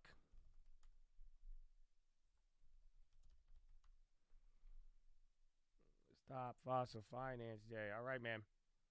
Get ready. 2, 1. Boop. Where is it? Fed interest rate 5.5 versus 5.5 expected. Bonds not moving too much. Calls. Let's get the pre-written statement. Where is it? It's not on the website yet. What the fuck? All right, hold on. Which is offensive. Oh, there it is. There it is. So now it's out. Let's see if there's any changes. Recent indicators suggest that economic activity expanded at a strong pace third quarter. Job gains have moderated since earlier in the year, but remain strong, and the unemployment rate has remained low. Inflation remains elevated. Fed repeats it will assess extent of additional policy firming. U.S. banking system is sound and resilient. Tighter financial the banks are sound and resilient. They are put that likely in to there. weigh on economic activity. I think that one's a new statement. They say economic activity expanded at strong pace in third quarter. Job gains moderated but remain strong. All right, I sold one. Yeah, 6 is ripping, but, bro, it's Powell right now. Don't worry about that for now. So let's see.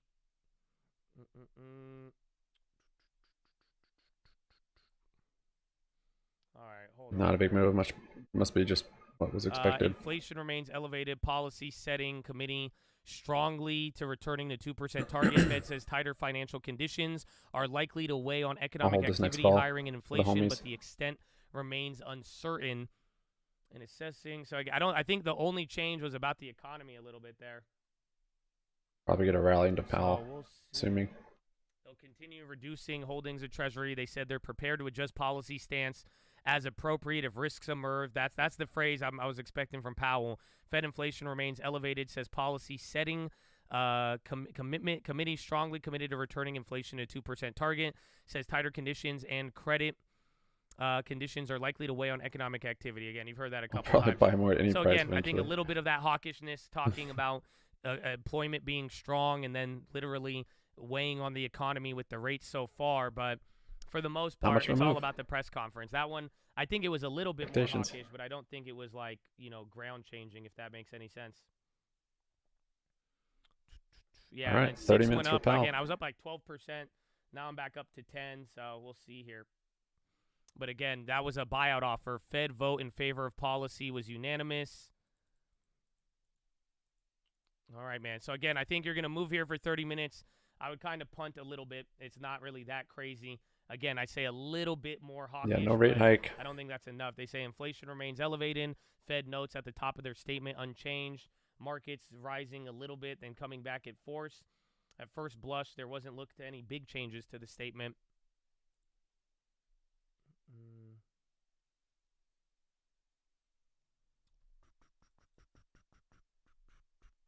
Again, you could use the Twitch if you're having any lagging here. Again, I don't know why we are having.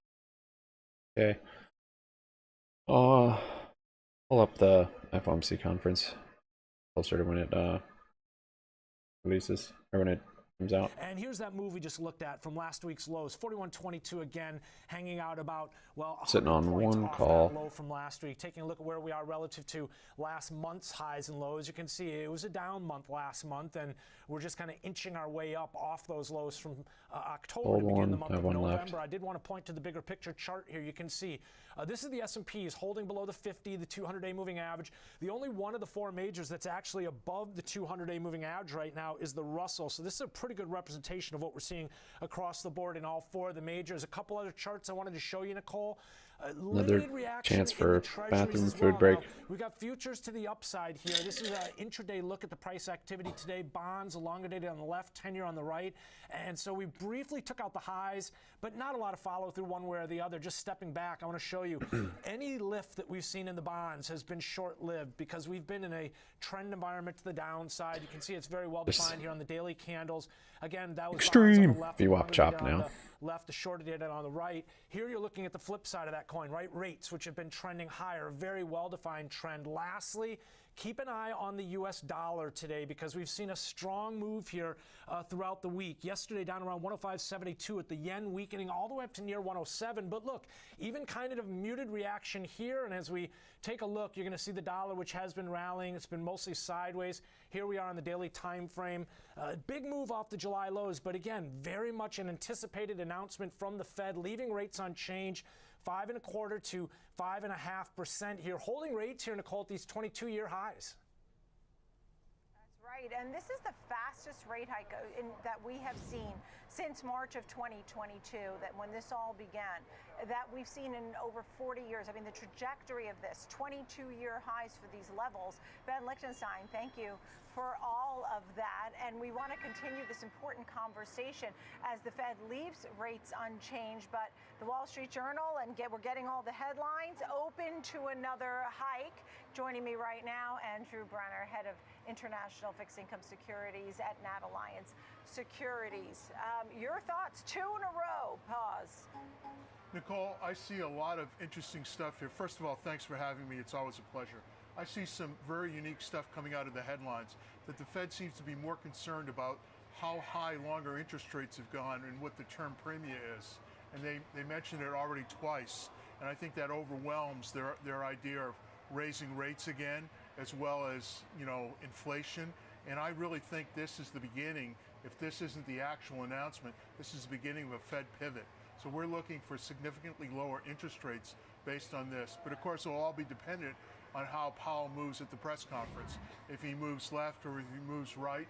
But this tells me the Fed is much more concerned about how high long rates have gotten and what the real rates are. And they're very worried about that, which means they're going to try to temper that in such a way as to not give back, what they've done. but yet not send the economy into a recession. Yeah, and to your point, the long-term run-up that we've seen in these rates and the Fed saying, of course, that really could weigh on economic activity and some of the projections going forward with inflation still coming down. At the same time, you have a very tight labor market, and consumer spending is something that is not giving up. It's, saying here, consumers boosted their spending briskly, and employers rapidly expanded payrolls. And so we're in not a terrible time here. Nicole, it's the idea of looking backward or looking forward. Looking backward, the economy's been strong. We've had some very good numbers. Looking forward, things do not look as good. Right. And I'm still not calling for a recession, but I just saw as we were talking, the Atlanta fourth quarter GDP was just cut in half. So, I mean, I see that. I look at the Citibank numbers. What came out today is their credit card data is showing between 11 and 12% cutbacks. So I'm not so sure the consumer going forward is going to be as good as the consumer looking backward. And I think the Fed finally sees this. They're not driving, looking out the rearview mirror. They're looking out the front. And I think that's a good thing. And I really look for 5 years to get to 452, 2 years to get to 4 3/4, and 10 years to get to 450. Not today, but between now, tomorrow, and the unemployment number on Friday, if there's a surprise there, I really think we're going to have about a 25 basis point move lower in yields. So you're comfortable with saying done? Fed's done? The Fed is done, and done. Can I be more emphatic? I mean, I tried to pitch it. You hit it out of the park. You got it right there. There's the soundbite. And that's what I was looking for, because at the same time, you bring up the point about those credit cards. And we've seen, when you look at the bar charts, you see everybody's using credit cards again. At rates, some of these credit card rates are above 20%. 22 is what I hear, yeah. And so they're doing this buy now, pay later, and it's going to snowball. And it's going to be tough, and if the economy slows down, I know I was talking about employers rapidly expanding, who they're hiring or wages and such, but it's still a very tough time, and people maybe should be a little more cautious. Should they be more cautious? Should they be saving their money? This dude has 52 million? What in the world? How does he get into the table with 52 million? I don't get it. They had that the whole time? That go from paycheck to paycheck. A high percentage of people. Very high that, percentage, right? more than 1% or something. Much more than I would think. But no, I think that things are going to slow down. I think things have to slow down, and I think as the government stimulus goes away. But the good thing is, on top of all this, the Treasury this morning came out with a much lower package of long-term issuance, which helped the market as well. So we're probably going to look at about a 15 basis point move in 10 years up to this point in time, and Powell hasn't even started yet. At this point, I think it's important that we talk about what the Treasury auctions are doing. I mean, we know now that they're talking about the $112 billion in debt. That'll begin next week to do that.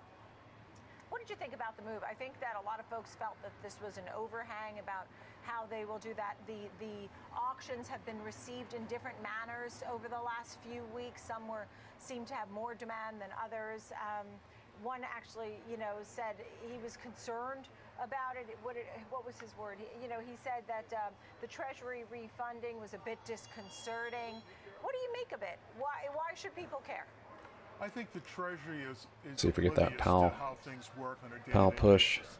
They are the least opportunistic group I've ever seen. They had the opportunity, a year and a half ago to raise $1 trillion long bonds at 2%, and now it's going to cost them 5%. But they've never been like that. So I don't think today's move was anything to do that like that, even though some say it was. I think the Treasury was looking just at tax revenues. And there are some idiosyncrasies coming out of California where they got a lot more revenues, so that they need a lot less money. I think it's more interesting, a story in Reuters coming down a little bit. saying that Still the pretty Fed close is to seriously VWAP. considering ending QT. Ending QT when the reverse repos go to zero. I think that is very interesting because it's showing how liquidity is not as good as it has been. The Treasury auctions have gone, they've come and gone. There's been good overseas demand. Non-directs are okay. There has been some leakage, in whatever, a little bit gap here and there. But I think overall, I think the Treasury can continue to issue. But there are less buyers. The Fed is no longer a buyer. Other central banks are buying, but there are problems in Japan. They've been well noted. The yen, it continues to get crushed versus the dollar. So that takes them out. And of course, U.S. banks have had nothing but massive losses in their held to maturity. I mean, Bank of America's losses announced last week were $139 billion, and that was before rates even went higher.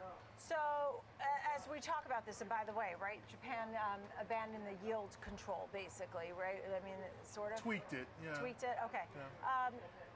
I wanted to talk about here at home, when you look at what goes forward here, as I got caught up on my Japan thought, but the big picture, I remember what I was saying, is like when you think about the bullets that the Fed has, I mean, they've been using the one tool a lot with raising rates very fast. Very fast. When you talk about the quantitative easing and tightening and running off that balance sheet, right? And so now that was the other tool. So basically, they're going to not use both tools? I mean, is that what you're saying? If they're not going to run stop off the raising balance, rates. Stop raising rates. Absolutely stop raising rates. They will lower rates much faster than people anticipate. Yeah. I think that they'll start lowering rates by June of next year. I think they'll probably end up lowering 4 times. I would expect the Fed to drop, I think the 10-year to drop to 3.5. All right. As far as QT goes, they're going to try and hold on to it as long as they can, but I think they're going to stop. QT is a little bit less than people anticipate because it's $60 billion of treasuries a month, but it's only about $15 billion of mortgages because that's all that's running off. So it's $75 billion a month. And of that $60 billion, when an old 30-year, which might even be a week old, goes off the books, they end up buying a new 30-year. So they're extending duration in a lot of what they're buying. So they're still helping the bond market out, but just not as much as they have in the past.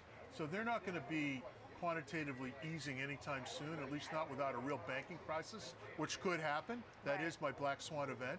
But of course, by definition, you can't predict black swan events. But banks are definitely in trouble. And you look at the bank index, the KBE 15 minutes. index, I think banks are down 51% from their highs. Right. I mean, that's horrible. Right. Well, the regional banks in particular. Yes. Unbelievable. Great conversation. Thank you so much. We always love a pleasure. when you're here. And 4 times. 7 ace, maybe has a high pocket pair. Wouldn't imagine his pocket aces. To be with us here at So Alliance Securities. might be Coming nice. up next, more on the Fed's decision. Oh, he folded. Pocket 4s. Oh, jeez. A lot of trips. So we'll continue this conversation. Congratulations. 2:30, we'll bring you Chair Jay Powell's press conference. Stay with us right here, live, Schwab Network.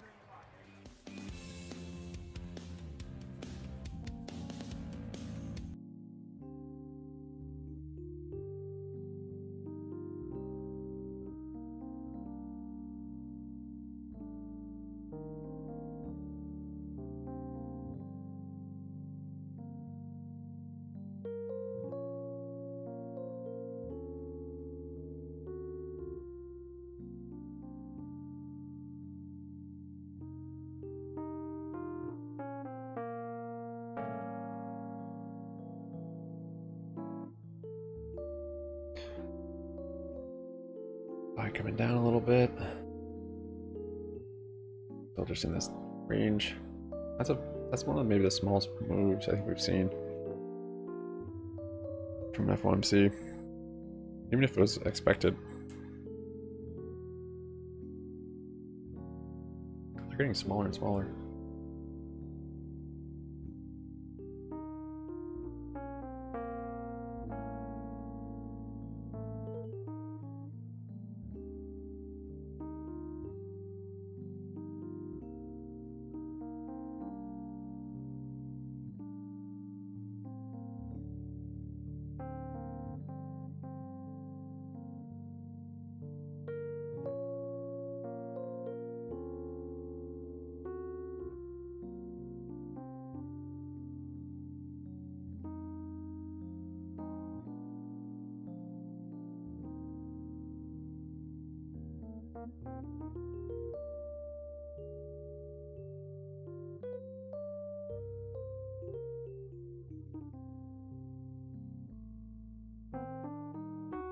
Guys play very tight.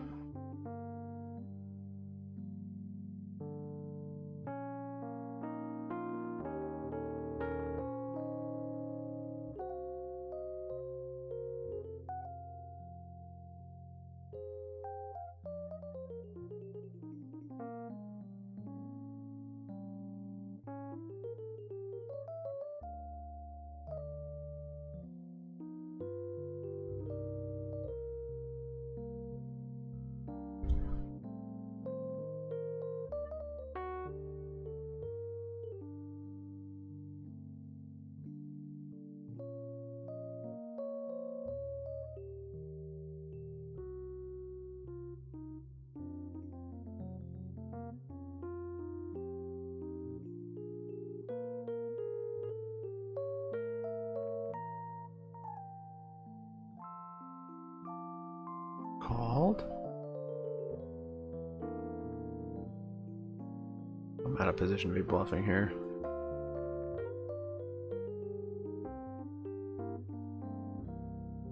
Yeah, the 9.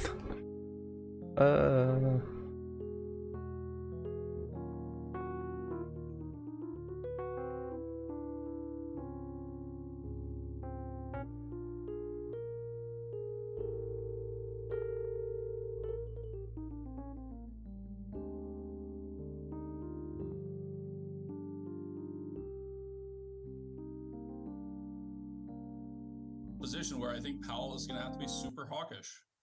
He ultimately has to come through and say, yes, we did not hike rates, but we absolutely are going to consider it next time. And I think one of the key risks actually is that the market has priced all of that out. Going into this meeting, the market had basically a 0% probability of a hike. That's actually not what the Fed wants to see. The Fed wants to see the market continuing to think that the Fed is going to be relatively serious and potentially being more aggressive. I think the real challenge at this point, though, is that if we look at how strong the economy has been, at least supposedly with that 4.9% GDP print, today seeing stronger job opening numbers coming out of JOLT, and yet at the same time, we've seen an extraordinary retreat in inflation metrics, despite the fact that the construction of the metrics that the Fed is using are very lagging in nature. So if we use current metrics on housing or shelter, for example, to reflect the fact that rentals are now actually printing negative on a year-over-year basis, that would suggest that we're actually below 2% already, and now it becomes an interesting question of how quickly are they going to cut. So I actually agree with your former guest that the odds of much stronger cuts or much more rapid and deeper cuts than are expected are going to hit us next year. Yeah, he said 4 cuts. They begin in June of 2024, and he saw 4 cuts coming. That being said, when you think about what the Fed made, I mean, they have a December meeting, a January meeting. To your point, it was basically nearly 100% likely that the Fed would stay unchanged today. And, we're above 70% for the next meeting. So they're done, and then the cuts come. What do you think that, and the Fed needs to stay hawkish, to your point. What do you think as far as running off the balance sheet or any other tools that the Fed may be using or looking to? Is that important or not so much right now? Well, I think as the prior guest alluded to, we've been running at a slightly reduced level because we've not seen mortgages refinance or be retired due to low levels of existing home sales in the manner that they would have had to. The Americans that have 2.75 or 3% mortgages are quite happy with them. They see very little reason to change. The interesting part is we're starting to see inventory begin to rise in the housing market. We're starting to see some measures of job loss begin to turn up. A lot of the data that we receive on the economy is actually not really accurate about things like wages because it excludes the high-end worker, which is really where the pressure has largely been occurring. And so, the risk is that things are significantly weaker than the Fed actually thinks or the headline data would suggest. That's certainly what's showing up in business surveys and sentiment data, et cetera. It's just we're at a really confusing environment in terms of where the actual fundamental data is. And again, if you look at that component, the Fed has to recognize that real interest rates as reflected in tips, et cetera, are at levels that are consistent with the global financial crisis. Powell push. That suggests that they are very restrictive, and ultimately that we would expect to see the economy begin to slow markedly. They're right though, since he paused, he might have to be very hawkish sounding. So that might mean this is the top. A little retest of the 200. And so we've just never encountered a modern cycle. I'm not sure if I want to get longer term SPY puts today on a reaction, or At this point now, I'm going to be patient on getting those. But yeah, potentially getting them today once things are settled down. Some February puts.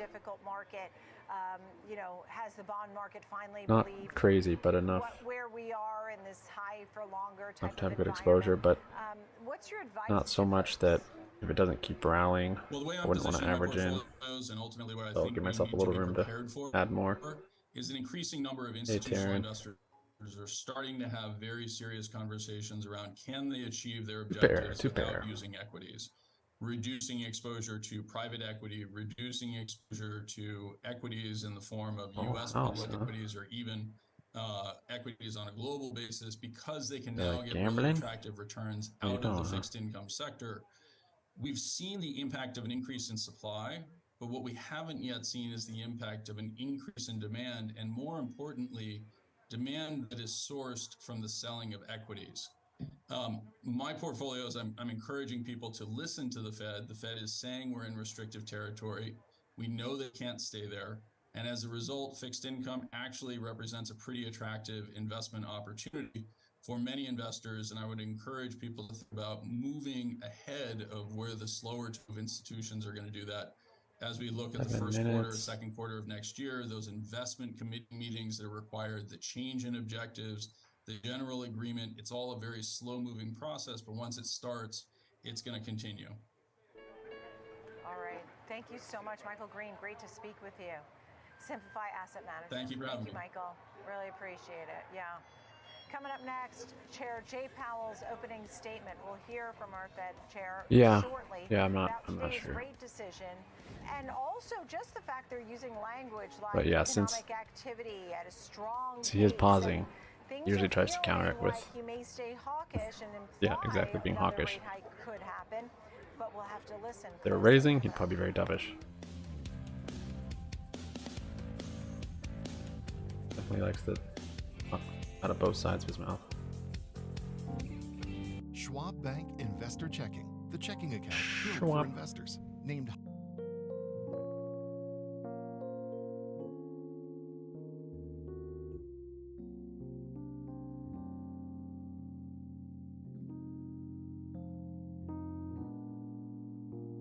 GME's down 5, almost back to $12 range.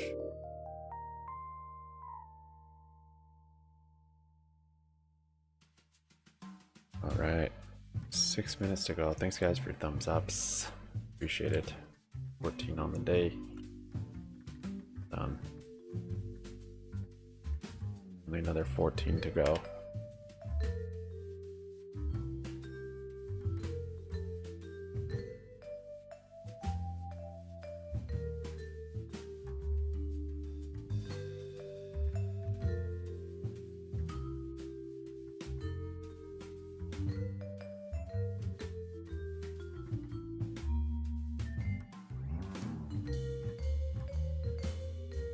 Two pair.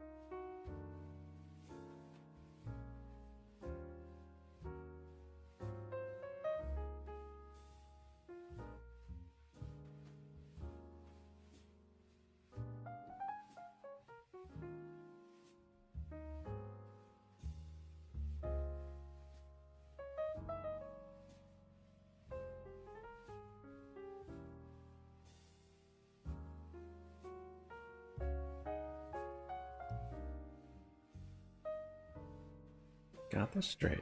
And the folded straight.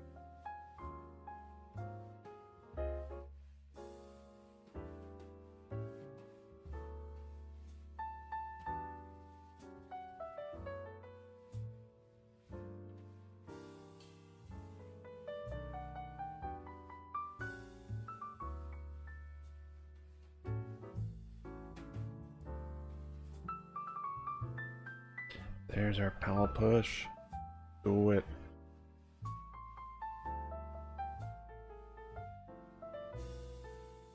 I'm gonna raise this. I don't usually raise a low pocket pair, but I will.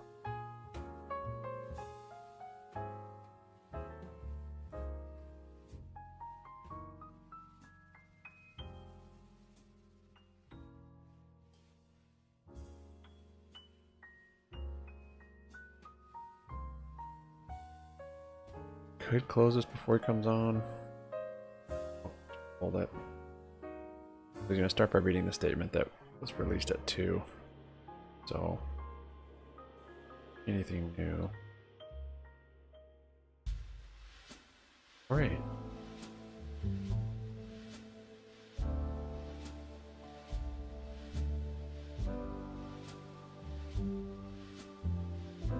But that being said, the market always moves on it.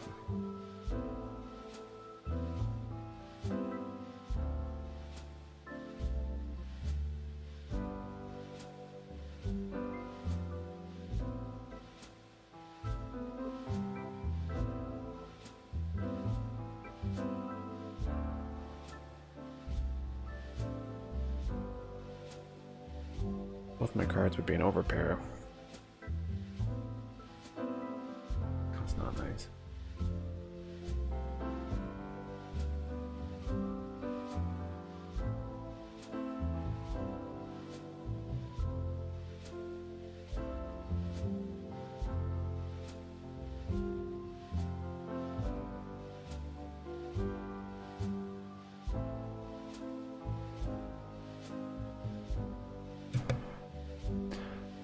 Nice, Bubba. Well done, man.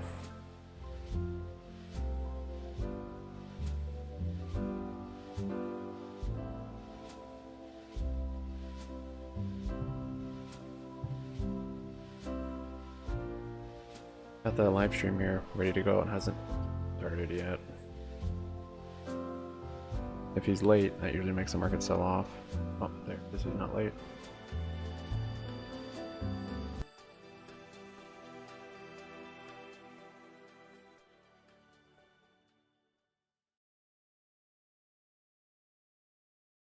Bullish sign, I think. At least the stream's not late.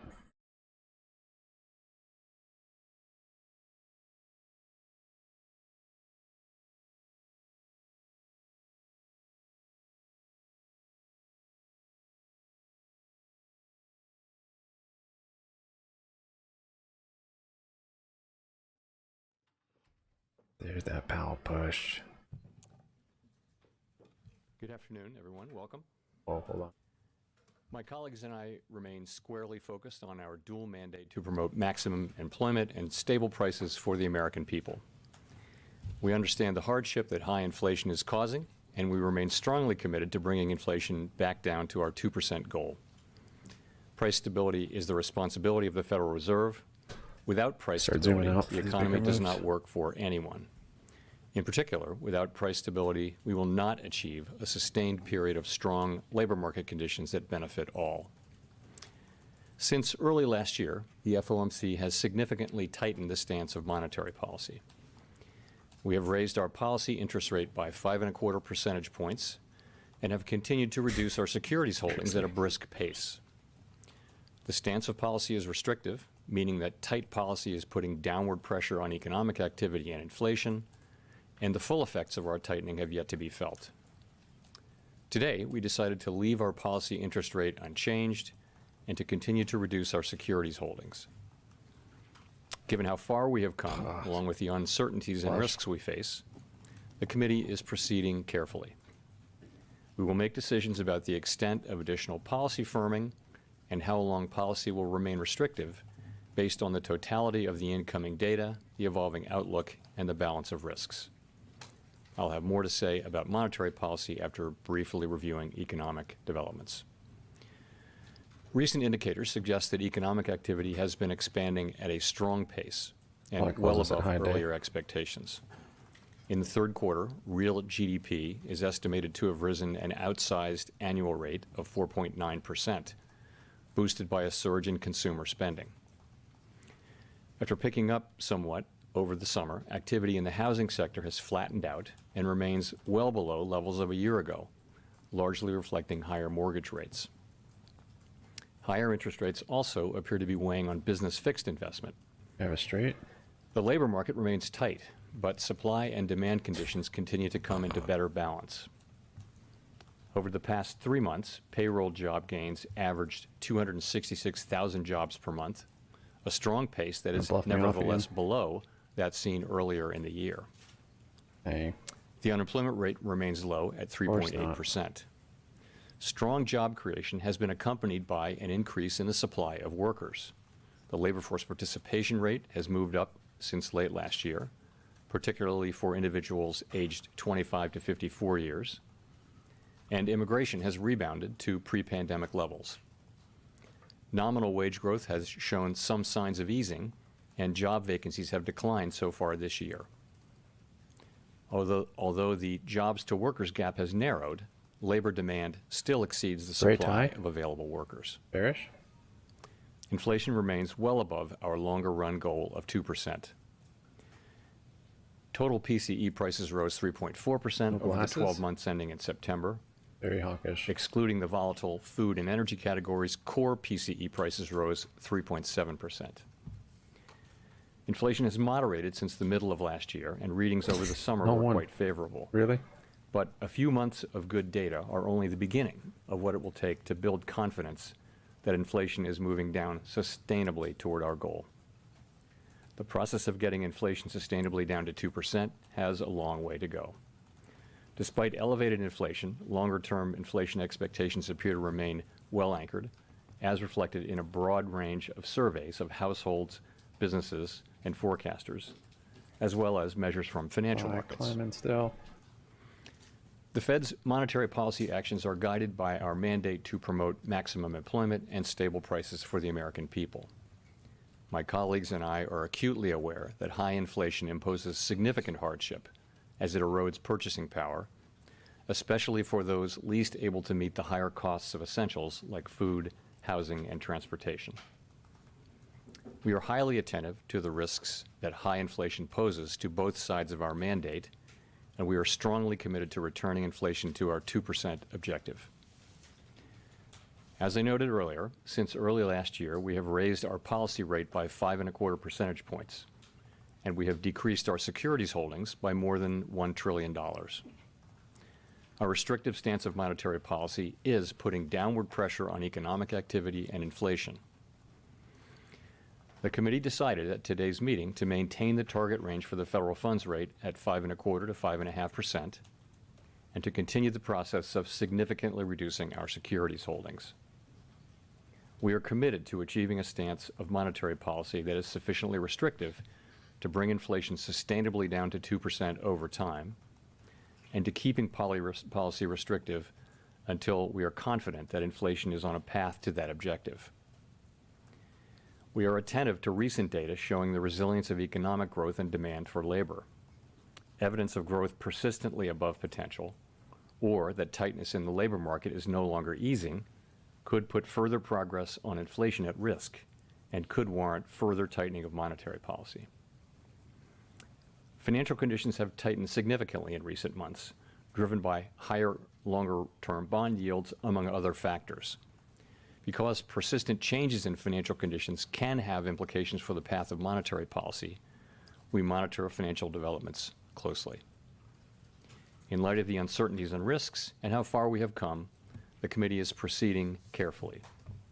We will continue to make our decisions meeting by meeting based on the totality of the incoming data and their implications for the outlook and for economic activity and inflation, as well as the balance of risks. In determining the extent of additional policy firming that may be appropriate to return inflation to 2% over time, the committee will take into account the cumulative tightening of monetary policy, the lags with which monetary policy affects economic activity and inflation, and economic and financial developments. We remain committed to bringing inflation back down to our 2% goal and to keeping longer-term inflation expectations well anchored. Reducing inflation is likely to require a period of below potential growth and some softening of labor market conditions. Restoring price stability is essential to set the stage for achieving maximum employment and stable prices over the longer run. To conclude, we understand that our actions affect communities, families, and businesses across the country. Everything we do is in service to our public mission. We at the Fed will do everything we can to achieve our maximum employment and price stability goals. Thank you, and I look forward to your questions. Okay, I'm going to close this one. Howard Schneider with Reuters. Thank you, Chair Powell, for doing this. To what you referenced the rise in long-term bond yields, to what degree did that supplant action by the Fed at this meeting? Thanks for your question. So I'll talk about bond yields, but I want to take a second and just sort of set the broader context in which we're looking at that. So if you look at the situation, let's look at the economy first. Inflation has been coming down, but it's still running well above our 2% target. The labor market has been rebalancing, but it's still very tight by many measures. GDP growth has been strong, although many forecasters are forecasting, and they have been forecasting, that it will slow. As for the committee, we are committed to achieving a stance of monetary policy that is sufficiently restrictive to bring inflation down to 2% over time. And we're not confident yet that we have achieved such a stance. So that is the broader context in which the strong economy and all the things I said, that's the context in which we're looking at this question of rates. So obviously we're monitoring, we're attentive to the increase in longer-term yields, and which have contributed to a tightening of broader financial conditions since the summer. As I mentioned, persistent changes in broader financial conditions can have implications for the path of monetary policy.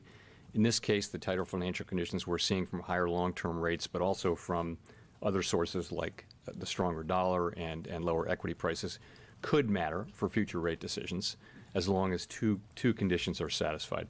The first is that the tighter conditions would need to be persistent, and that is something that remains to be seen. But that's critical. If things are fluctuating back and forth, that's not what we're looking for. With financial conditions, we're looking for persistent changes that are material.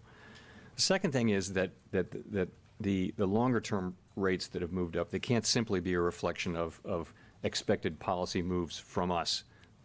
That we would then, that if we didn't follow through on them, then the rates would come back down. So, and I would say on that, it does not appear that an expectation of higher near-term policy rates is causing the increase in longer-term rates. So, in the meantime, though, perhaps the most important thing is that these higher Treasury yields are showing through to higher borrowing costs for households and businesses, and those higher costs are going to weigh on economic activity to the extent this tightening persists. And the mind's eye goes to the 8%, near 8% mortgage rate, which could have pretty significant effect on housing. So that's how I would answer your question. Just as a quick follow-on to be clear on this, in your opening statement and just now, you seem to imply that you are not yet confident that financial conditions are restrictive enough to finish the fight. Is that true? Yes, that's exactly right. To say it a different way, we haven't made any decisions about future meetings. We have not made a determination, and we're not, I will say that we're not confident at this time that we've reached such a stance. We're not confident that we haven't, but we're not confident that we have. And that is the way we're going to be going into these future meetings, is to be, just determining the extent of any additional further policy tightening that may be appropriate to return inflation to 2% over time.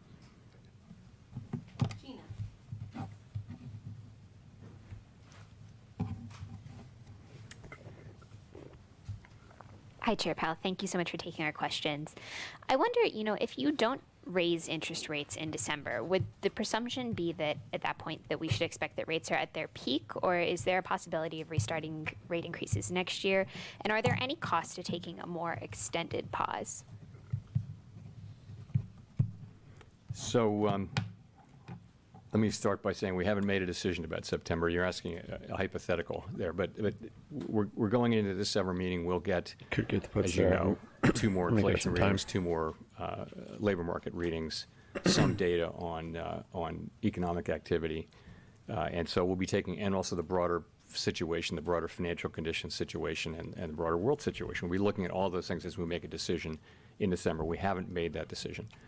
I would say, though, that the idea that the idea that you would be difficult to raise again after stopping for a meeting or two is just not right. I mean, the committee will always do what it thinks is appropriate at the time. And again, we haven't made any decisions at all about December. We didn't talk about making a decision in December today. Really, it was a decision for this meeting and understanding broader things.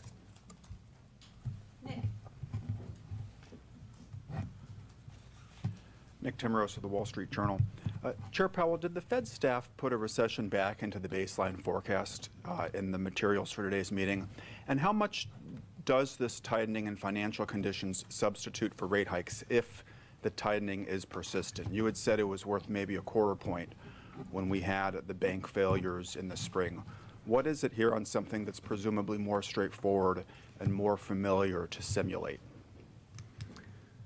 So I guess I don't want to answer your question about the recession, but the answer is no. I think I have to answer it since we did publicly say in the minutes. You'll know anyway in the minutes. The staff did not put a recession back in. I mean, it would be hard to see how you would do that if you look at the activity we've seen recently, which is not really indicative of a recession in the near term. In terms of how to think about translation into rate hikes, I think it's just too early to be doing that. And the main reason is we just don't know how persistent this will be. You can see how volatile it is. Different kinds of news will affect the level of rates. And I think any kind of an estimate that was, precise would hang out there and have a great chance of looking wrong very quickly. So I think what we can say is that financial conditions have clearly tightened, and you can see that in the rates that consumers and households and businesses are paying now.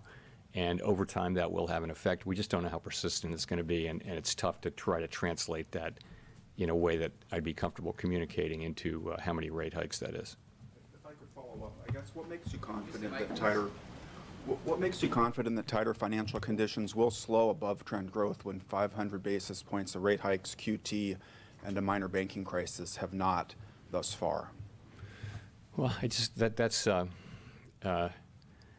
the way our policy works is, and sometimes it works with lags, of course, which can be long and variable. But ultimately, if you raise raise interest rates, you do see those effects, and you see those effects in the economy now. You see what's happening in the housing market. You're seeing that now. You'll see. If you look at surveys of people, it's not a good time, they think, to buy durable goods of various kinds because rates are so high now.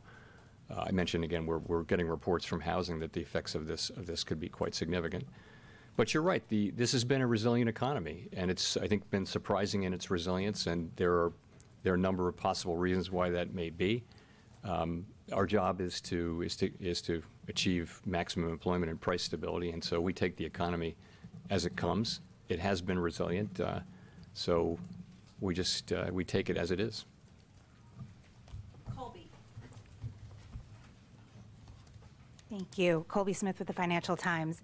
In terms of the thresholds that you've laid out of what could warrant further tightening, the additional evidence of persistently above trend growth or some kind of reversal in the recent easing of labor market tightness, that seems to suggest something more powerful than just one more quarter point rate hike would be necessary. And I'm just curious if that's build the how right shoulder here, the committee sees it. 420.66 So area. we've identified those factors. Those are not meant to be the only factors or a specific test that we're going to be applying with some metrics behind it. Really, we're going to be looking at the broader picture.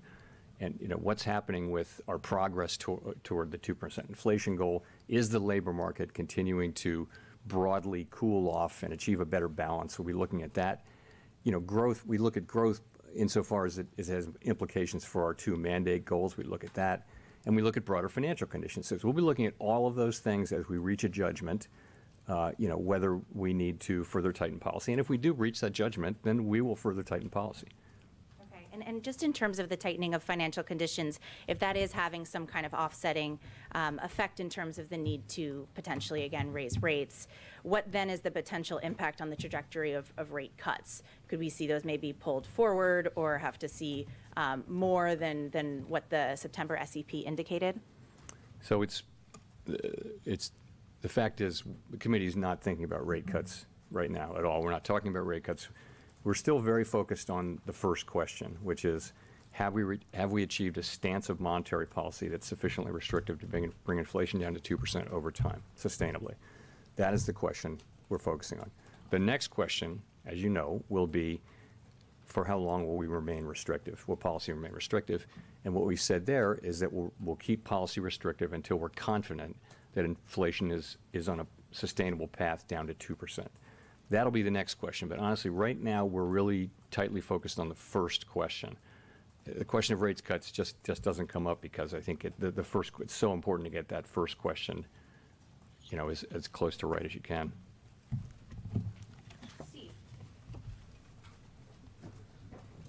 Steve Leisman, CNBC. Mr. Chairman, I guess I had assumed that there was a tightening bias in the committee. You say in the statement you're looking to assess the appropriate stance of monetary policy, the extent to which you may need to hike additionally. You didn't say earlier that you were sufficiently restrictive. There were forecasts for 2 rate hikes among most members of the committee. But then you just said that, we haven't made a determination. Would you say the bias right now is neutral, that there is no disposition to hike again, and that the committee largely has moved off of this forecast for 2 hikes? Or for, I'm sorry, 1 additional hike? I think you're talking about 1 additional. Yeah, no, I wouldn't say that at all. I would say, the language, looking at it here, in determining the extent of additional policy firming that may be appropriate to return inflation 2% over time, that's the question we're asking. So is it right to think of that as a hiking bias is still in the committee here? We haven't used that term, but it's fair to say that's the question we're asking is, should we hike more? It's not, and that is the question. And you're right that in September we wrote down 1 additional rate hike. But, and we'll write down another forecast. They're questioning that even? Chris. Seems dovish to Thank me. you. Chris Rugaber at Associated Press. Well, since the last meeting, the auto workers strike has finished. Oil prices have leveled off. And yet, on the other hand, you have the outbreak of war between Israel and Hamas. How do you see all those factors together affecting the economy going forward? How are you thinking about those?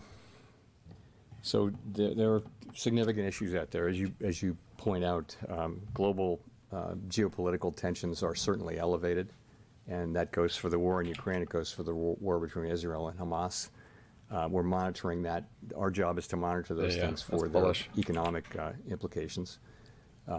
So the UAW strike, as you point out, appears to be coming to an end. Oil prices have flattened out. They haven't gone down, but I guess they've gone down a little bit from their earlier peak.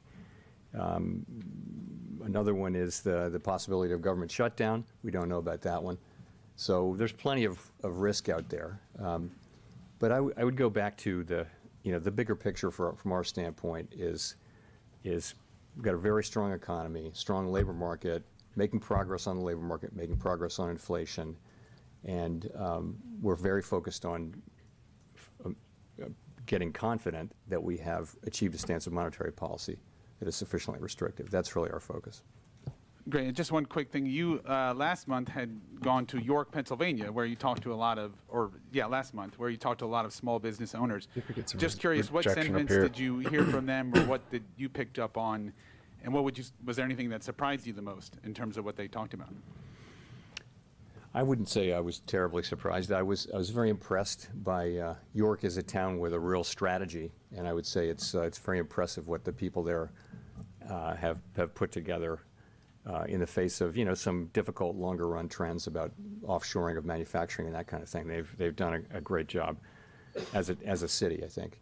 What you hear is consistent there, which is people are really suffering under high inflation. You were there. We talked to some people who, were feeling that in their businesses, and other people who were feeling it in their home lives as well. It's painful for people, particularly people who who don't have a lot of extra financial resources, who are spending most of their income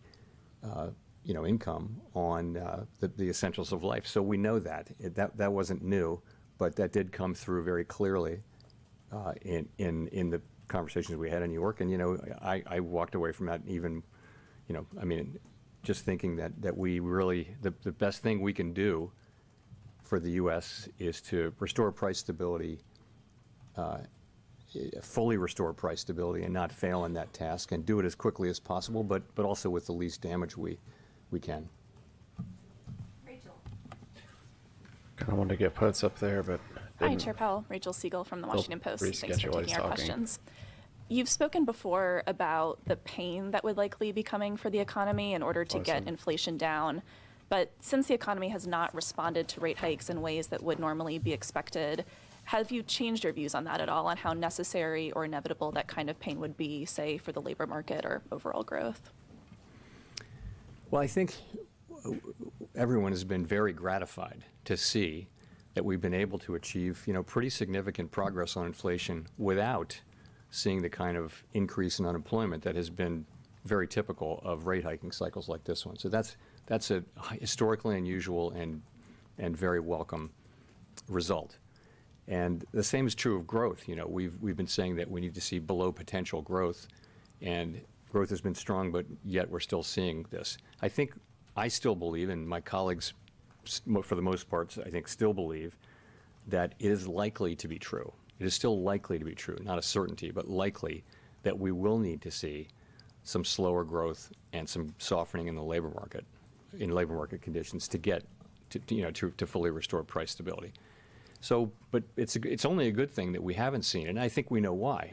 Since we lifted off, we have understood that there are really two processes at work here. One of which is the unwinding of the distortions to both supply and demand from the pandemic and the response to the pandemic. Extra time on the and questions. The other is restrictive monetary policy, which is moderating demand and giving the supply side time to recover, time and space to recover. So you see those two forces now working together to bring down inflation. But it's that first one can bring down inflation without the need for higher unemployment or slower growth. It's supply side improvements like shortages and bottlenecks and that kind of thing going away. It's getting a significant increase in the size of the labor market now, both from labor force participation and from immigration.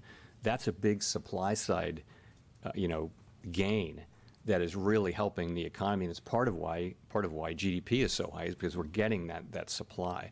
So we welcome that, but I think those things will run their course, and we're probably still going to be left. We think, and I think, we'll still be left with some ground to cover to get back to full price stability, and that's where monetary policy and what we do with demand is still going to be important.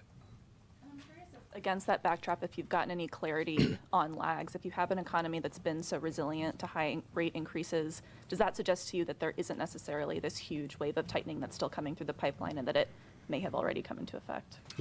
I continue to think it's very hard to say. So it's been 1 year at this meeting. 1 year ago, this was the fourth of our 75 basis points hikes.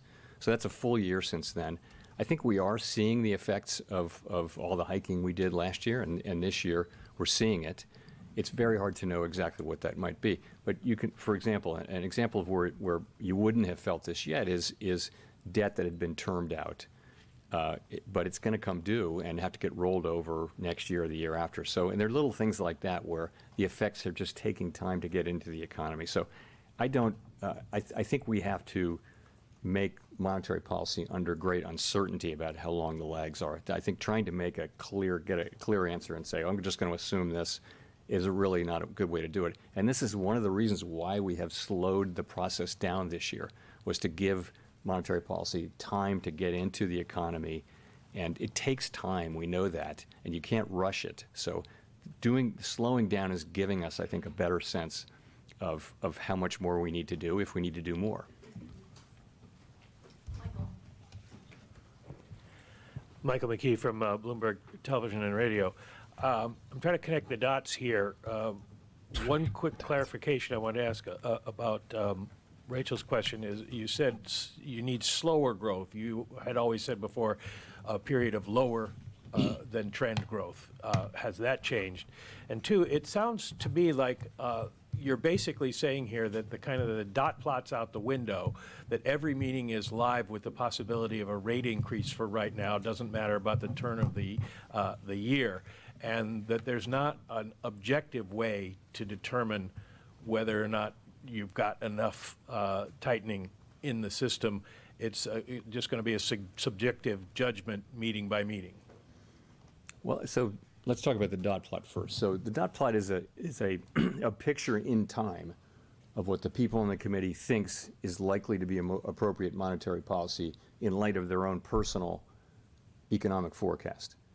In principle, when things change, that's not like a plan that anybody's agreed to or that we will do. That's a forecast that would change, for example. I mean, many things could change that would cause people to say, I wouldn't write down that dot, 6 weeks later. Think of the number of things that could change your mind on that. So I think the efficacy of the dot plot probably decays over the 3-month period the power hour here. between that meeting and the next meeting. But nonetheless, it's out there, and we do personally update our forecast, but we don't formally update the dot plot. So, I think we try to be as transparent as we can about the way we're thinking about these things. We're laying out there our thinking, and as we approach the meeting, we'll all be, my colleagues and I will be talking about how we're processing that data. In terms of, we're not really changing the way, in terms of growth, what I said was below potential. So what you have here recently is growth that is temporarily, potential growth is elevated for a year or two right now over its trend level. So the right way to think about it is what's potential growth this year. People think trend growth over a long period of time is a little bit less than 2%, or I would say just around 2%. But what we've had is with the improvement in the size of the labor force, as I mentioned, patient and immigration, and with the better functioning in the labor market, and with the unwinding of the supply chain and shortages and those kinds of things, you're seeing actually elevated potential growth. There's catch-up growth that can happen in potential, and that means that if you could be growing at 2% this year and still be growing below the increase in the potential output of the economy. I hope that's clear. That's really what's going on. That's why I would say it as below potential. But if you could clarify what I asked about meeting by meeting, are we essentially now supposed to assume that it's a meeting by meeting, live meeting with a chance of a rate increase that will be decided on subjective criteria rather than objective at each meeting? A double top here. I mean, I don't know that I want to just accept anybody's characterization of it. I'll tell you how we're doing this. So we're going meeting by meeting. We're asking ourselves whether we've achieved a stance of policy that is sufficiently restrictive to bring inflation down to 2% over time. That's the question we're asking. We're looking at the full range of economic data, including financial conditions and all of those things that we look at. And then we've come very far with this rate hiking cycle, very far. And you saw the spread at the September meeting of, it's a relatively small spread of people think 1 or 2 additional hikes. So you're close to the end of the cycle. That was an impression a belief as of September. It's not a promise or a plan of the future. And so we're going into these meetings one by one. We're looking at the data. As I mentioned, we're also, we're being careful. We're proceeding carefully because we can proceed carefully at this time. Monetary policy is restrictive. We see its effects, particularly in interest-sensitive spending and other channels. So that's how I think about it. Neil. Thanks. Hi, Chair Powell. Neil Irwin with Axios. Hi there. In light of the run-up in long-term yields we've seen the last several weeks, have you given any consideration to the pace of your asset runoff program? And if there were a judgment that higher term premium was endangering the dual mandate goals, would that be reason to think about slowing or suspending QT, or should we think about a more technical question around reserves? I don't know. It's up already a percent. Committee is not considering changing the pace of balance sheet runoff. It's not something we're talking about or considering. And I know there are many candidate explanations for why rates have been going up. And QT is certainly on that list. It may be playing a relatively small effect, although I would say at $3.3 trillion in reserves, It's Yeah, not. channel I break, think it's hard to usually make a bullish. case that reserves are even close to scarce at this point. So that's not something that we're looking at right now. If it holds. Hi, Victoria Guido with Politico. I wanted to ask about the Basel III endgame capital proposal. You've gotten a lot of pushback from people on different aspects of the proposal, and you yourself expressed some reservations. And I'm just curious, could you accept finalizing that proposal without significant changes? So that proposal is out for comment, and we expect a lot of comment. We won't get those comments until the end of, until well into next year. We've extended the deadline, and we'll take them seriously. We'll read them. I'll say what I do expect is that we will come to we're a consensus-driven organization. We'll come to a package that has maybe I'll broad pull back to support get on some the board. calls. So does broad support mean more support than the proposal had? It means broad support. Got her. Janelle Marte with Bloomberg. So, in addition to persistence, when you look at long-term treasury yields, what else are you watching to evaluate how those tighter financial conditions are hitting the economy, and if it will lessen the need for further tightening? Also, do you think that those higher yields could affect banking stress?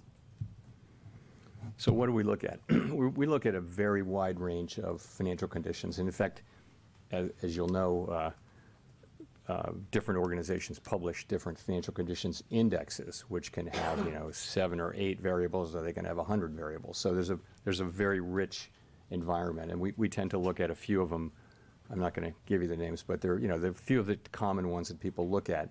And so they're looking at things like the level of the dollar, the level of equity prices, the level of rates, the credit spreads. Sometimes they're pulling in credit availability and things like that. So it isn't any one thing. We would never look at, for example, long-term treasury rates in isolation, nor will we ignore them. But we would look at them as part of a broader picture. And they do play a role, of course, in many of the major standard financial condition indexes. Your second question was?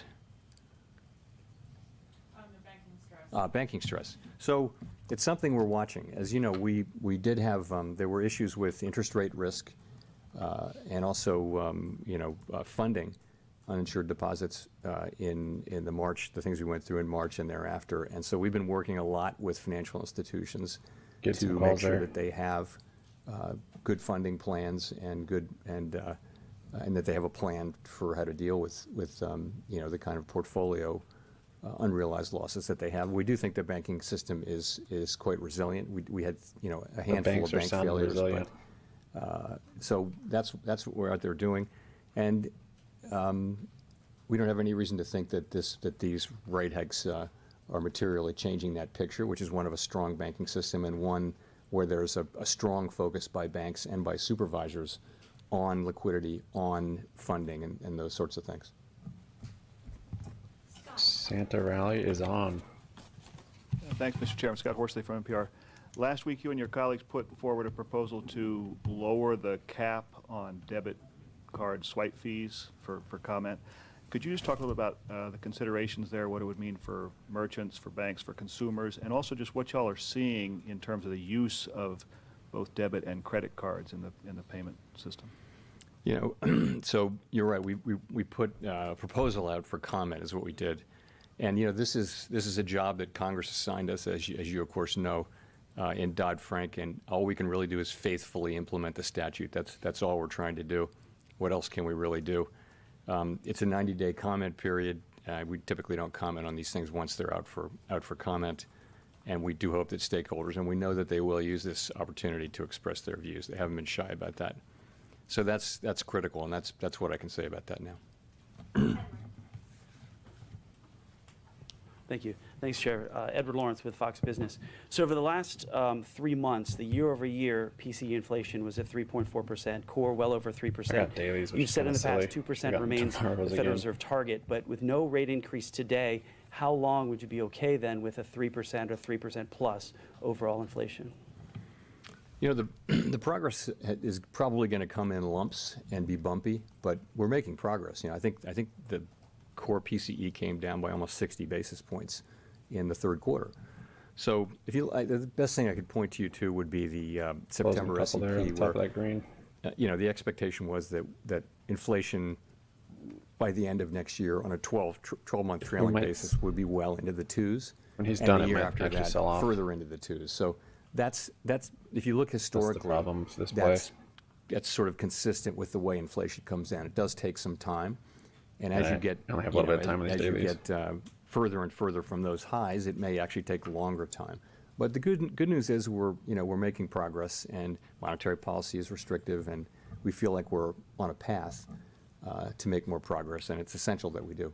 Closed a couple You said more. in the past that doing too little on interest rates could take years to fix, but the cost of doing too much could be easily fixed. How robust was the debate about this pause on the doing too little side? Contracts are moving pretty good. Just up That's in this always the consolidation question area. we're asking ourselves. Crazy. And we know that if we fail to restore price stability, the risk is that expectations of higher inflation get entrenched in the economy, and we know that that's really bad for people. Inflation will be both higher and more volatile. That's a prescription for misery, and so we're really committed to not letting that happen.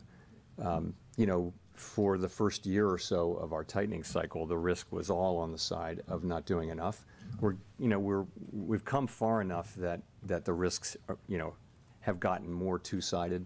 You can't identify that with a lot of precision, but it does feel like the risks are more two-sided now. But we're committed to getting inflation back down to our target over time, and we will.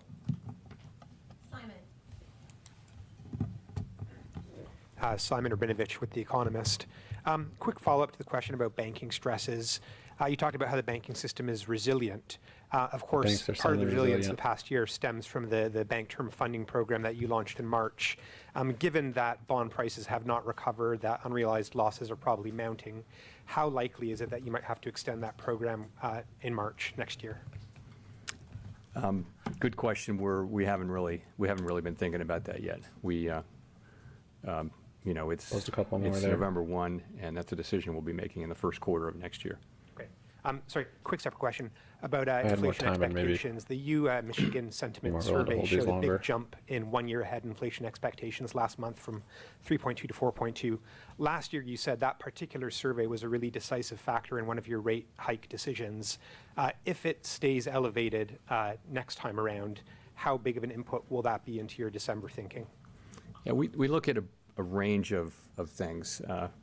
I think the UM thing got blown out of proportion a little bit. It was actually a preliminary estimate that got revised away, and I said it was preliminary in that, but that didn't get picked up. So we look at many things, and so really look across the broad array of surveys and also market-based estimates, and we do that really carefully at every meeting and between meetings. And, it's just clear that inflation expectations are in a good place. The public does believe that inflation will get back down to 2% over time, and it will. They're right. So, and there's no real crack in that armor. You can always find one reading that is a little bit out of whack, but honestly, the bulk of them are just very clear that the public believes that inflation will come down, and that's, of course, we believe that's critical. I did 2 market orders and it's showing it's not filled. I guess that's a good thing. We're rallying still.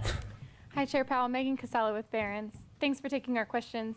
I wanted to see if you could talk about the neutral rate. You mentioned today that you're still debating whether rates are sufficiently restrictive, and you've recently said that evidence is suggesting policy is not too tight right now. So I was curious if you could elaborate on that at all and whether that means the neutral rate, in your view, has risen. Yeah. A couple more. So first thing to say is that it's very important. It's a very important variable in the way we think about monetary policy, but you can't identify it with any precision in real time, and we know that. So you have to just take that. You have to take your estimate of it with a grain of salt. What we know now is, within a range of estimates of the neutral rate, policy is restrictive, and it's therefore putting downward pressure on economic activity, hiring, and inflation. So we do talk about this. There's not any debate or attempt to to That's sort a of gap too. agree as a group on that'd be a nice whether gap our fill. star has moved or not. Some people think it has. Some people haven't said that don't think it has. Ultimately, it's unknowable, and so really, again, what we're focused on is, looking at the data and giving ourselves a little more time now to look carefully at the data by being careful in our moves. Does it feel like monetary policy is restrictive enough to bring inflation down to 2% over time? That's the question we're asking ourselves. I think, years from now, economists will be revising their estimates of R-star as it existed on November 1, 2023. We can't really wait for that in making policy. We have to we have to have those models and look at them and think about them, but ultimately we've got to look at the effects of that policies have, They're on SPY. accounting for the lags, which makes it difficult. If I could follow up on a wages point earlier, you talked about the inflation outlook, but I'm curious if you have any concerns whether wage inflation at its current level could risk pushing up overall inflation or reacceleration.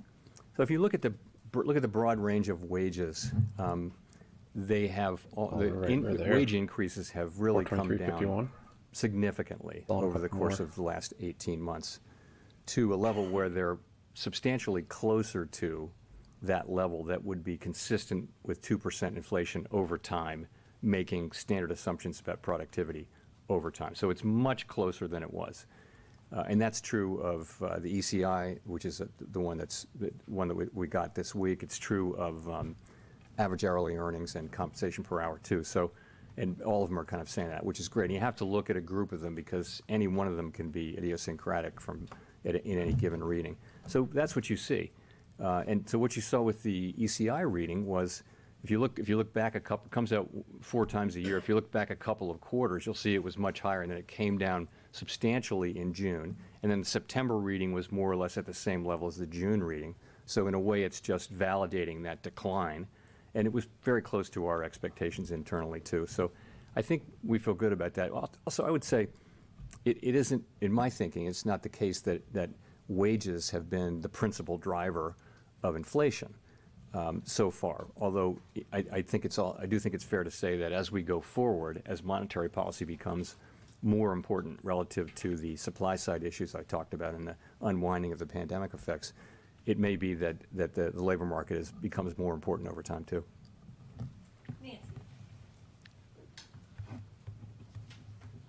Hi, Nancy Marshall-Genzer with Marketplace. Chair Powell, are you now as concerned about overshooting and raising interest rates too much as you are about getting inflation down to the 2% target? So as I mentioned, I think for much of the last year and a half, the concern was not doing too much, not doing enough. It was not getting rates high enough in time to avoid having inflation expectations, higher inflation expectations, become entrenched. So that was the concern. I think we've reached now more than 18 months into this. You can see by the fact that we have slowed down, although that we're still trying to gain confidence in what the appropriate stance is. But you can see that we think, and I think, that the risks are getting more balanced. I'll just say that they're getting more balanced. The risk of doing too much versus the risk of doing too little are getting more closer to balance, because policy is I think clearly restrictive at 5.25% to 5.5%. That range, if you take off a mainstream estimate of the expected inflation, take 1 year inflation, you're going to see a real policy rate that is well above mainstream estimates of a neutral policy rate. Now that's arithmetic. It doesn't really, what the proof is really in how the economy reacts. But I would say that we're in a place where those risks are getting closer to being in balance. And you said the proof is how the economy reacts. What are you looking at to be sure you're not overshooting? Well, I think what we're looking at is, is inflation still broadly cooling?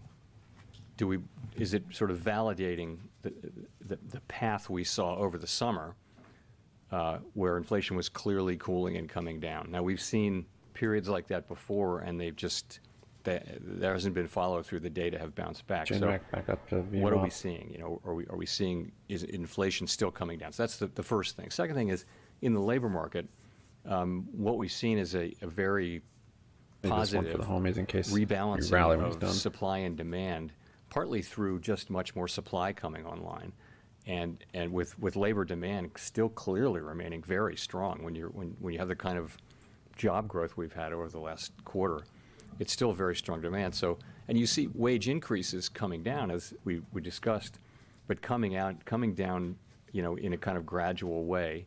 I think that's what we want to see, that whole set of processes continue. Gap fill.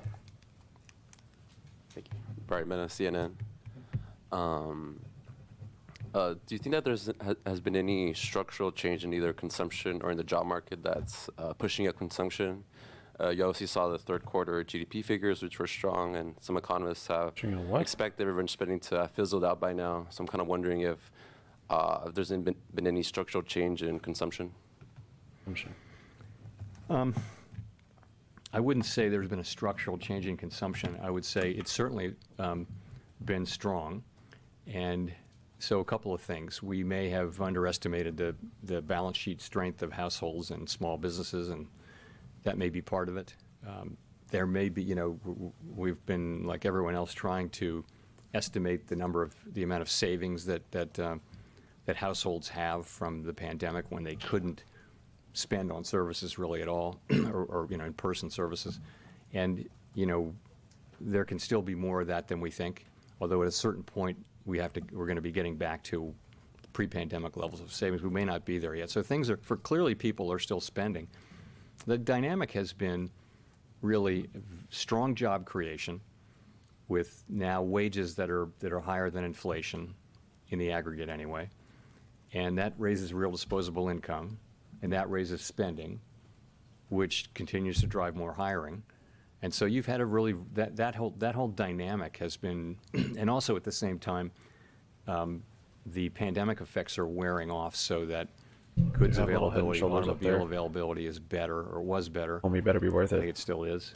And from a business standpoint, there are more people to hire, and there's more labor supply. So the whole thing has led to more growth, more spending, and that kind of thing. And it's been good. And the thing is, we've been achieving progress on inflation in the middle of this. So it's been a dynamic. The question is, how long can that continue? And I just think the existence of this second set of factors at this time, which is the unwinding of the pandemic effects, that's what makes this cycle unique, I think. And we're still learning.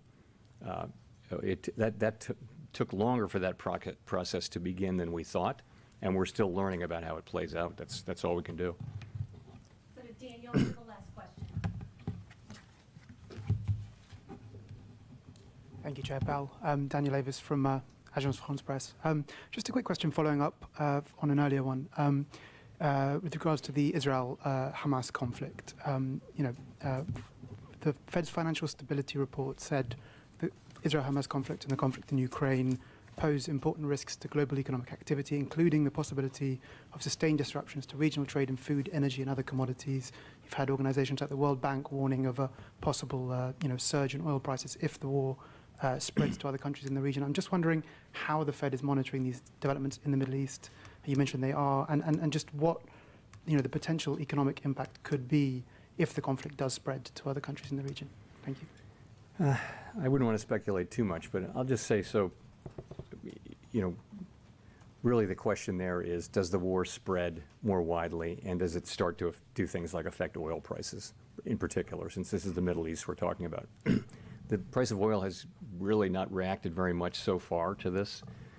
As the Fed, as the Federal Open Market Committee, our job is really to understand the economy and the economic effects. And it isn't clear at this point that the conflict in the Middle East is on track to have significant economic effects. That doesn't mean it isn't incredibly important and something for people to take really important notice of, but it may or may not turn out to be something that matters for the Federal Open Market Committee as an economic body. But what the Financial Stability Report does is it calls out risks, and that's what it's doing, is calling out a risk of that. And the war in Ukraine, the same. War in Ukraine, did have immediately very significant macroeconomic implications because of the connection to commodities. So, thank you. Thank you. Thanks very much. That's it.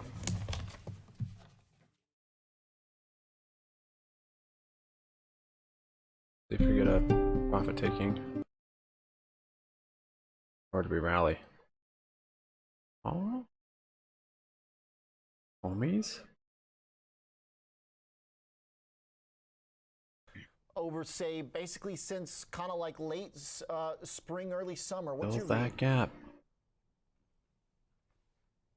I kind of agree with that. 40 minutes to go. This particular meeting, I don't think the statement was revised other than to update it Fill for that recent gap. data and upgrade growth a little bit. Basically, a very similar statement. If you listen to the press conference, particularly the preamble at the beginning where it's prepared remarks, I'd like to go back and compare them. I think it's almost word for word what has been said at previous press conferences. They're in a wait and watch mode, and keeping their options open mode, and therefore there's not a lot different to say. Is that a situation of having your cake and eating it too? I've made references before to the Bible passage of being lukewarm and getting spat out. Can Powell tread this line, There's or new will high. he get abused if he tries to have it both ways? I think he's pretty good at treading that line. I think he's pretty good at communicating, and he's communicating messages that he has been communicating now for quite some time, and that is the committee operates in an atmosphere of uncertainty. It's significant uncertainty. I would say today it's even more significant than it's been in past months because of geopolitical developments and such. And the committee is operating based on the data, and they're going meeting by meeting. We've heard all of this before, and I think he is very competent in Oh, that's right, 'cause we got trying calls. to, Hold on, Bubba. in effect, train the markets to understand the way central Then bankers you can make see money the when it world. goes up also. What are your thoughts on the conversation we just had about the role that the bond market is playing, as there's a commentary that seems like Powell is adopting, which is that the bond market with yields rising is, quote, kind of doing his job for them. But then, as I just argued with Colin, I don't see what else gets yields down other than hyper-aggressive Fed. So how do they resolve that if the bond market's, quote, doing their job? Yeah, it was an interesting conversation you have with the person on just before me. I'll say a couple things. One is I think the bond market is doing the job for Yeah, the new Fed high there on SPY. now at this particular point in time, but it's not a reliable connection. That is, the committee can't decide between raising the policy rate or lowering the policy rate and trying to manipulate the market. Those aren't two options. The market effect is somewhat unpredictable. And this a homie. lot of things go into bond pricing. I would say today, increasingly, fiscal concerns are in bond pricing, which the Fed has no particular control over or doesn't even say much about. So, yes, Or they wanna for close now, it. for this meeting, the markets helped and were supportive of what I'm the out. Fed wants to Thanks, homie. accomplish. Whether that will continue remains to be Okay, seen. I'm out. Okay. How will you know, Dennis, how I will fill the the Fed gap. know, and Maybe what it's still should well, we we'll be see. watching as investors to try and figure out kind of which way the right now stalemate breaks? Those who are concerned with inflation risk resurging, which is kind of on the camp that I'm in, versus those concerned with the credit event. Oh, he said I'm curious puts also. if you side Noise. on either end Strangle. of those spectrums, and maybe what to look for to know if we're tilting one way into one of those events. There's even a trade Regarding to catch them effective inflation VWAP. resurging, There.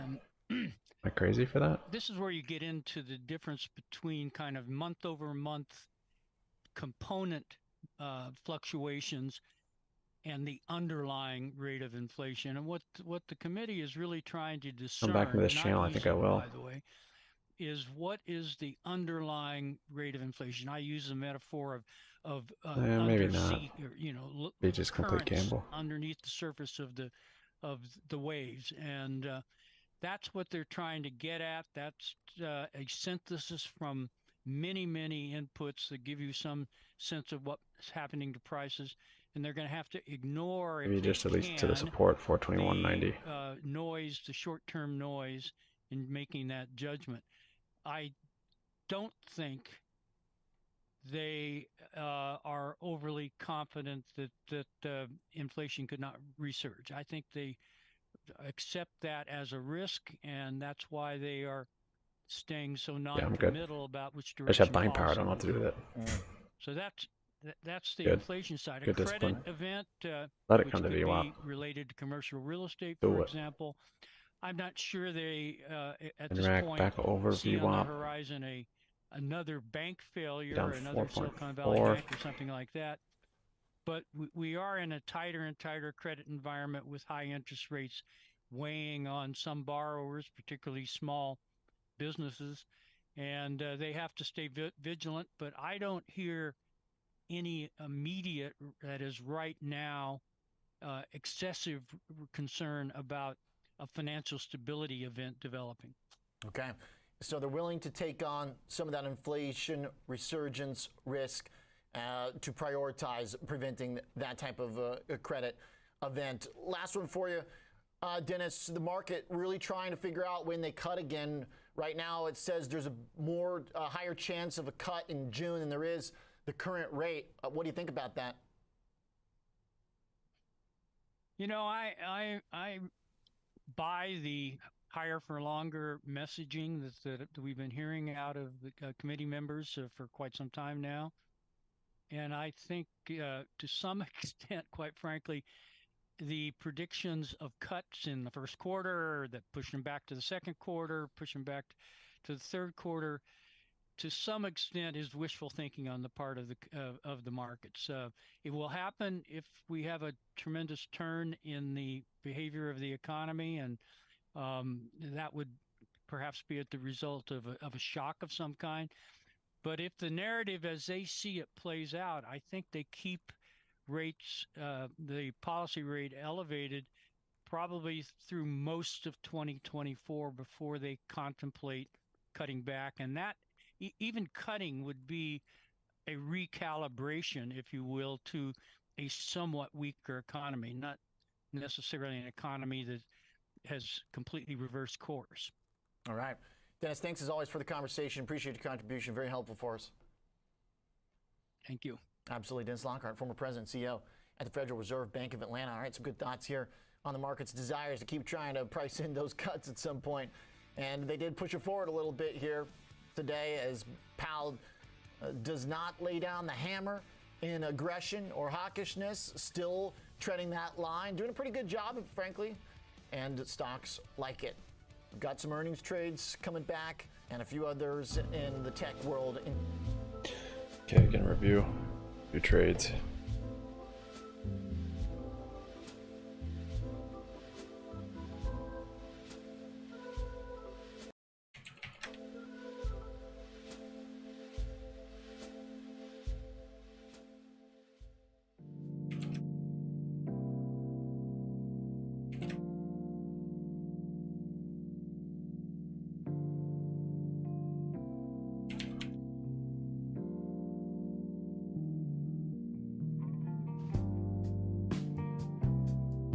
Okay. Happy with my trades today. Didn't make any mistakes, didn't overtrade. The one trade I did take before that FOMC, it's a good little confidence builder. Could have gone much bigger, but probably smart to be smaller on a FOMC day like today. So there's that. I did erase some of the channels, which you'll just have to go back and watch. We had a gap up this morning, very melty. Didn't see any any sort of structure patterns. Started drawing this channel. Then I broke out of that channel. Could have taken calls in the break here. I don't typically like to do just that. So just watched it, let it go up. We started to consolidate up here through this, which was kind of a taper, but similar to here, so it could have still been bullish. Still been the bulls. A 5 minute though, we also had an engulfing candle there. That helped. That helped my conviction that this taper was probably going to roll over at the top. Let me see. So got puts, 5 puts at 10.53. So right here, on a little bounce, kind of building that right shoulder, and could have gotten more here. I talked about it, but I decided not to on FOMC.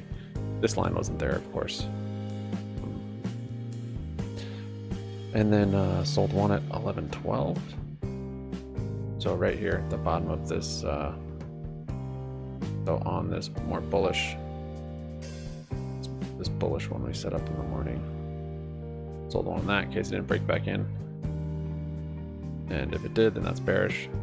And it did end up breaking back in, so that was good for the puts. Sold another one right here on this next channel.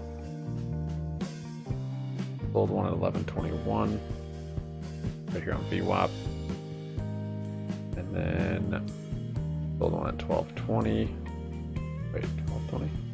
Yeah. Yeah, I held that one for a long time. Because it stayed in this bearish channel, right? So if it wasn't FOMC day, I would have probably tried to get some more at the top of the channel here. But given that it was, I thought I could just chop around here. So just stuck with what I had. Yeah, 12.20. So yeah, right here, nailed another nice close. I was waiting for the bottom of the channel, but then started to show some weakness here, and I thought maybe it's tapering on the bottom. Again, FOMC, might like VWAP. So closed one there, and then still had one for the homies, which was good because it rejected VWAP, came down, but I didn't close that one until 110, so I didn't get a great exit there, but the exit made sense, and the sense was it's breaking out of this channel. So that's what I do. I'm happy with all those trades, happy with the exits and entries. They all made sense. Yeah, I don't think I could have traded it much better. I mean, given in hindsight, I could have closed it here instead of here, but I like that. Leaving one for the homies in case it checks here and we come down further. There was a gap down there too to fill. So that was the first trade, and it's already 1 o'clock. So trading less, of course, helps. Second trade, I bought 2 calls. There was other trade setups, maybe 1 or 2, but I was more hesitant just being FOMC. Bought 2 calls at 2. So is that 1,500? No, that's 3. 1,400.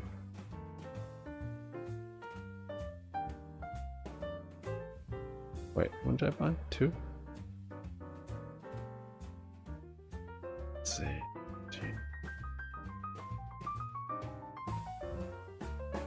Bought 2 calls there. Oh, that's right when he... What? I remember buying 2 calls right at the... Oh yeah, that's right. Because the direction it went when the FOMC released, I was going to buy that direction. So I bought 2 calls immediately. That green candle. Sold one for a profit. 238. So waited till up here. Wow.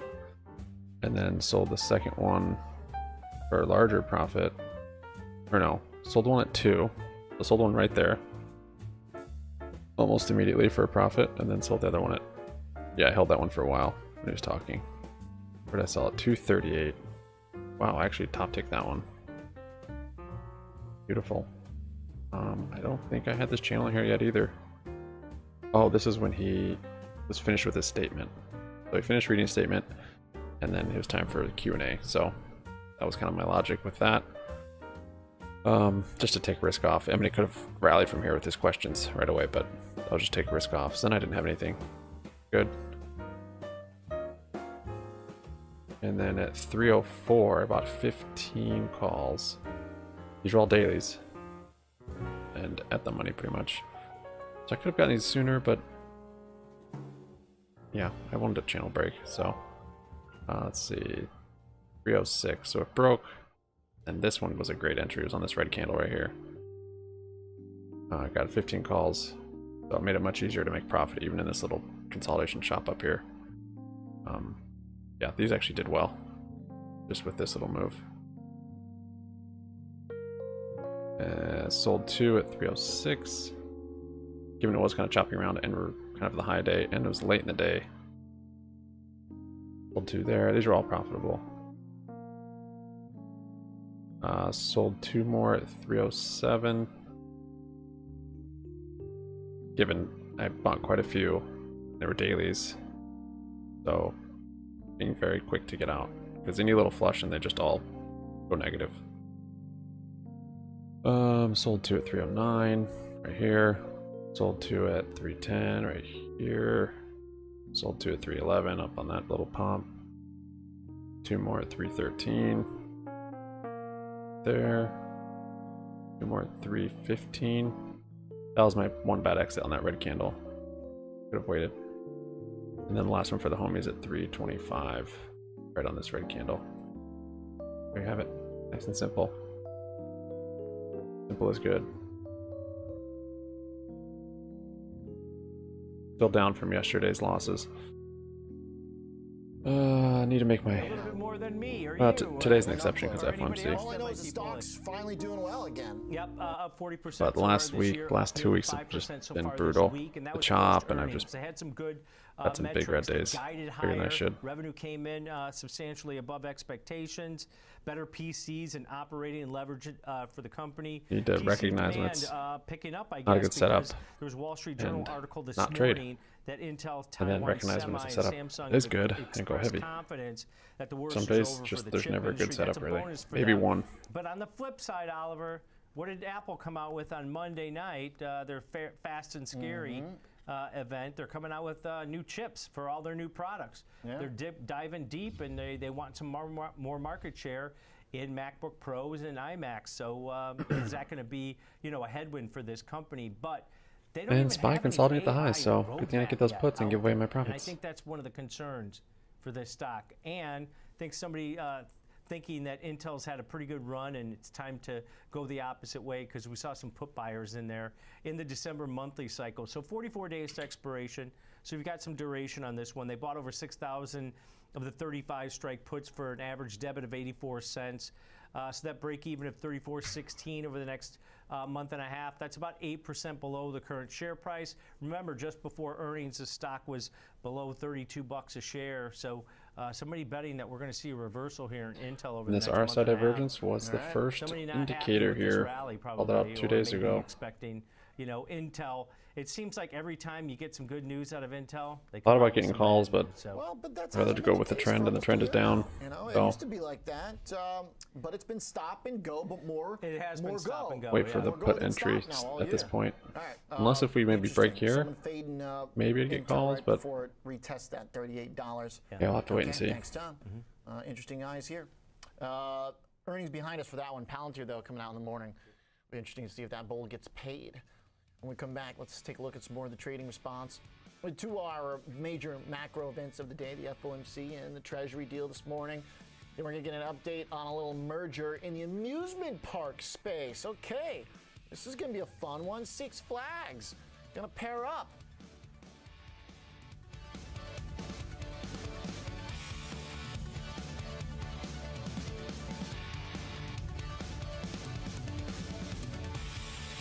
Schwab Bank Investor Checking, the checking account built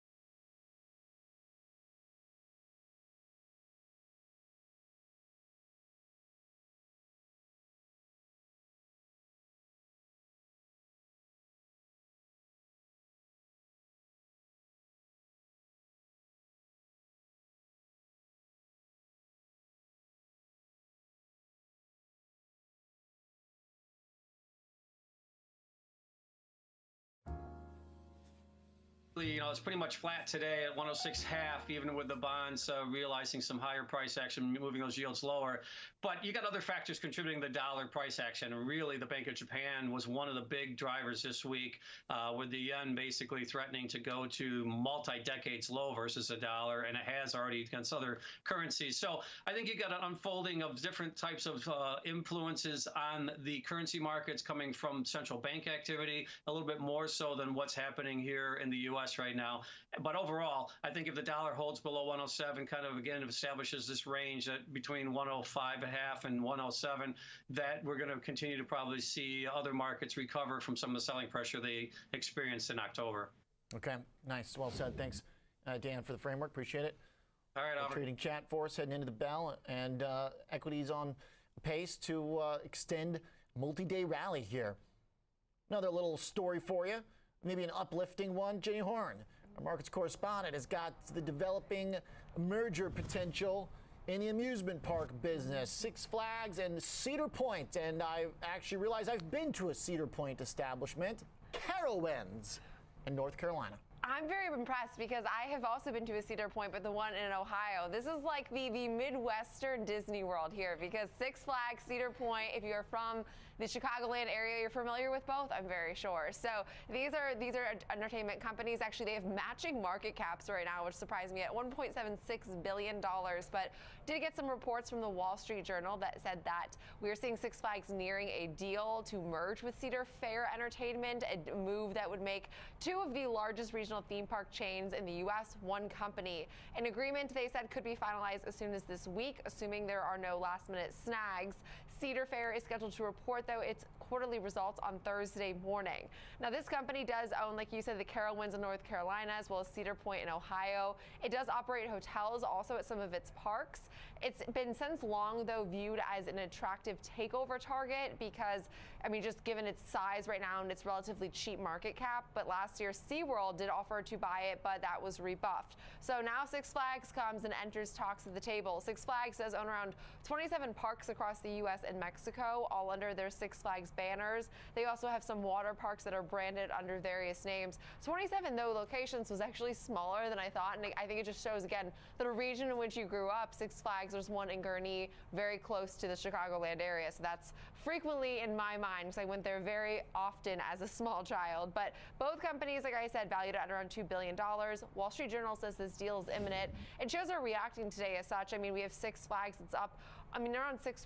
They've given up some of their steam, but we'll have to see if this deal is able to go through after SeaWorld was a failed acquisition. Can Six Flags come and make some things happen here and the entertainment world M&A table? Yeah, all right. I mean, there's only so many options for them, right? But you know, when you hear a merger happen, a lot of times the stock doesn't do well. But Six Flags rallying feels like it makes sense then, the market telling us. However, I got to say, Cedar Point's got a pretty good ticker. Cedar Fair, rather. FUN. I know, they've got to hang on to that. It's a great ticker. Okay, all right. Thanks, Jenny. Nice bounce in both the stocks. When we come back, we're going to go to the bell with the Schwab team, assess what we learned on the day, and then we've got earnings as this afternoon gets busy. Buckle up. We've got a lot of reports coming out, a couple big ones, and a couple of key thematic ones like Supermicro. Qualcomm, definitely a highlight. Stick around.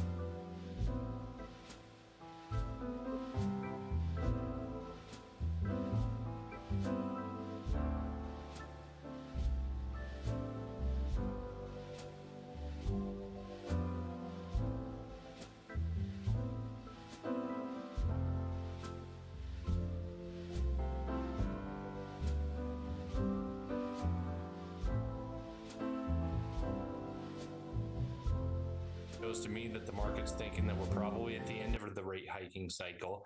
If you look at the probabilities of an additional rate hike, they came down a little bit. They're about 20% just for this December meeting. So I think that the bar for an additional rate hike, at least in terms of the market's view, is probably pretty high right now, Oliver. Okay. And there is still, though, this constant game of like trying to push forward cuts. It kind of boggles my mind a little bit that our odds of a cut by mid next year did go up a little bit here, Kevin, you know, on a period in which GDP ramped up. So to me, it's like stocks kind of linked to that still is like not making sense to me. Is that, am I right to be confused there? Well, I think the expectation of cuts, you know, at this stage, and if you're looking really far out next year, whether it's talking about cuts or talking about hikes, I just think looking that far out with Fed policy and with monetary policy is a bit of a fool's errand, especially with, you know, the aggressiveness that you had last year, you know, or whether you're talking about transitory inflation. I mean, you could sort of pick whatever you want, pick whatever topic you want, and we've kind of all been surprised, whether it's to the upside or to the downside. And even if the Fed is done hiking at this point, there's really no excitement that's been baked into the stock market, at least because if you just say that July was the last hike, there's really been no pause rally. The market performance since July has been horrible. And, you know, maybe it's not a coincidence that we had the peak in July 31st. So I'd approach it that way. In terms of cuts themselves, you know, I think if you're looking at that as the scenario, maybe the base case for 2024, you have to think about the nature of the cuts and under what conditions they come. If it's under, you know, sort of more economic deterioration and you have a lot more of a weakening labor market and the Fed for some reason has to pivot to aggressive rate cuts, that'd probably be more consistent with a recession versus something that's a little bit more calculated and, you know, surgical in nature where they're just cutting a little bit but keeping real rates restrictive and elevated. I think those two scenarios are very different and they would be consistent with very different economic backdrops. Okay. Right now, Cooper, the credit market, does it look like we have some, you know, clear sailing, clear coasts? How does that read on the potential for an economic slowdown that might, you know, precede some cuts down in the future? It seems like if Powell is taking that into account, that gives him some confidence right now. You know, I think Kevin hit the nail on the head about trying to look further out and see the Feds, what they're going to do at the later half of 2024. I think that that's probably a fool's errand. I agree with Kevin on that point. If we look at kind of the corporate credit market right now, we have an up in credit quality bias. So we think that investors should really stick towards the higher rated portion of the fixed income markets, investment grade corporate bonds, kind of over high yield corporate bonds. One of the reasons why is that we have seen spreads increase recently, Oliver, but we just think that they're still not getting compensated. Investors aren't getting compensated as adequately as they should be for where kind of some of the potential risks are.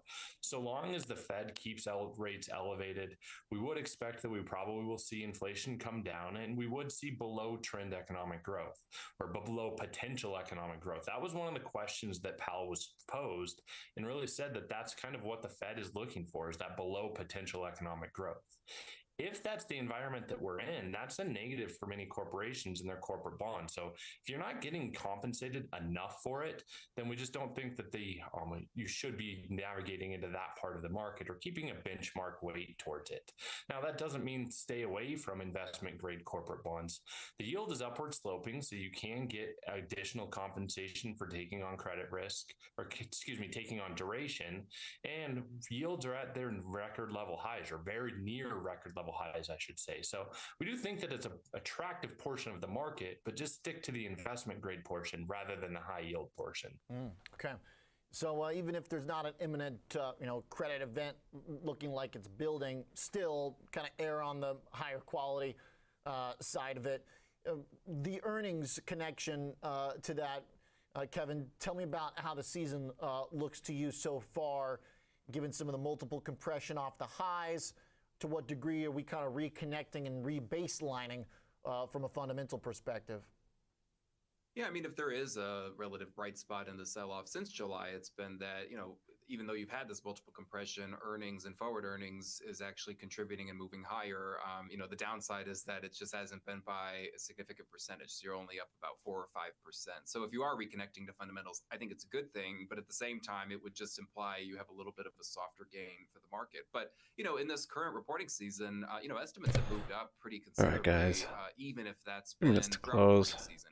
Even if that's been sort of On the track to get something done. a couple of names that are the high flyers, but just happen to have a larger chunk of the overall share. But what you really start It's like to we need see some is adults it's in not there as to much of a calm down story all the of did you children. beat earnings and is that good? Because the market's rewarding companies that do, but not to a significant degree relative to history.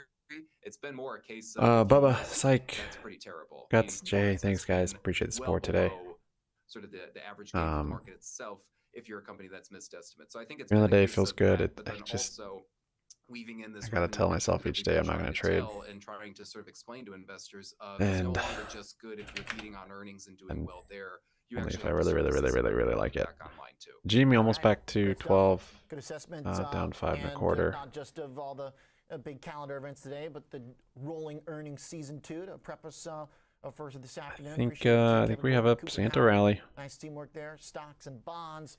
Schwab Potential Center here. Financial Research has got it covered. Coming up. 1 Super minute. Micro. Let's see if we get. That's just the first batch.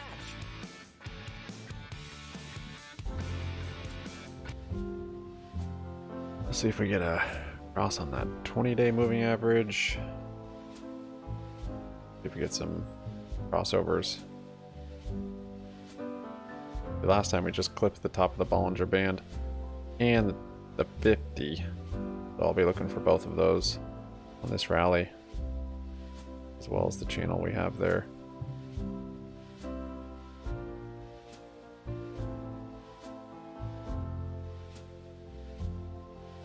There's still a gap up there.